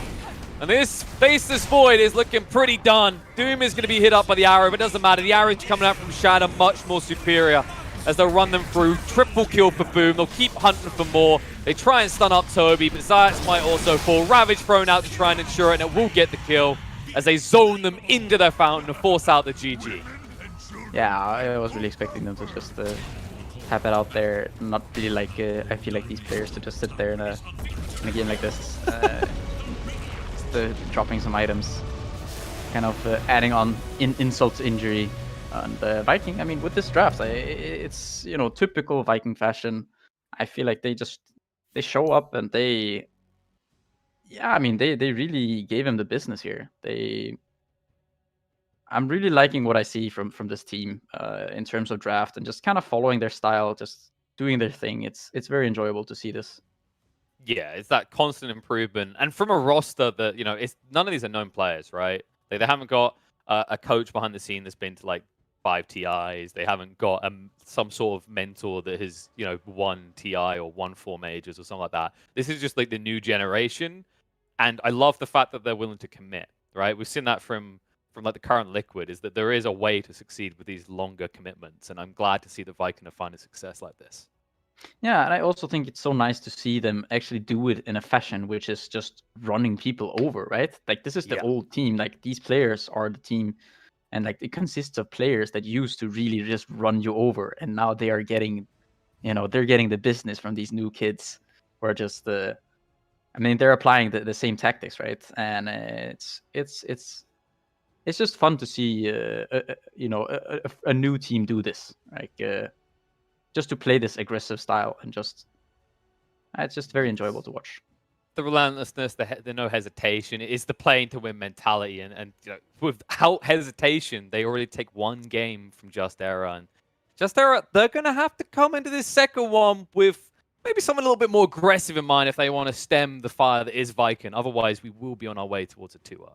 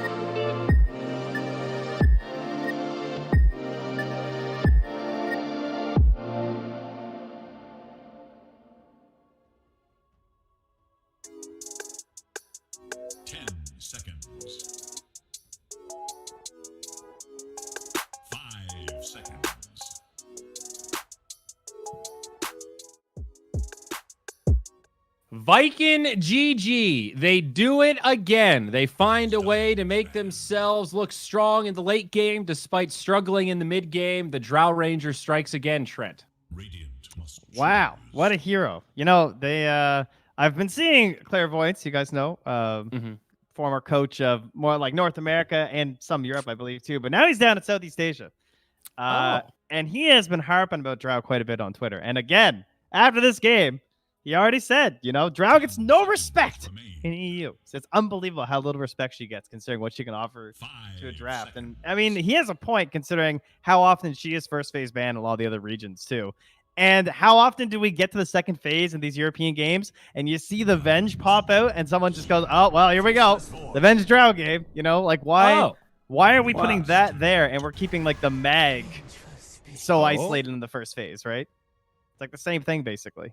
All right, TrentPax. What? Are they going to go with Drow again, or is that going to be a Medusa this time? Well, I'm guessing it's Drow. I haven't looked at the draft, but hold on. Yeah. Faceless Void into Venge. It's the same opener. I assume you just do the Drow again, right? Unless they do something that makes it really look bad, but like what is that? I don't know what would make me say like we have I mean, I still like the Dusa, but if they can make it work versus the Get another carry. Just get Void Phantom Spectre. Assassin Void. Come on, the offlane Void. That okay. Winter Wyvern with Void, but that's a good solution to the Drow Ranger, and there she is. So Lacoste, hit us with it, buddy. Winter Wyvern with Void. I never thought I'd see it. I thought it was against Void. Finally. I mean, it's still a good hero against the Drow Ranger lineup. So you have this save. You have also, like, whoever's sitting next to the Drow Ranger might just die. And this is something that Just Error played in the qualifiers against Yellow Submarine, I believe, 2 or 3 times. And the surprise they didn't, play Wyvern a bit more throughout the group stage. You know, in the previous game, it's tough. You have Faceless Void with no save, no buffs versus, Doom versus Drow Ranger with Alpha Wolf coming out from Doom, Venge Aura, and the swap. It's pretty tough matchup for Faceless Void. Yeah, the Auras were really good last game, actually. Like their timings when it came online was pretty brutal. I mean, they had a good chance, to be fair, for 404, right? They got their lanes like to a decent point. Drow was the lowest core at 10 minutes. But I thought they did a really good job of giving Shad that space up top and kind of utilizing Boom, especially on the Doom, as like a vanguard, where he's just like positioning himself, like, because he was kind of low for a Doom, right? Like he was behind the Mirana, but I think he was losing out on some of his own economy because he was spacing himself in places where it was giving the Drow better opportunities to farm. I did like that blade mail on Aramis. Not an item we see on Earth Spirit very often, but was pretty cool in that specific game. Yeah, it was okay. He's got like 3 items, right? He's got Veil, Blade Mail, and BKB. Those are the Earth Spirit items. Sometimes he had a Yules this time too. I guess I just mean like the core items that I'm always thinking about, like building my whole hero around. Well, maybe like Death Prophet could be contested in this type of matchups, especially for Just Error. Like, I had an idea about DP, like all 5 players on your team, they're using the Dartide skins for the courier, and whenever DP uses ulti, you start attacking them with the courier, just pretending they're the ghosts. That's genius. That's some pay to win right there, Lacoste. That is genius. Well, now Slardar into a snap pick Doom. This is the bane of the Void's existence. He might not be able to see, but he can sense that Slardar coming close, and it's not fun. Bash on bash. Slardar's got the medicine. And another low armor hero in Doom. That should be pretty good for the Corrosive Haze, huh? Yeah, I've seen it a couple of times where whenever there's like Doom against the Slardar, and you know that Doom is going to be played on the mid lane, like you might put Slardar on the mid. But Just Error, they ran Doom as position 4 a couple of times, like Zayat's played it, so everything's still open. There's that Prophet.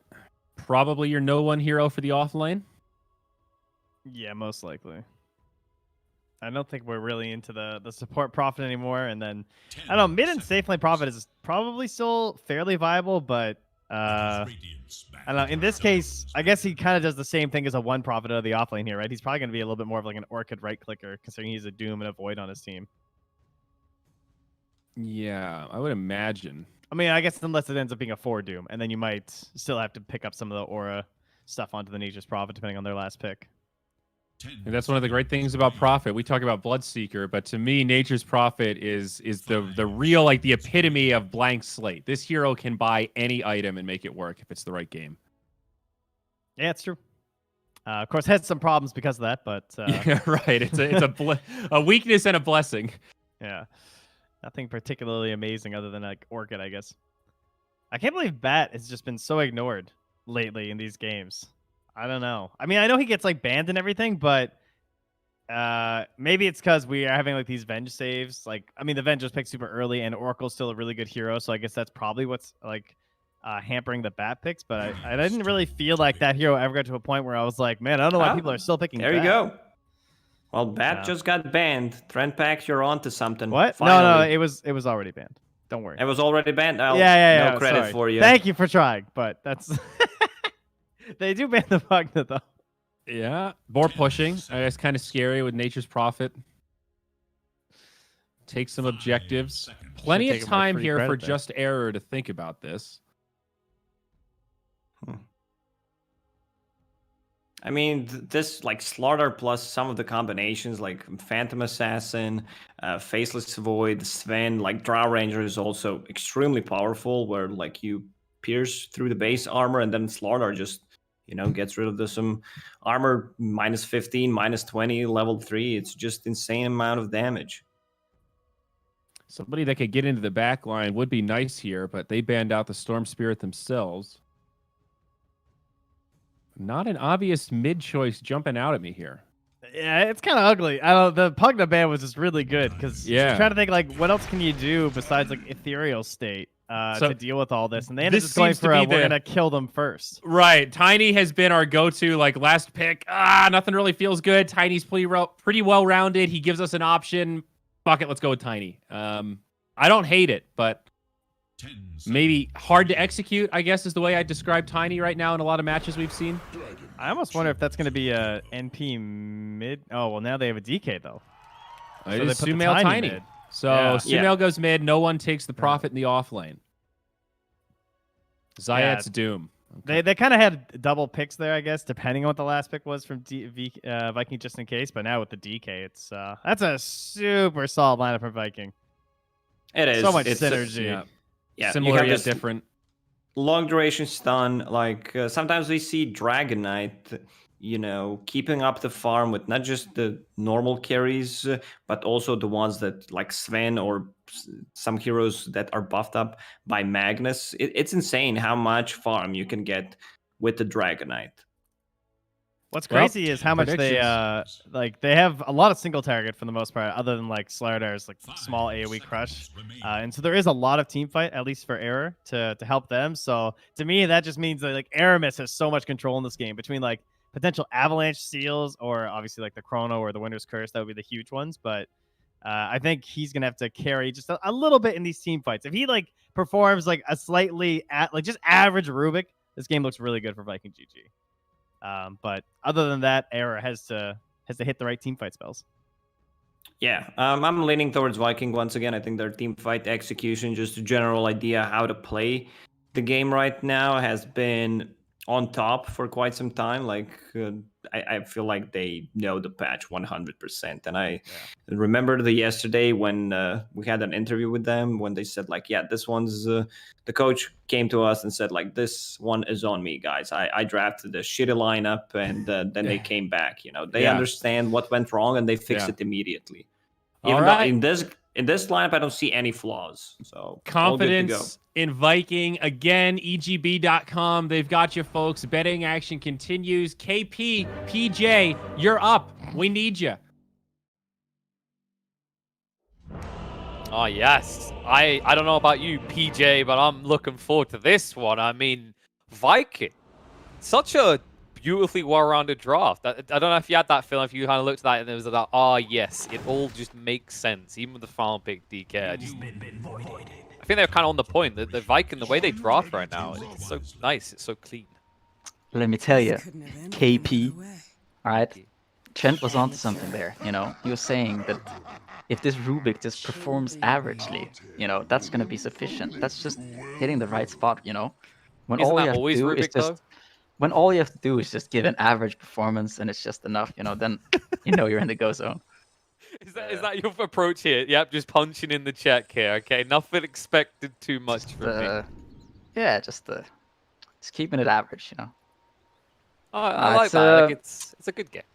In all seriousness, though, no, it's I really like what Viking are doing here. Once again, I mean, of course, it's very similar in a sense. They have the Venge Draw. It's the same idea behind the lineup to some extent.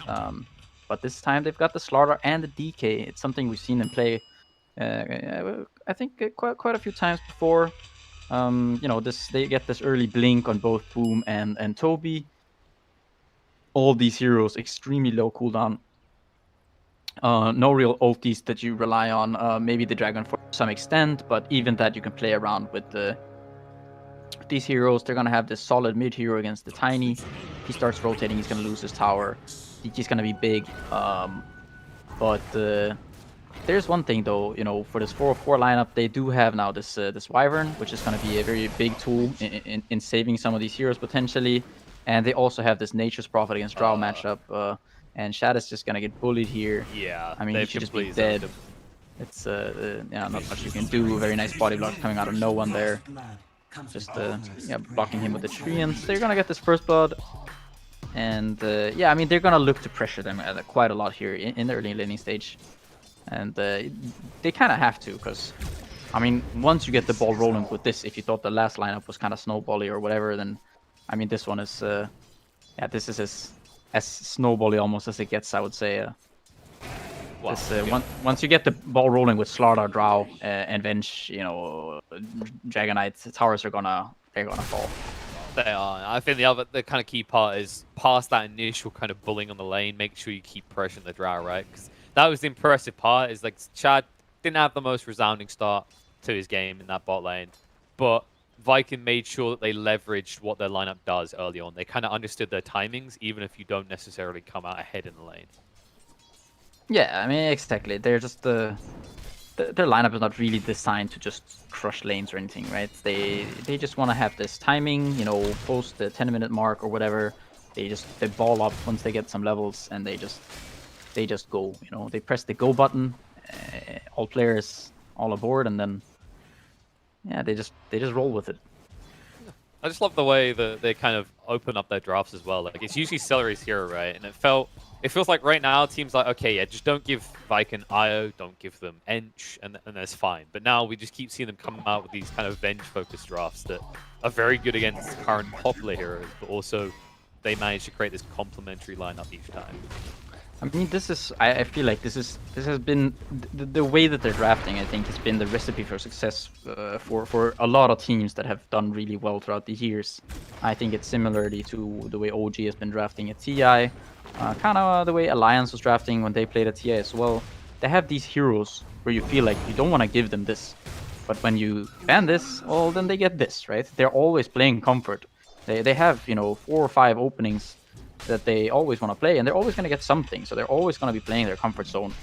And you just have to beat them while doing this, right? And it's hard because they've done it so many times. They're used to playing these heroes even against bad matchups. They're quite familiar with what to do even in shady situations. Before Top they though are might get identified. quite spooky here, because this is a Nature's Prophet off to a very good start here.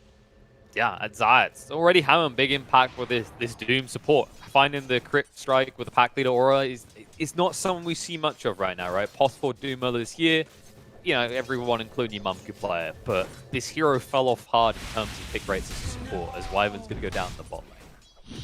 We're out of your depth. Yeah, I mean, they're kind of flexing it a little bit here, because they want the Nature's Prophet matchup probably against a Draw Ranger, and they just want they also wanted to remove the Doom from the draft. Who's to say? But so far they're doing quite a good job. With that said, though, this bottom lane, I've seen this matchup a lot of times. The Slaughter versus Void matchup, it does seem to favor the Slaughter. You have the slightly more reliable bash on Slaughter. Ramsey's gonna jump in here.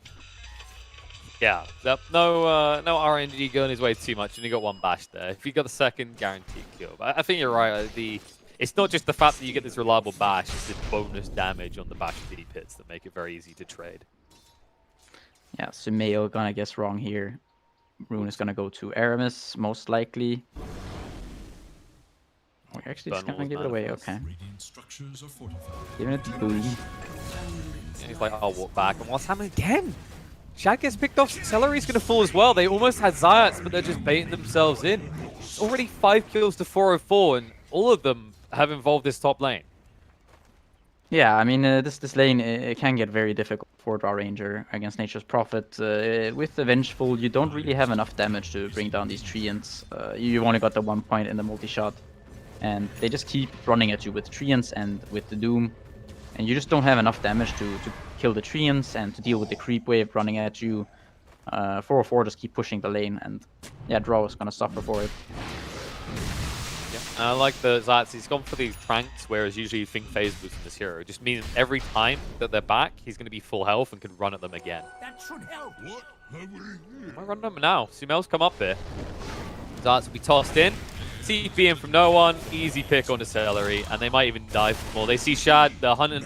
They want him, and then they want the tower. And this is a level 3 Drow. The Doom is level 4, and the Nature's Prophet 5. Boom is going to arrive to try and turn this around. The Avalanche is going to slow them down. They'll still lose Shad, and Boom doesn't have anything to contribute here. He's not even level 6. They're going to Sprout to push him towards him. Just poke and prod at him.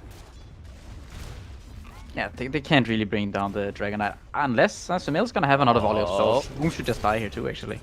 Yeah, mistakes made before he could come up, and he was wrong. Yeah, and bringing numbers to this lane now seems, yeah, quite the issue. I mean, this is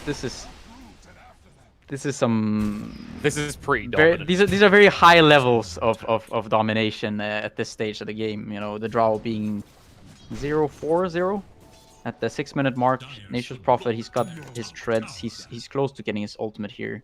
This is looking like a pretty severe beatdown here. 3k up at the 6-minute mark. They're gonna have the Nature's Prophet ult very soon. Yeah, at least if they picked Queen of Pain, they could have said they were role-playing the situation. But right now, like 404, they're just not letting up. They see it again. No. Hello, what do you think you're doing here? No one's going to arrive. Shad doesn't really have anywhere to run. There are reinforcements coming in. He will stand his ground. They're going to turn on Tiny now. Bring us Sumail low. They won't get the kill, though. He's able to walk away. Aramis in a little bit of trouble. The tree toss through almost gets him. The patch is coming out to Avenge as well. They're still going to find the pick off to Aramis. Yes, they will get Sumail, but the price is goddamn high for Viking. Yeah, no one is unstoppable here. Already at the 7-minute, almost 6-minute mark. He's going for that quick blade mail. Jesus. Like, no one can stop him in this one. He's been in every single one of the kills and has over half of them currently. And this is also freeing up space for Zayats up top. He's just about to hit 6. This is a very tough game for Viking, for sure. No, it feels like right now that there's going to be a lot of pressure on Toby to start getting ahead. You see he's queued up the Mask of Madness, but the problems have come to his lane as well. He's just gone. The Wrath of Nature clips him, and the kill participation stays at 100% for no one. Yeah, I mean, 404 just showing that, you know, you guys want to play this early aggression style Dota? Okay, you know, like sit back, just sit back, and we will show you. They found Shad we as will well. show you how it's done. And there's showing people how it's done. There's like giving a demonstration, and then there's clearly going at it with intent. And this is relentless from 404. I mean, now even just crippling Toby's lane a little bit. You know, you just look away from CS. That's not what matters. It's the net worth situation. Zayat's already on his way up in the net worth. Sure, Sumail has sacrificed his a bit, but they're making sure that Viking do not get online.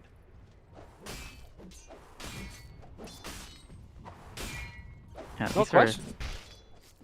these are some serious levels of beatdown. Like I can't remember the last time I saw an advantage this big at the 8-minute mark. 13-2 here. I think that's why I'm going to give you the hard question. Like, where is the return point? Like, what is Vikings play? The next, like, say 3 minutes. Like, what is your focus other than clearing these stacks without giving them away? I think your focus is just to get levels. Just try to get your heroes to your 6s and try to get this draw. I mean, the thing about these lineups is that if Viking, even though if they're, you know, a few thousand gold behind, if they do get levels on their heroes, they can still find kills. They still have a tremendous amount of damage once they do get these levels. When Draw gets 6, when you have this amp on Slardar, there are some very nice spells for Rubik to steal. So they're still gonna have ways of fighting back. Yeah, that is the thing, right? That's why we like the idea of their draft, is because it's quite simple to execute. But that's why I respect what 404 doing here. More relentless again, as they're going to find Shad hiding under the tier 1. Maybe he should have known he shouldn't have been there, because there's only one tier 1 left and 404 won it. But the stuns are going to come out on the no one. They need to be careful as Ramses is charging in. He has got the chrono, throw it out on the 2, catches the Venge and the Dragon Knight. Celery will be bashed up and killed off. Witness Curse thrown out into Slardar, so he can't kill off no one, who will be able to TP away. And the Avatar to turn around. Toby is going to bring him low. The Drangtail's done out. Ramses is forced to time walk away. But Viking, everything about this fight feels reactionary. They cannot find a single kill. Yeah, they're not really. Their communication seems to be a bit off too. Just just feeling the pressure here. They're not really focusing the same targets, and they walk away with nothing. Pretty much. Shad once again gonna be maybe the victim here. Under the bottom lane, he still doesn't have a point in Gust, which is quite scary when you're playing against this Tiny who just keeps running at you, and no one's gonna be able to pour it in 3 seconds. Here they come. Not Tiny coming through. It's going to be Nature's Prophet, more importantly, coming through as he's going in behind him. Scouts him out. He just got 6, which means he's definitely leveling marksmanship and not the Gust. He's gone. Shad, now 8 deaths, 10 minutes into the game. He's going to be in double digits pretty fast at this rate. Toby will arrive, but it's always going to be running away. I mean, Zayats is actually so scary as a frontliner right now in this game. No one being part of 16 out of 17 of these kills at the 10 mark. Oh, he lost 100%. Yeah, but the spooky part is the spooky part is that they're even getting levels on like the Doom. Like you look, actually all 5 heroes are level 8 on 404 here at 11 and now minutes. They're gonna get more. Celery brought low. Witness Curse gonna come out. The Doom was thrown out in the boom. It will end his life. Celery will be found as well. So it's a double kill for Ramses. Toby's able to sliver away, but they'll finally get this tier 1 tower, which means not only is the XP looking Gucci, but the gold is looking even better, as this will probably push them up to the 8k mark. They're still hunting for more, though. There will be a turnaround. Tiny got too greedy. Toby is low on HP, but so is Solo. Needs to run away. Shad gets the slows in. Splinter Blast is going to be a whiff, and he will fall. They do get the tower, so they keep the net worth more or less where it was before the fight. I mean, they didn't want to get more kills right there, right? They were all level 8. They're still all level 8. I'm not... This game is just... Oh, whoa, no. Surprises. No one just got level 9. No, come on. You level as a team right now. Come on. Yeah, that's kind of what I'm thinking. Just stay together, Weird little 5 Musketeers thing going on. But the net worth is like, look at Zayats go. I mean, he started off with these tracks. He started off from humble beginnings, and then he's like, drums, blade mail. I just realized that actually, I hit pretty hard. I'm just going to make it so I can run into their face and never care. Yeah, they're just going these double blade mails. I mean, they just want to be on top of all these heroes, right? If you have this Prophet running with blade mail, you got the Doom going in blade mail. It's hard for Drow to deal damage. You just have these big beefy boys just run in. I mean, it's just Prophet not really normally a tanky guy, but he's going for the Solar Crest blade mail build, so he's building a lot of armor. So he is gonna be beefy anyways. Tiny with the extra armor coming out of Grow. They're all just gonna be pretty beefy, and it's gonna be hard for Drow to go through all these heroes, especially when there's a Wyvern in the game as well. I think that's Tiny. Just waddles in, immediately falls up the Elder Dragon form, and boom, can't do anything with it. He's nowhere near his Blink Dagger, still halfway to it, and Sumel, he's still going to reach it around the same time this rate. Avalanche toss in onto Toby, 1 bash would be good, but Ramses can't find it. Wrath of Nature dishes out a lot of damage. They'll move across with the Time Dilation and save the Chrono, as they can easily pick off the Dragon Knight. Boom is down and dead. That's going to be his Dragon form used for nothing. And they're going to lose more. Toss forward, says Solo, give me vision. That's what supports do, right?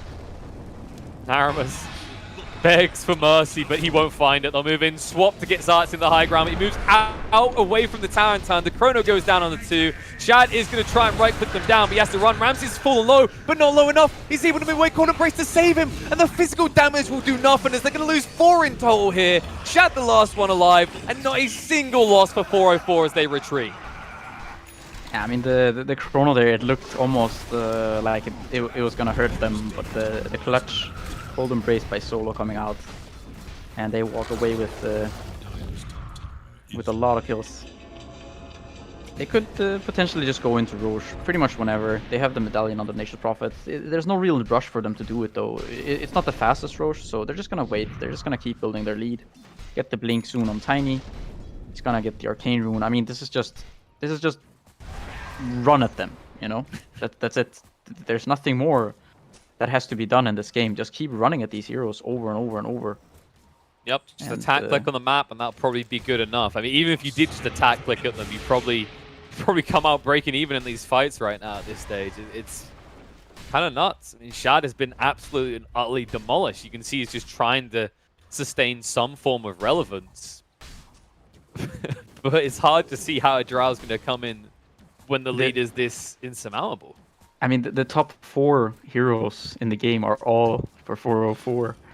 And I mean, Zayek's even ahead of the mid Tiny. So Nails have been demoted to position 4 here. And they try and jump that Doom that's so tanky, got so much gold. Instead, Aramis, the other pos 4 in the game, is going to fall. He does at least die to neutral. Zayek will die. They finally are able to bring him down. Now Toby needs to get out. He just bit off more than he could chew. He thought he could walk up, just throw out a stun casually. Witness Curse going to be thrown out as they finish off one.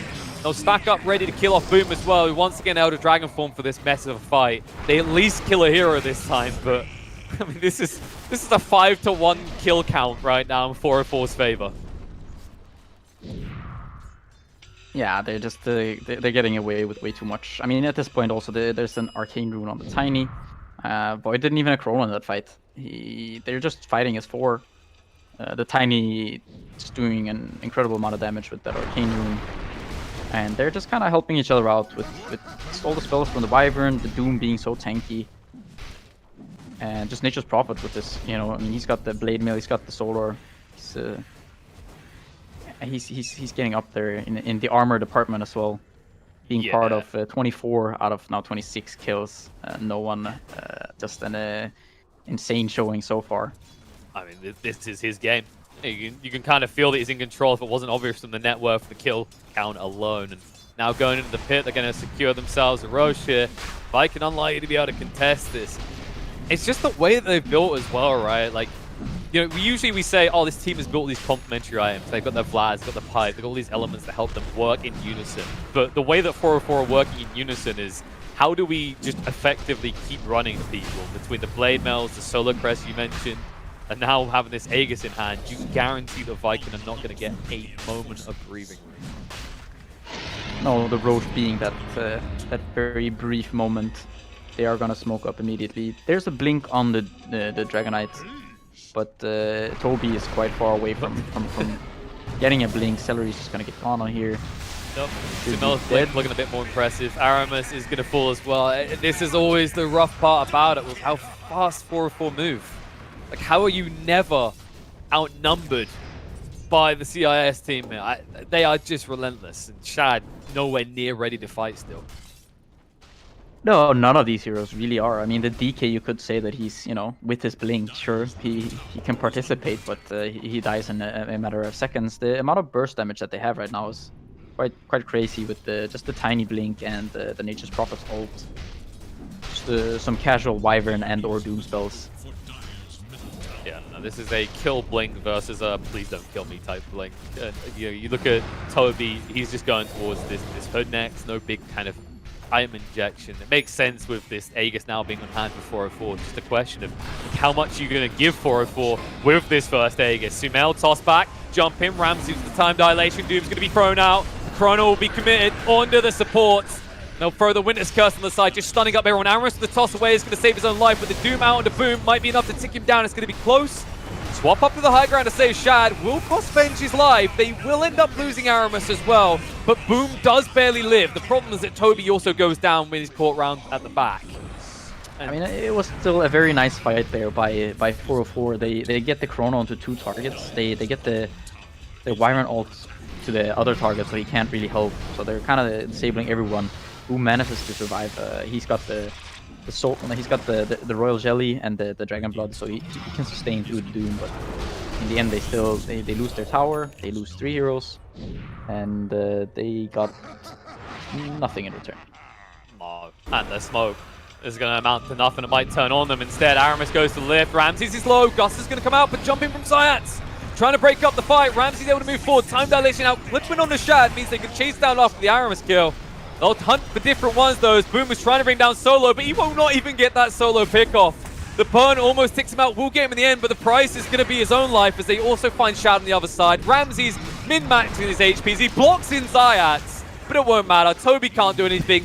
Viking cannot do anything. It's an immediate GG. Yeah, I mean, Shad just had enough there. At some point, you're just, you just don't want to play this game anymore. If I think the that was last like game was 10 a big, minutes ago. if the last game was a big beatdown, then, this 19,000 gold at 19 minutes, 404 showing some... I mean, this actually does look a lot like kind of the VP of old, at least. Just bringing back this serious, just smash you into the ground and stomp on you while you're there kind of aggression. And just, crazy performance by no one. Also, Sumail and even Syeds there. Just the kill participation and the constant rotations. Just, I mean, this type of Dota, I feel like it's just so enjoyable to watch this type of Dota. I feel like we don't get to see this that much these days, but no, it's very nice to see. It's refreshing to see it. When you finally get it, you're just like, this is it's like a very nice meal. No, I agree. It's I think the simplest way to put it is playing to win Dota, right? Like usually teams, they think about the backup plan, like what we're going to do down the line. But from the way they itemized to the way they moved, Just Era, like they saw they had an advantage and they didn't even remotely hesitate to push it. I love to see it. And so far, the story of this series has been one of aggression. Viking, they proved once they could get going how aggressive they could be. But Just Era, like you said, it was like Solo went, wait, didn't we used to do this? Weren't we the we can still teach these kids a few things. They do exactly that. That was quite the lesson they were given.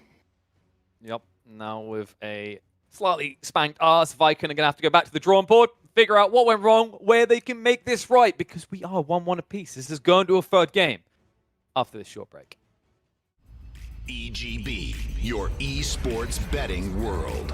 The only place to find the widest choice of popular games and matches to win real money. Choose your bet on a single event or express of several matches with dizzy odds. Serving the market for 7 years with over 800,000 users. Join now to get your bonus for the first deposit up to $600. EGB, you know for sure who's gonna win.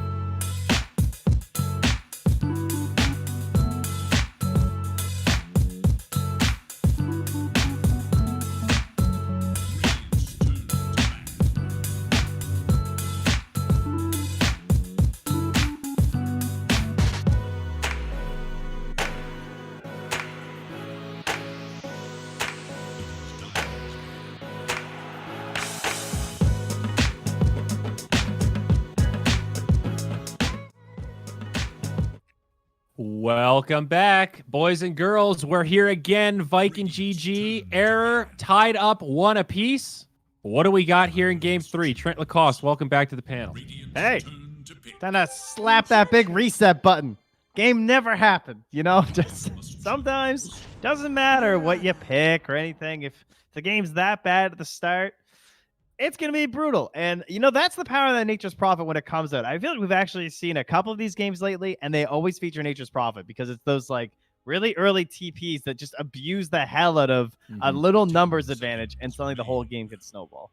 Man, no one was doing some serious heavy lifting in the previous game. Yeah. Like, he was playing out of his mind. Unbelievable.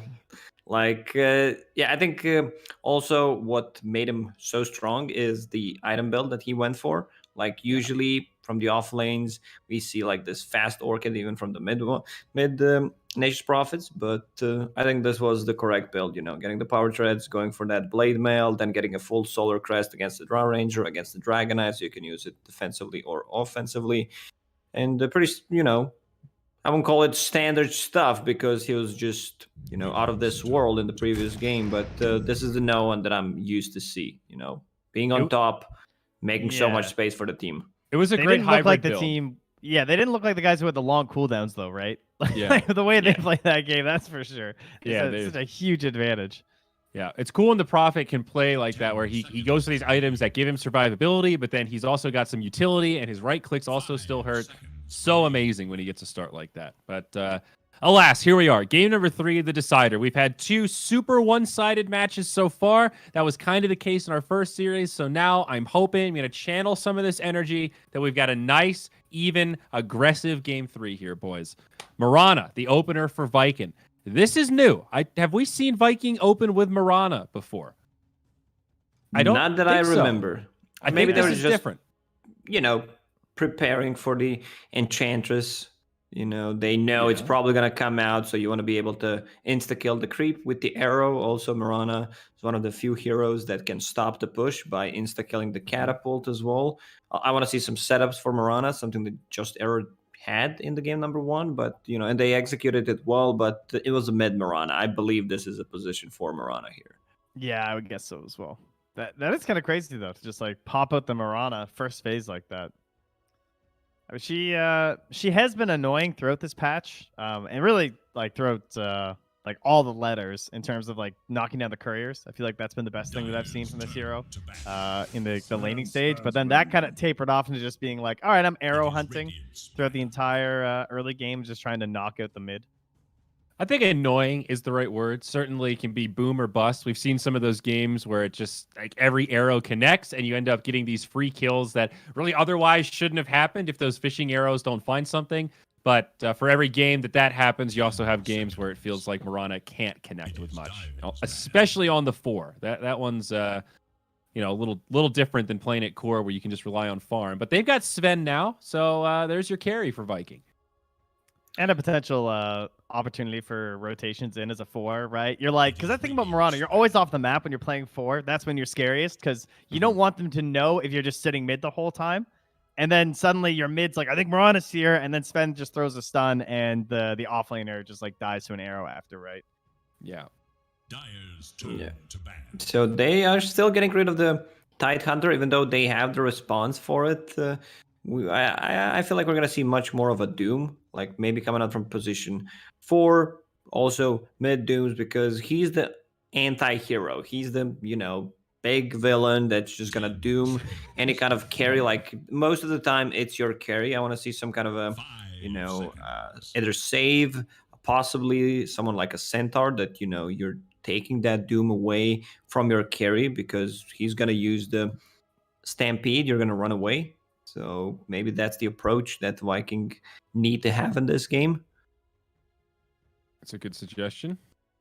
It can be hard with Sven though, because like usually you're hoping that with the Doom you can then bail out. Then again, I guess if you get the God Strength off and then he dooms you, you're not really that upset. You can still pretty much be Sven. Just you won't have your like stuns and perhaps your Agnims at that point. But that's one of the benefits of having the Sven here. It doesn't really matter that much, right? Having the Doom on you. Getting curious, though, what Just Error are thinking for position 1. A lot of those hard carries banned out and still one more ban to go. They could get rid of the Drow still. I mean, Drow versus Sven is like kind of goes both ways, I think. Like Sven needs time, Drow needs time. Sven has the armor versus the Drow, but it's also just a Drow lineup too that doesn't really... Like, even if you have counters to the Drow lineup, you still have to execute pretty well. And if you make a couple mistakes, the lineup can still just like take over the whole game, as we kind of saw in match number 1. Warcry is a nice option against Drow from the Sven side. Yeah.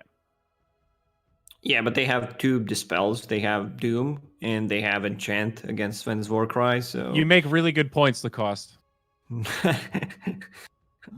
That's why I'm here. Ooh, the Slardar ban.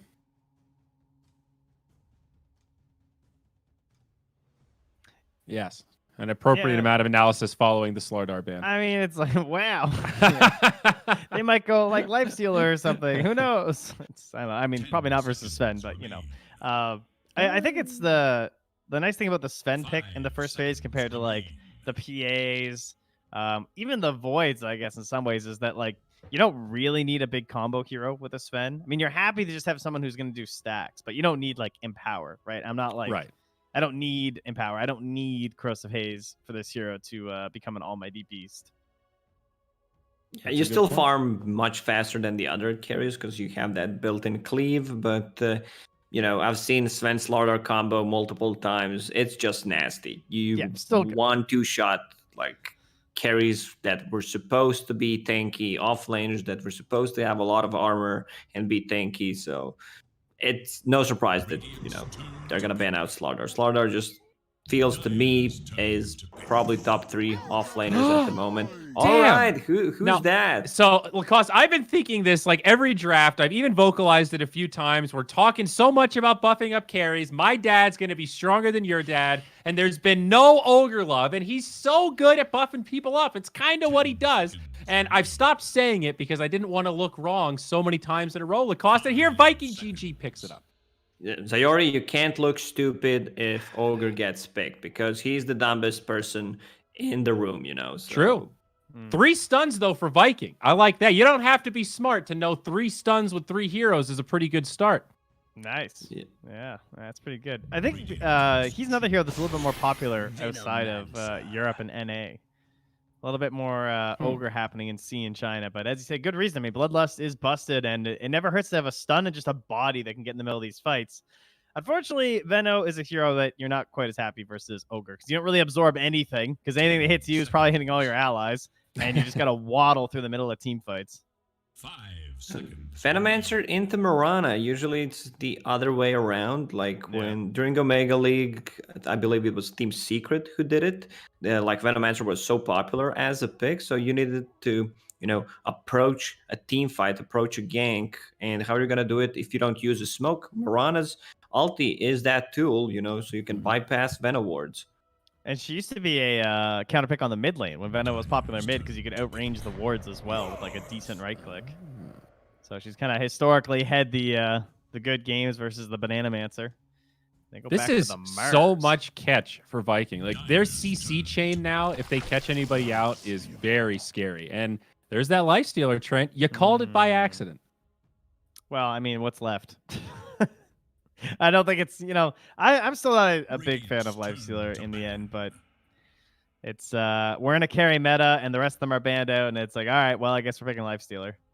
A Lifestealer matches up nicely against Sven. Not when Sven has like 2 items and he's staying 1 item ahead, but if we're talking like once Lifestealer gets his items 25 plus minutes in 30 plus, like he is good to go. He can man fight as Sven. 5 seconds. It is Dial's ban. Lifestealer is weird. I generally don't like him as much either, but we've seen a lot of games where he just doesn't make any mistakes. He doesn't take any stupid deaths, you know, gets that early armlet or goes Midas armlet, and he's just a beast, you know, hard to slow down.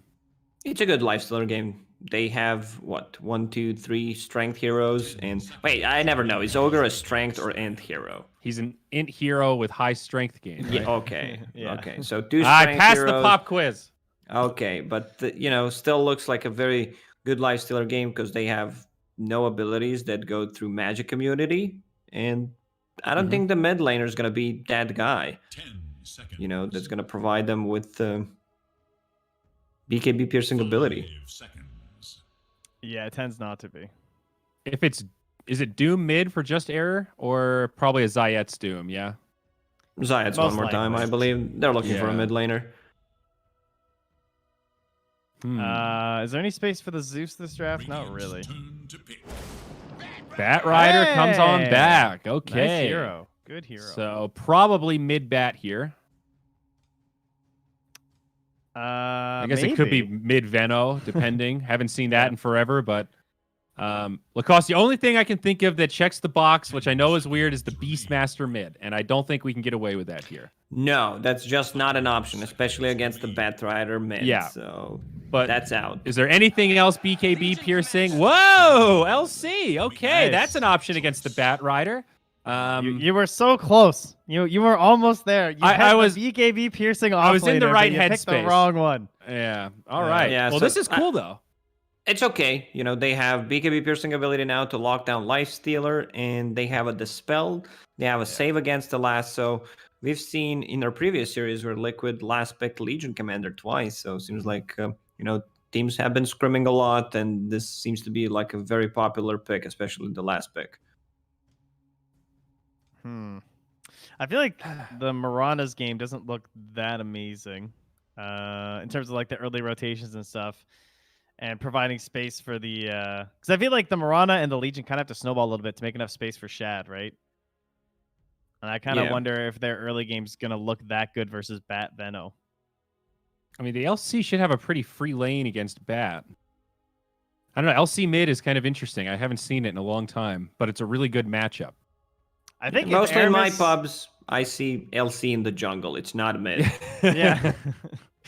All right, well, think predictions, Aramis boys. We just, got to like- get to these casters. What do we got? All right. Stack a bunch on the side of Viking. I think Viking will still win because I think there's still like a timing window that Error kind of have to hit, and I'm just not that confident in it. So I'll go with just Error. I think they have a decent lineup. Once again, Doomed anti-carry against the Sven. Even though they have a lot of stuns, I think they can get, you know, through the early stages, and Lifestealer just beats Sven at the super late game. All right, analysts are split. Hopefully that's an omen for a tight game 3 here. EGB.com. They've got the odds. They've got the action. Find the link below the stream. But now on to Killer Pigeon and PieCat for the commentary. Wow, fingers crossed we do get a close one. Fingers crossed we get a game that goes a little bit longer. I wouldn't mind having that here, as long as it is as bloody as the last one, PieCat. And, you know, Viking, they actually tweeted something out that might be important here. That might allow us to kind of decipher this game. So apparently Boom's hair's coolness changes based on whether they're winning or losing. Now, I've never seen Legion Commander's hair. And Dragon Knight, you can never see his hair either. There might be something to this. So, wait, are you saying that his hair in-game is changing? Yeah. Or... Well, I think they're suggesting out of game, but I'd also say in-game. Because think about the first game as well. Yeah, maybe. I mean, I'm not really sure where to go with this information. I feel like, wow, it would be inappropriate. In the words of the great LD, I'm gonna go ahead and say, wow. Damn, broke his brain. Because you know what breaks your brain, right? Because what did he play in game 1? It was the Doom, right? It was the Doom, yes. Do you count horns as part of your hair? Doom, horns, hair. Tough. No, I want to say. Is that discrimination against like demons at that point? I feel like it's not really hair. I mean, I don't know if like if the horns go under the same like kind of like nails and hair, right? But I'm not really sure. I don't know. I'm not really a horn expert.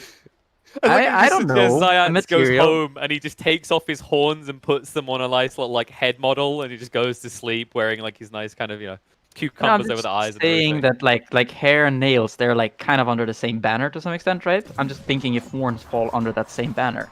You know what I mean? Either way, I was kind of thinking here that it would have been interesting to see if 404 would have just wanted to try to swap the Batrider into this bottom lane and try to get the Veno versus LC matchup in the mid, but they're just gonna go for this. They're going for the standard lanes, and they're getting kind of tri-laned here. Yeah, and you know what? They've just shown us what's so important about this tri-lane, what gives Mirana the advantage, even though they're going to ban it now, is when there's 3 heroes in a lane, even if you miss an arrow, there's a higher chance that you're still going to hit someone else. Somehow they get the first blood because of that. Yeah, sometimes, you know, you shoot arrow and you miss target, but you still land arrow somehow. It happens. It's all calculated. Aramis knows what he's done. You know, we are hoping we're going to see a pretty impressive Mirana game.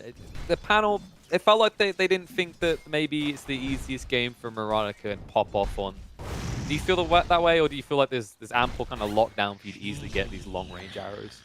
I mean, personally, I feel like there's rarely a scenario in which I feel like the Mirana +4 is going to pop off. However, It has been done. No one is getting kind of walked down by this Boots Ogre, refusing to use the Gale for some reason, holding it until the very last moment. Maybe now they can try to run him down.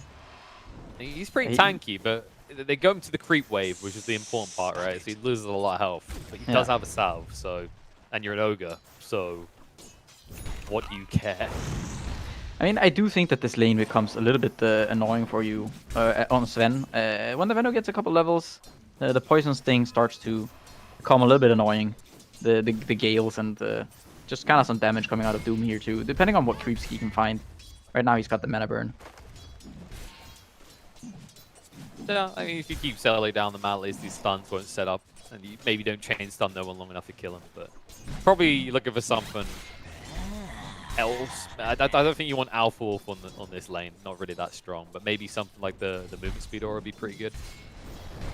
I think you want something with more kind of fighting capabilities. I mean, for now the mana burn seems okay-ish. Burning no mana from Ogre does not seem like the best choice, but yeah, for now it seems okay. However, the mid lane though, right now, Boom doing very well. I do think this is already a quite tough matchup, and also with ping it should be quite disadvantageous. Boom just going with the early Bracer, Wand, Quelling Blade, Sumail sitting at 50 base damage. It's not the easiest thing to last it against this Legion. And he can also always just remove the stacks whenever they start to stack up. Also, he gets flashbanged every time he's sticking napalms. Have you not got Yeah, that visual as well? Oh, look, is this a special Legion? I don't know. I've never seen that before somehow. I mean, it looked more scary to me. I don't know why he suddenly illuminates like he's just being permanently purification by an Omni Knight, but... Boom. Yeah, I mean, Viking are up 2k at 3 minutes just from lanes alone, so... Now, there's an argument to be had here. Like, is it more worthwhile to just out-CS your opponent or kill him? Because, you know, 404, they built a lead eventually, but it was based on just blood. Constant blood being spilled. Yeah, I mean, isn't it kind of funny how, like, the first 2 games, they're just, like, aggression, aggression, aggression, you know, teams just running at each other, and then now this game is just, let's just go hit some creeps this game. I do think that the aggression will ramp up a little bit once these heroes get a couple levels. But for now, kind of a quiet start. I gotta say, though, I kind of like the position that Viking are in. They've got these 2 big melee bonkers that are gonna benefit from the Bloodlust. I mean, the Mars to some extent too, but he's not really the primary target for that. He doesn't benefit all that much from tech speed. And they've got some strong lanes here, and I think, you know, this lifestealer, he kind of has to do well in the lane here to translate into a proper game. I do think this is not the best Veno game into this Legion commander. He can probably deal quite a bit of damage at some point, but playing against that against the press the attack is always annoying for you. No, it felt like it was, you know, 4-4 attempting the real big brain. Like, oh, nice. We'll pick the lifestealer that covers our Bat Rider. And, you know, it also covers our Veno. And then it's almost like, wait, what do you mean they can run Legion in the mid? Honey? Celery? Yeah, they're gonna walk Celery down here. Sumail kind of give him just pursuing this quite far. But I mean, this is just more farm for Legion in the mid lane. You look at the difference in net worth. Boom already also being level 6. Sumail is not that far off, but the gold, Boom is already up more than 1,000 gold in 5 minutes. And he's going straight for that Blink Dagger. He just knows this type of game. He just run in, club these easy squishy targets, and now they're going to club Veno. No one! Zero. Caught sleeping. He just thought he could easily right-click as they slowed him down. Did not expect Aramis to arrive with that arrow. Yeah, clutch arrow there from Aramis. Also nice rotation. Just Mars doesn't really need all that much help at this point. The Bulwark does a lot of the job in this top lane, so he's not all that worried, even if he spies Lonesome. And so Aramis is kind of free to roam around a little bit, you know, whether he wants to go mid and connect with an arrow of the duel, or if it's bottom, he's got his pick. And yeah, Shad is just gonna queue up the Midas. I mean, well, what a different start from the last game. I think at this point he already had 4 or 5 deaths by this minute last time. Now he's just queuing up the Midas, having a great time so far.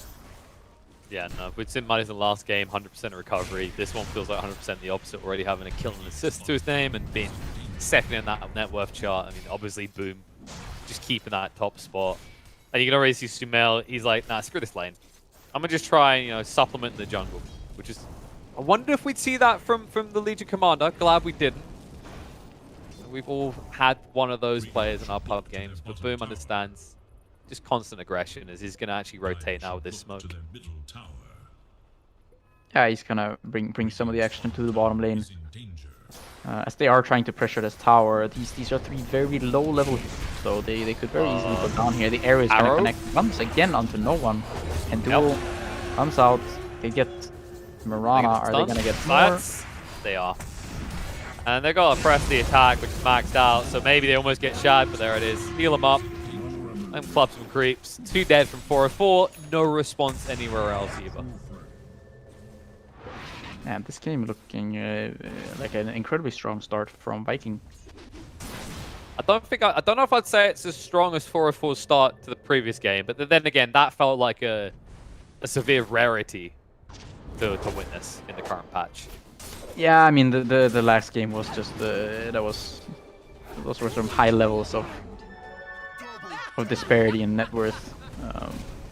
Now This Toby game, being rotated on. They'll trap him in. He did commit the arena. Thought maybe it would save him, but Sumail was able to wiggle in before he could get it up. I mean, the thing about this game is just that I do feel like Viking, they're gonna scale incredibly well in this game. It's the one core lifestealer, I think we've talked about it a few times in we hate on it a lot. And yeah, I'm personally not a big fan of this one position lifestealer. I feel like it's very difficult for the hero to do all the heavy lifting alone.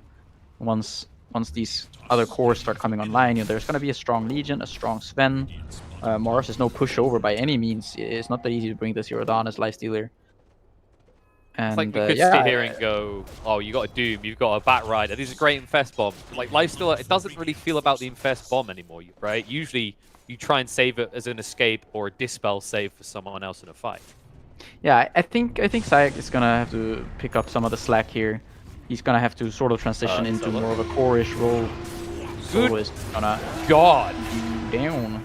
I mean, you show and you're just dead. This Bloodlust with the movement speed on this Legion Commander is just ridiculous. Yeah, and he's gone for his max press the attack build, just lowering the cooldown, more attack speed, more HP regen, pretty much all that you need this game. You don't really need this overwhelming odds. Sure, you can stop some push from Enchantress's creeps or whatnot, but this game, pretty much all you need is this press the attack. Definitely the way to go. I mean, press the attack and Bloodlust, right? It's just Gatling gun mode. And you can see he's almost capping movement speed when he uses phase boots with Bloodlust on.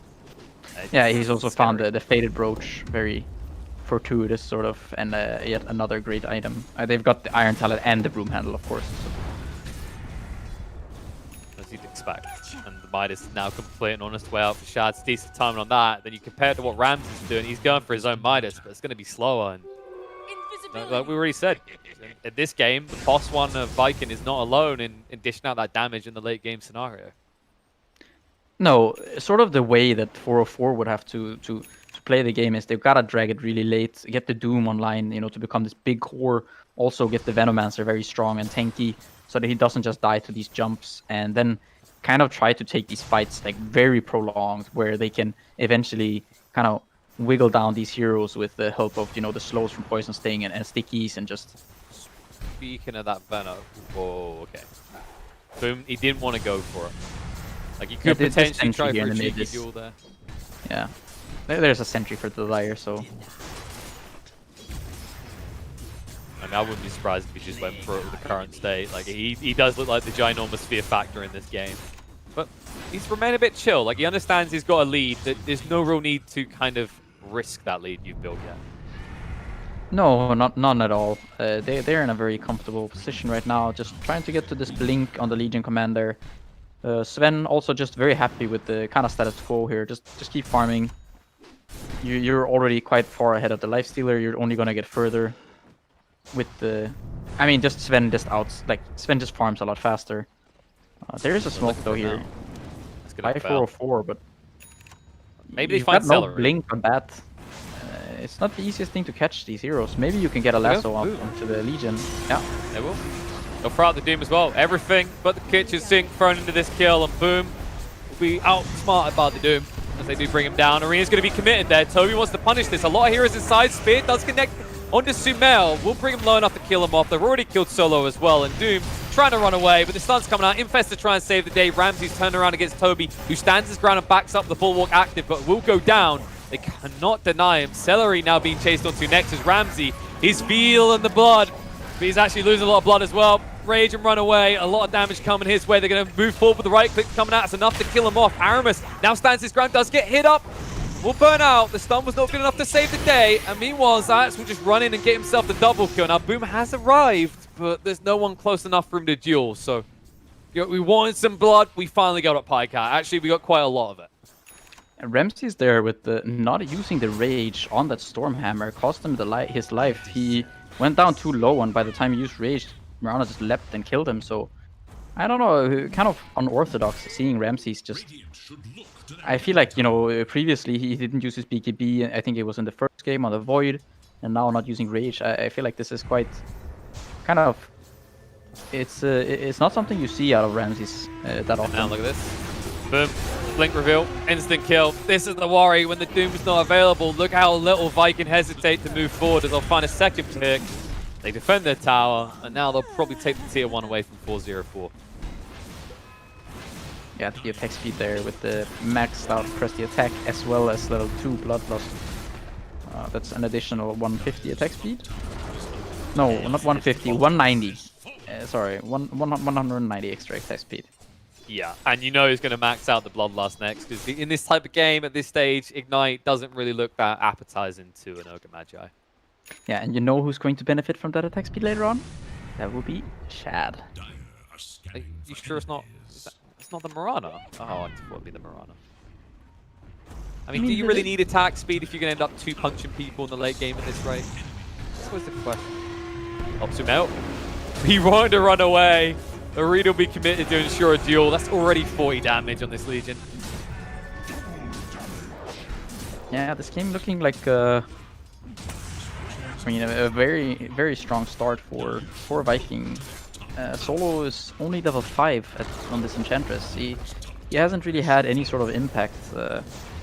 They invested very heavily into winning lanes, I think, with this lineup, but they really didn't do all that well in their lanes, 404, and now their lineup is in a bit of an awkward spot here. That's the weird part, right? Like, the last game, I'd say they went for the kind of lane wins, right? Like we mentioned last game, Vikings Draft wasn't about winning lanes, it was about getting your 6s and doing things. Whereas this game, it's almost like the Legion Commander pick just completely demolished what the plan was, laning-wise, for 404. Yeah, they are going to try to go here onto Boom, but they can't reach him. Celery's just going to stun them up. And they're stunning them up. They will lose Ogre in the end, but for the effort you just put in, for that to be all you get, and you're still maybe going to lose the runes. Aramis is thinking about going for it. He's going to leap forward. The Zayats will beat him to the first bounty. He could try and leap the high ground, but it's too risky.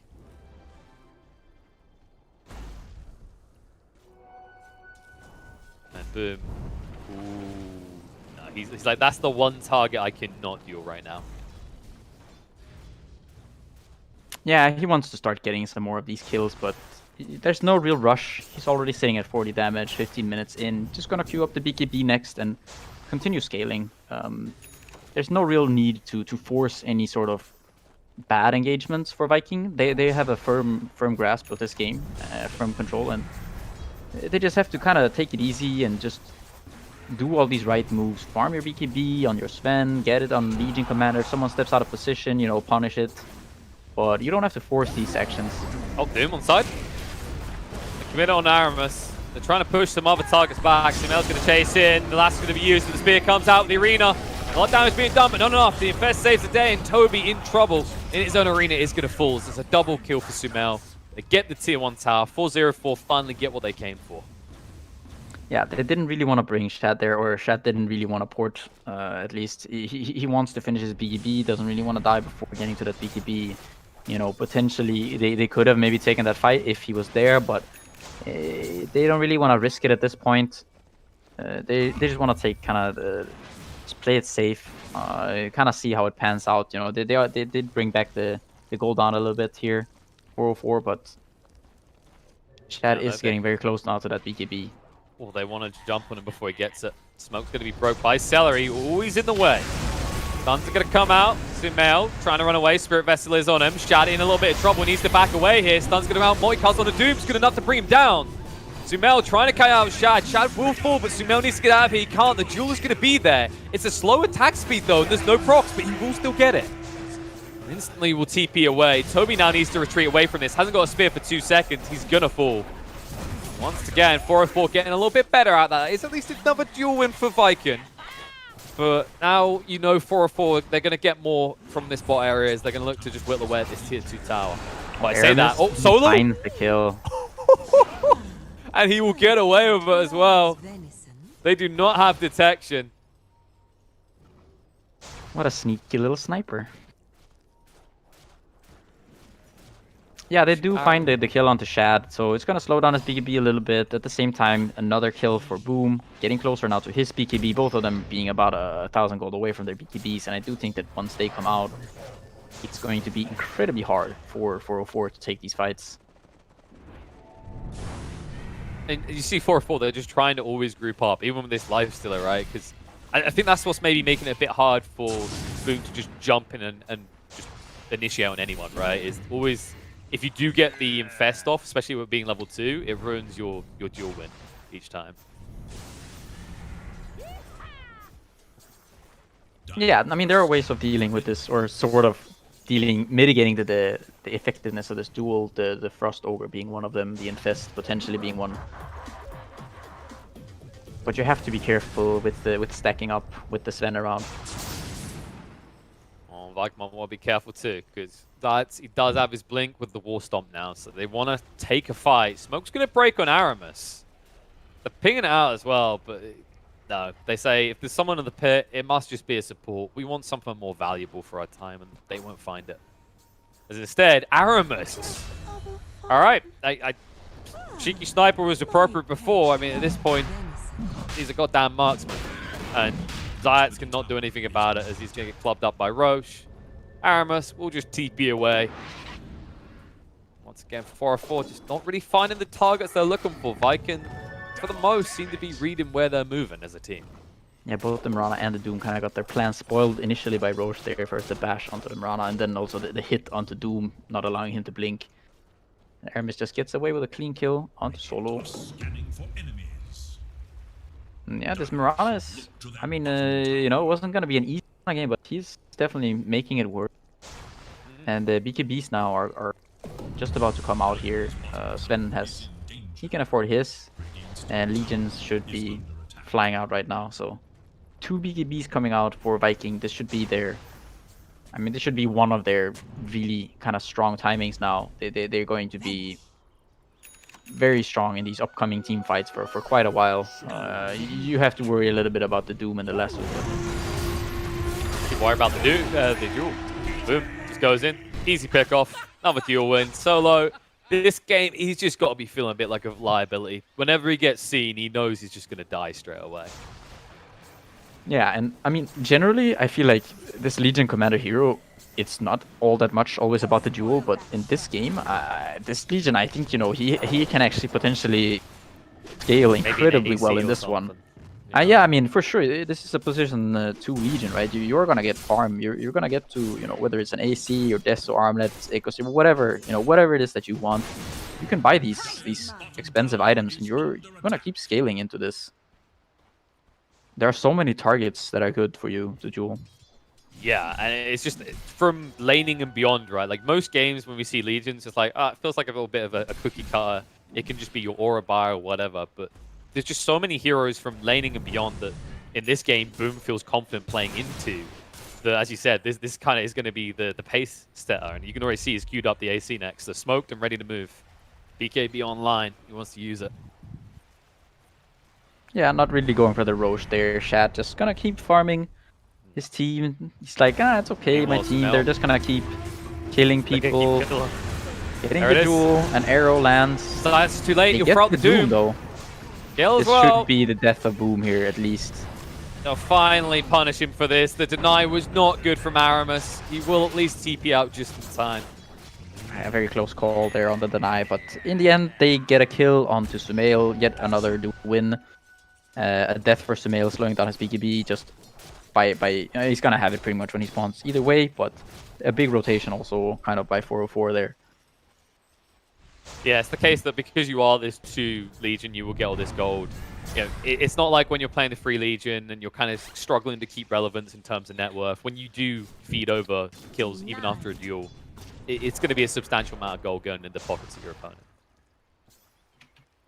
Yeah, definitely giving away a bit of gold there, but in the end, you still have your Sven is still farming and getting close to that Ags. Wouldn't be surprised if they start thinking about Roche now that they're all alive again. Yeah, maybe that was the thing. Boom, when he was walking past that pit, he was like, if I had like 100 duel damage, I reckon I could really help in that pit. On the way. It has been scanned, but it falls over 4. I don't know if they're even close enough to respond to this. Yeah, Roche is going down quite quickly here with Sven and Legion both dealing quite a lot of damage. Yeah, too late. No one needs to get out of here quick. The Arena's going to go down and split up the fight, though. He goes in, throws out the poisoner, but they don't give a damn. Pins Sumail to the wall. They'll infest. Nice BKB just in time before the arrow can connect. There's going to be a duel coming out anyway. He's still going to fall. Ramses could not save him anymore. Solo's going to be chased onto, but they decide it's not worth it for the Ench because there's still a potential turnaround with a buyback coming out from no one. However, what are you going to turn around with? I mean, you haven't got no Doom for 35 seconds. They're going to jump in, trying to stun control the Shad. Nice press the attack to save him. Celery is going to be left behind. They'll find someone for their troubles. They did get the kill into the Mars as well, but I mean, a decent sized buyback to have to be committed for that, and you still end up giving the Aegis the way of Viking. It's kind of it's very annoying for 404. They have any stuns. They've got the Doom and the Batrider. Otherwise, they rely on this bash from Ramses. A lot of these heroes are just able to pour it out. And while they do get kills on Toby and on Celery here, they did commit the buyback there on the Venomancer, and they also, Sumail, he used his initial 10-second BKB charge, still went down. Another dual victory for Boom, who also has the Aegis. Kind of understanding that Sven, without his ult and BKB, you know, if he goes down, even though he has Aegis, there's no real point to it, whereas the Legion can utilize the item a bit better. It also lets him initiate like a maniac, right? Like last time top, when he died for his initiation, this time around he can just do whatever he sees and not care, as he'll do exactly that on the no one. That's going to be his dieback stitch. Now they need to get out quick. BKB out from Sumail, but the arena's already down. Solo is gone. Last two to drag Boom away from the fight. Doom is going to be committed. Have they got the damage to work through this though? Toby standing his ground is going to turn around against him. Sven is going to be brought down. Toby might fall, needs one more hit. Ramses can't find it, and Aramis able to move away. Solo did buy back from this. They want to commit to more fighting, but Sumail is already dead. They'll have to back away. Zayas does have to blink to escape and a TP, but he's waiting here in case there's a re-engage that might get him another kill. Not sure if there's going to be, though. Celery. Spear to get Ramses away. Rage, he knows he needs to run. Boom. Chase him forward. It's 10 seconds till a duel, and I don't know if Solo's going to live that long. But he might hold on to him. He's toying with him. He's like, no, no, no, no. This is my food. I will eat it. Nice initiation from Zayas, though. Aramis is going to be saved. They'll bring one down, and now that's perfectly timed to run in, get another duel, and another win for Boom. He's up to 160 damage now. Yeah, I mean, they get that stun onto the Mirana. It looks nice. He's just about to die, but once again, I mean, press the attack. The real hero of this game, not just Boom, but just this spell alone is just causing so many issues for 404 in this game. You know, already lacking stuns, just being able to remove pretty much anything with this press the attack is just, it's so difficult for 404 to play into this. They really have to kill the Legion or doom him or silence him or anything. But then you have to deal with Shad all of a sudden, so kind of picking your poison in that scenario. And not really, Ramses not really being able to connect onto these targets. No, he's being cut out. It's not like he's building an Abyssal to help deal with that issue of stuns, right? Realizing that there's still the press the attack, he's going for an AC instead.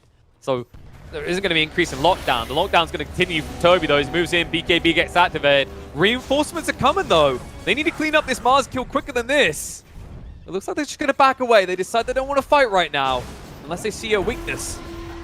Toby, he will eventually go down. They can't find anything else. Boom is still running away. He has still got the Aegis. The hesitant fight without Aramis, though, as he did go top. Yeah, Toby maybe getting a little bit ahead of himself there. He did commit. He just purchased the BKB and he does commit it, so 10-second BKB gone. And just maybe kind of overestimating his tankiness or thinking that his team was closer than they actually were. Because of that, 4-0-4, they can finally now push in and finish off this tower in the bot lane. I don't think Viking are going to defend it, not with Toby still being dead, but maybe that's kind of the wake-up call. Like, wait, no, we're not a Maul, we can still die. Let's not randomly try and find pick-offs on other sides of the map. Like, our strength is in big team fights. Yeah, I mean, once the Aegis is out and Sumail gets to this Blink Dagger, the fighting changes a little bit. Then they can start initiating onto this Legion commander with the lasso, try to bring him down as soon as possible, and then get on to the Sven. You know, potentially Ramses gets to this AC, he's gonna maybe be able to just man-fight the Sven. He can go for the Abyssal. And then you have sort of ways of trying to take these fights. There is a scary part if you wait too long, though, which is if you look Aramis, he's already on his way towards a Lotus. Toby's queued up one now as well, so they fully understand how to just counter what 4-0-4 are looking to do. Countering the counter, so as to speak, yes. Everyone's activating their trap cards. Ahead of the... You've activated my trap card, you've activated my trap card, pretty much how it goes. And then all of a sudden someone just pours gasoline on the card table, sets on fire. It's like my ultimate trap card, I win. And these Lotuses are kind of that for either side, right? Like, it's a really good Lotus game all around, because yes, there's a Doom and there's the Lasso on one side, but also, what's the typical counter people talk about against Ag Sven? It's always this Lotus pickup. And it makes me wonder if 4-0-4 are going to think about those as well themselves. Yeah, no, the Lotus could help them. At the same time, quite difficult to Lotus the Jewel, as it's just, you know, that's true. It's only going to be reflected and such, you know, it's hard to counter this. But wait, Pycat, in that situation, nah, actually, I think whoever wins gets the... Well, actually, I haven't seen that yet. If you win the duel that's reflected, you get the press the attack buff, right? The one that Boom's now getting. Yeah, I couldn't tell you.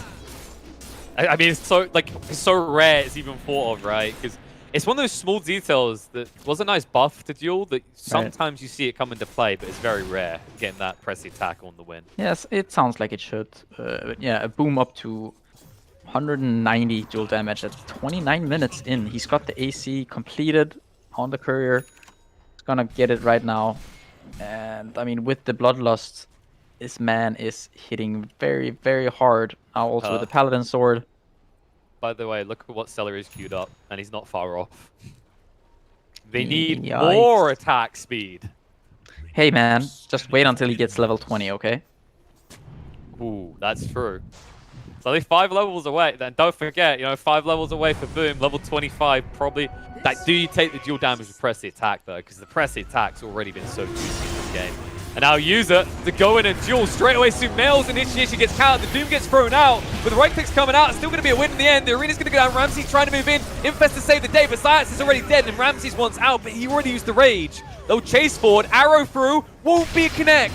But they don't need it. They've got the Stormhammer follow-up, which is good enough to connect on the Ramses. Forces him to fight, but he's pinned to a tree. He's going to be ran through and killed. Dead for 80 seconds. Solo will also go down.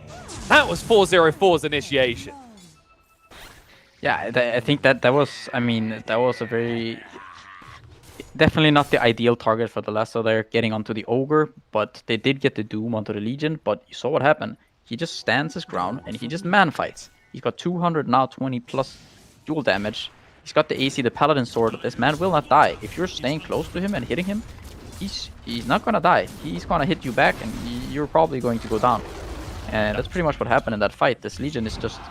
You are unable to man-fight this hero at this moment, unless you have some sort of disables, you know, be it Halberd, Abyssal, or Stuns, or whatever. You can't let this Legion keep hitting you back, because he's gonna be healing through pretty much whatever you throw at him. Yeah, and those stuns, those disarms not going to feel great at this rate, because Boom, he's on his way towards the Satanic next, and once that's online, not only does he not feel like a valid target, but you are all still targets for him in this game. Yeah, I mean, they really need more armor. They need a lot of items here. Sumail, I mean, he's down there, you know, with the kind of with the bottom pack in the net worth. And What are we talking about? It's just a support bat ride. Nothing out of the usual here. he's trying to get to that 4-staff, you know, but they need so many items to feel comfortable in this game, and there's just not enough time right now. Viking are just, they're not gonna, you know, take their foot off the gas. Just gonna keep going here. Another smoke from 404, but Moonlight Shadow by Viking. They're wrapping around. They're actually baiting because they're expecting a scan. So Toby's waiting in the pit for someone to arrive, and no one realizes now that they must be invis or smoked, and they're coming around the back on his position. Boom will be stopped from initiating by the ward. Important moment there as well, because no one, he only has 1300 HP. Yes, a lot of armor, but this Legion would almost insta-kill him at this stage. Toby might do it instead, though. He goes in, pins him to the wall. The wall alone will do the damage they need. That's an instant buyback out. He has still got the Poison Nova. No arena now for 60 seconds, but that's a big commitment when you have no way to get in on this fight from 404. Yeah, they're just desperately buying back here. They want to fight for this Roche, but the Roche is not up just yet. They understand that if the Roche is up, it goes down in just a few seconds to all the right clicks coming out of Viking, so they have to be present when it's there. The timing is rough as well for 404 because it's 20 seconds till Roche is up, 23 seconds until Arena is available. So what they committed is going to be there again in time for the Roche. Moonlight Shadow as well. And now you have a big liability. If no one gets picked off like that again, I feel like Poison Nova is a huge chunk of your damage right now as 404. Yeah, you're heavily also just lacking damage overall on pretty much all your heroes. Batrider, you know, just doesn't deal enough damage with this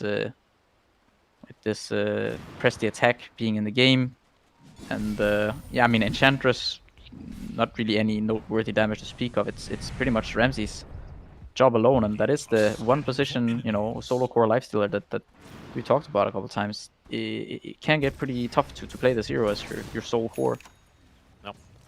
Nice at the stage where they have to just try for an infest bomb, anything they can find. The problem is they're not going to find anyone alone as Viking. They're stacked up, ready together. And might Shadow be used. Moving out. Smoke as well, so they know when they're close.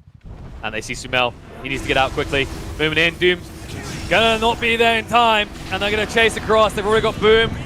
Another duel win as they're going to chase in. Science is going to be stunned up. They do not give a crap about this Doom. They'll turn around on Ramses as well, who will try to TP out, will be successful, but 404, it beckons the question, what do you do? Where is your kill? Where is your opportunity? Because now they're going to get their hands on Negus and Cheese, and you can bet your damn ass off they're going to be coming for your base. Yeah, Aramis coming in clutch there. He puts the Lincolns right on Shad, just as he's about to get the... just about to get doomed, and the Lincoln comes out there. He protects him. He already has the Titan Sliver and the Satanic, so either way he would probably be fine. But with the double damage, the God String, and the Legion with yet another dual kill, there's just 404 just don't really have any way of fighting back. And now Ogre with the Solar Crest getting very close now to that level 20. So you know, we might see this. At this point, you know, I wouldn't be surprised if they were able to just kind of hit these buildings through whatever backdoor protection, you know. At some point, maybe they'll be able to get through the glyph too. You know, if they keep going on. At this stage, you just change the animation to like an anime spin as you watch Boom just spin around, whacking every target. Because that is the sort of speed we're talking here.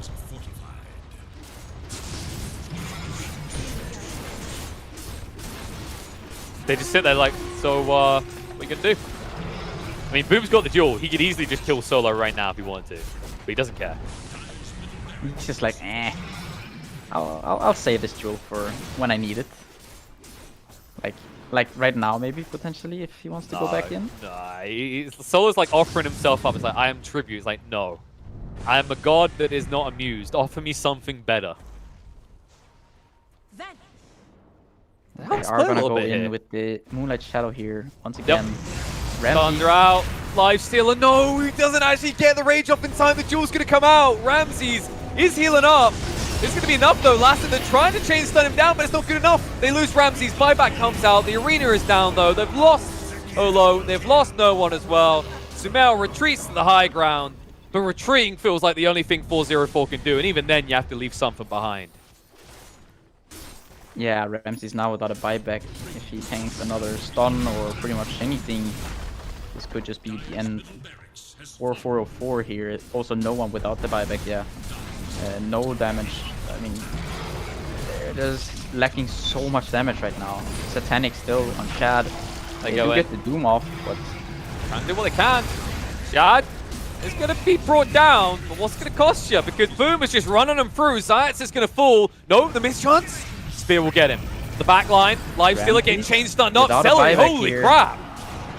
Ramses is going to fall. Zayats, he just bought back. That's an easy duel win. Says thank you very much. As they call GG Pupugabadaz, which I believe means we give up.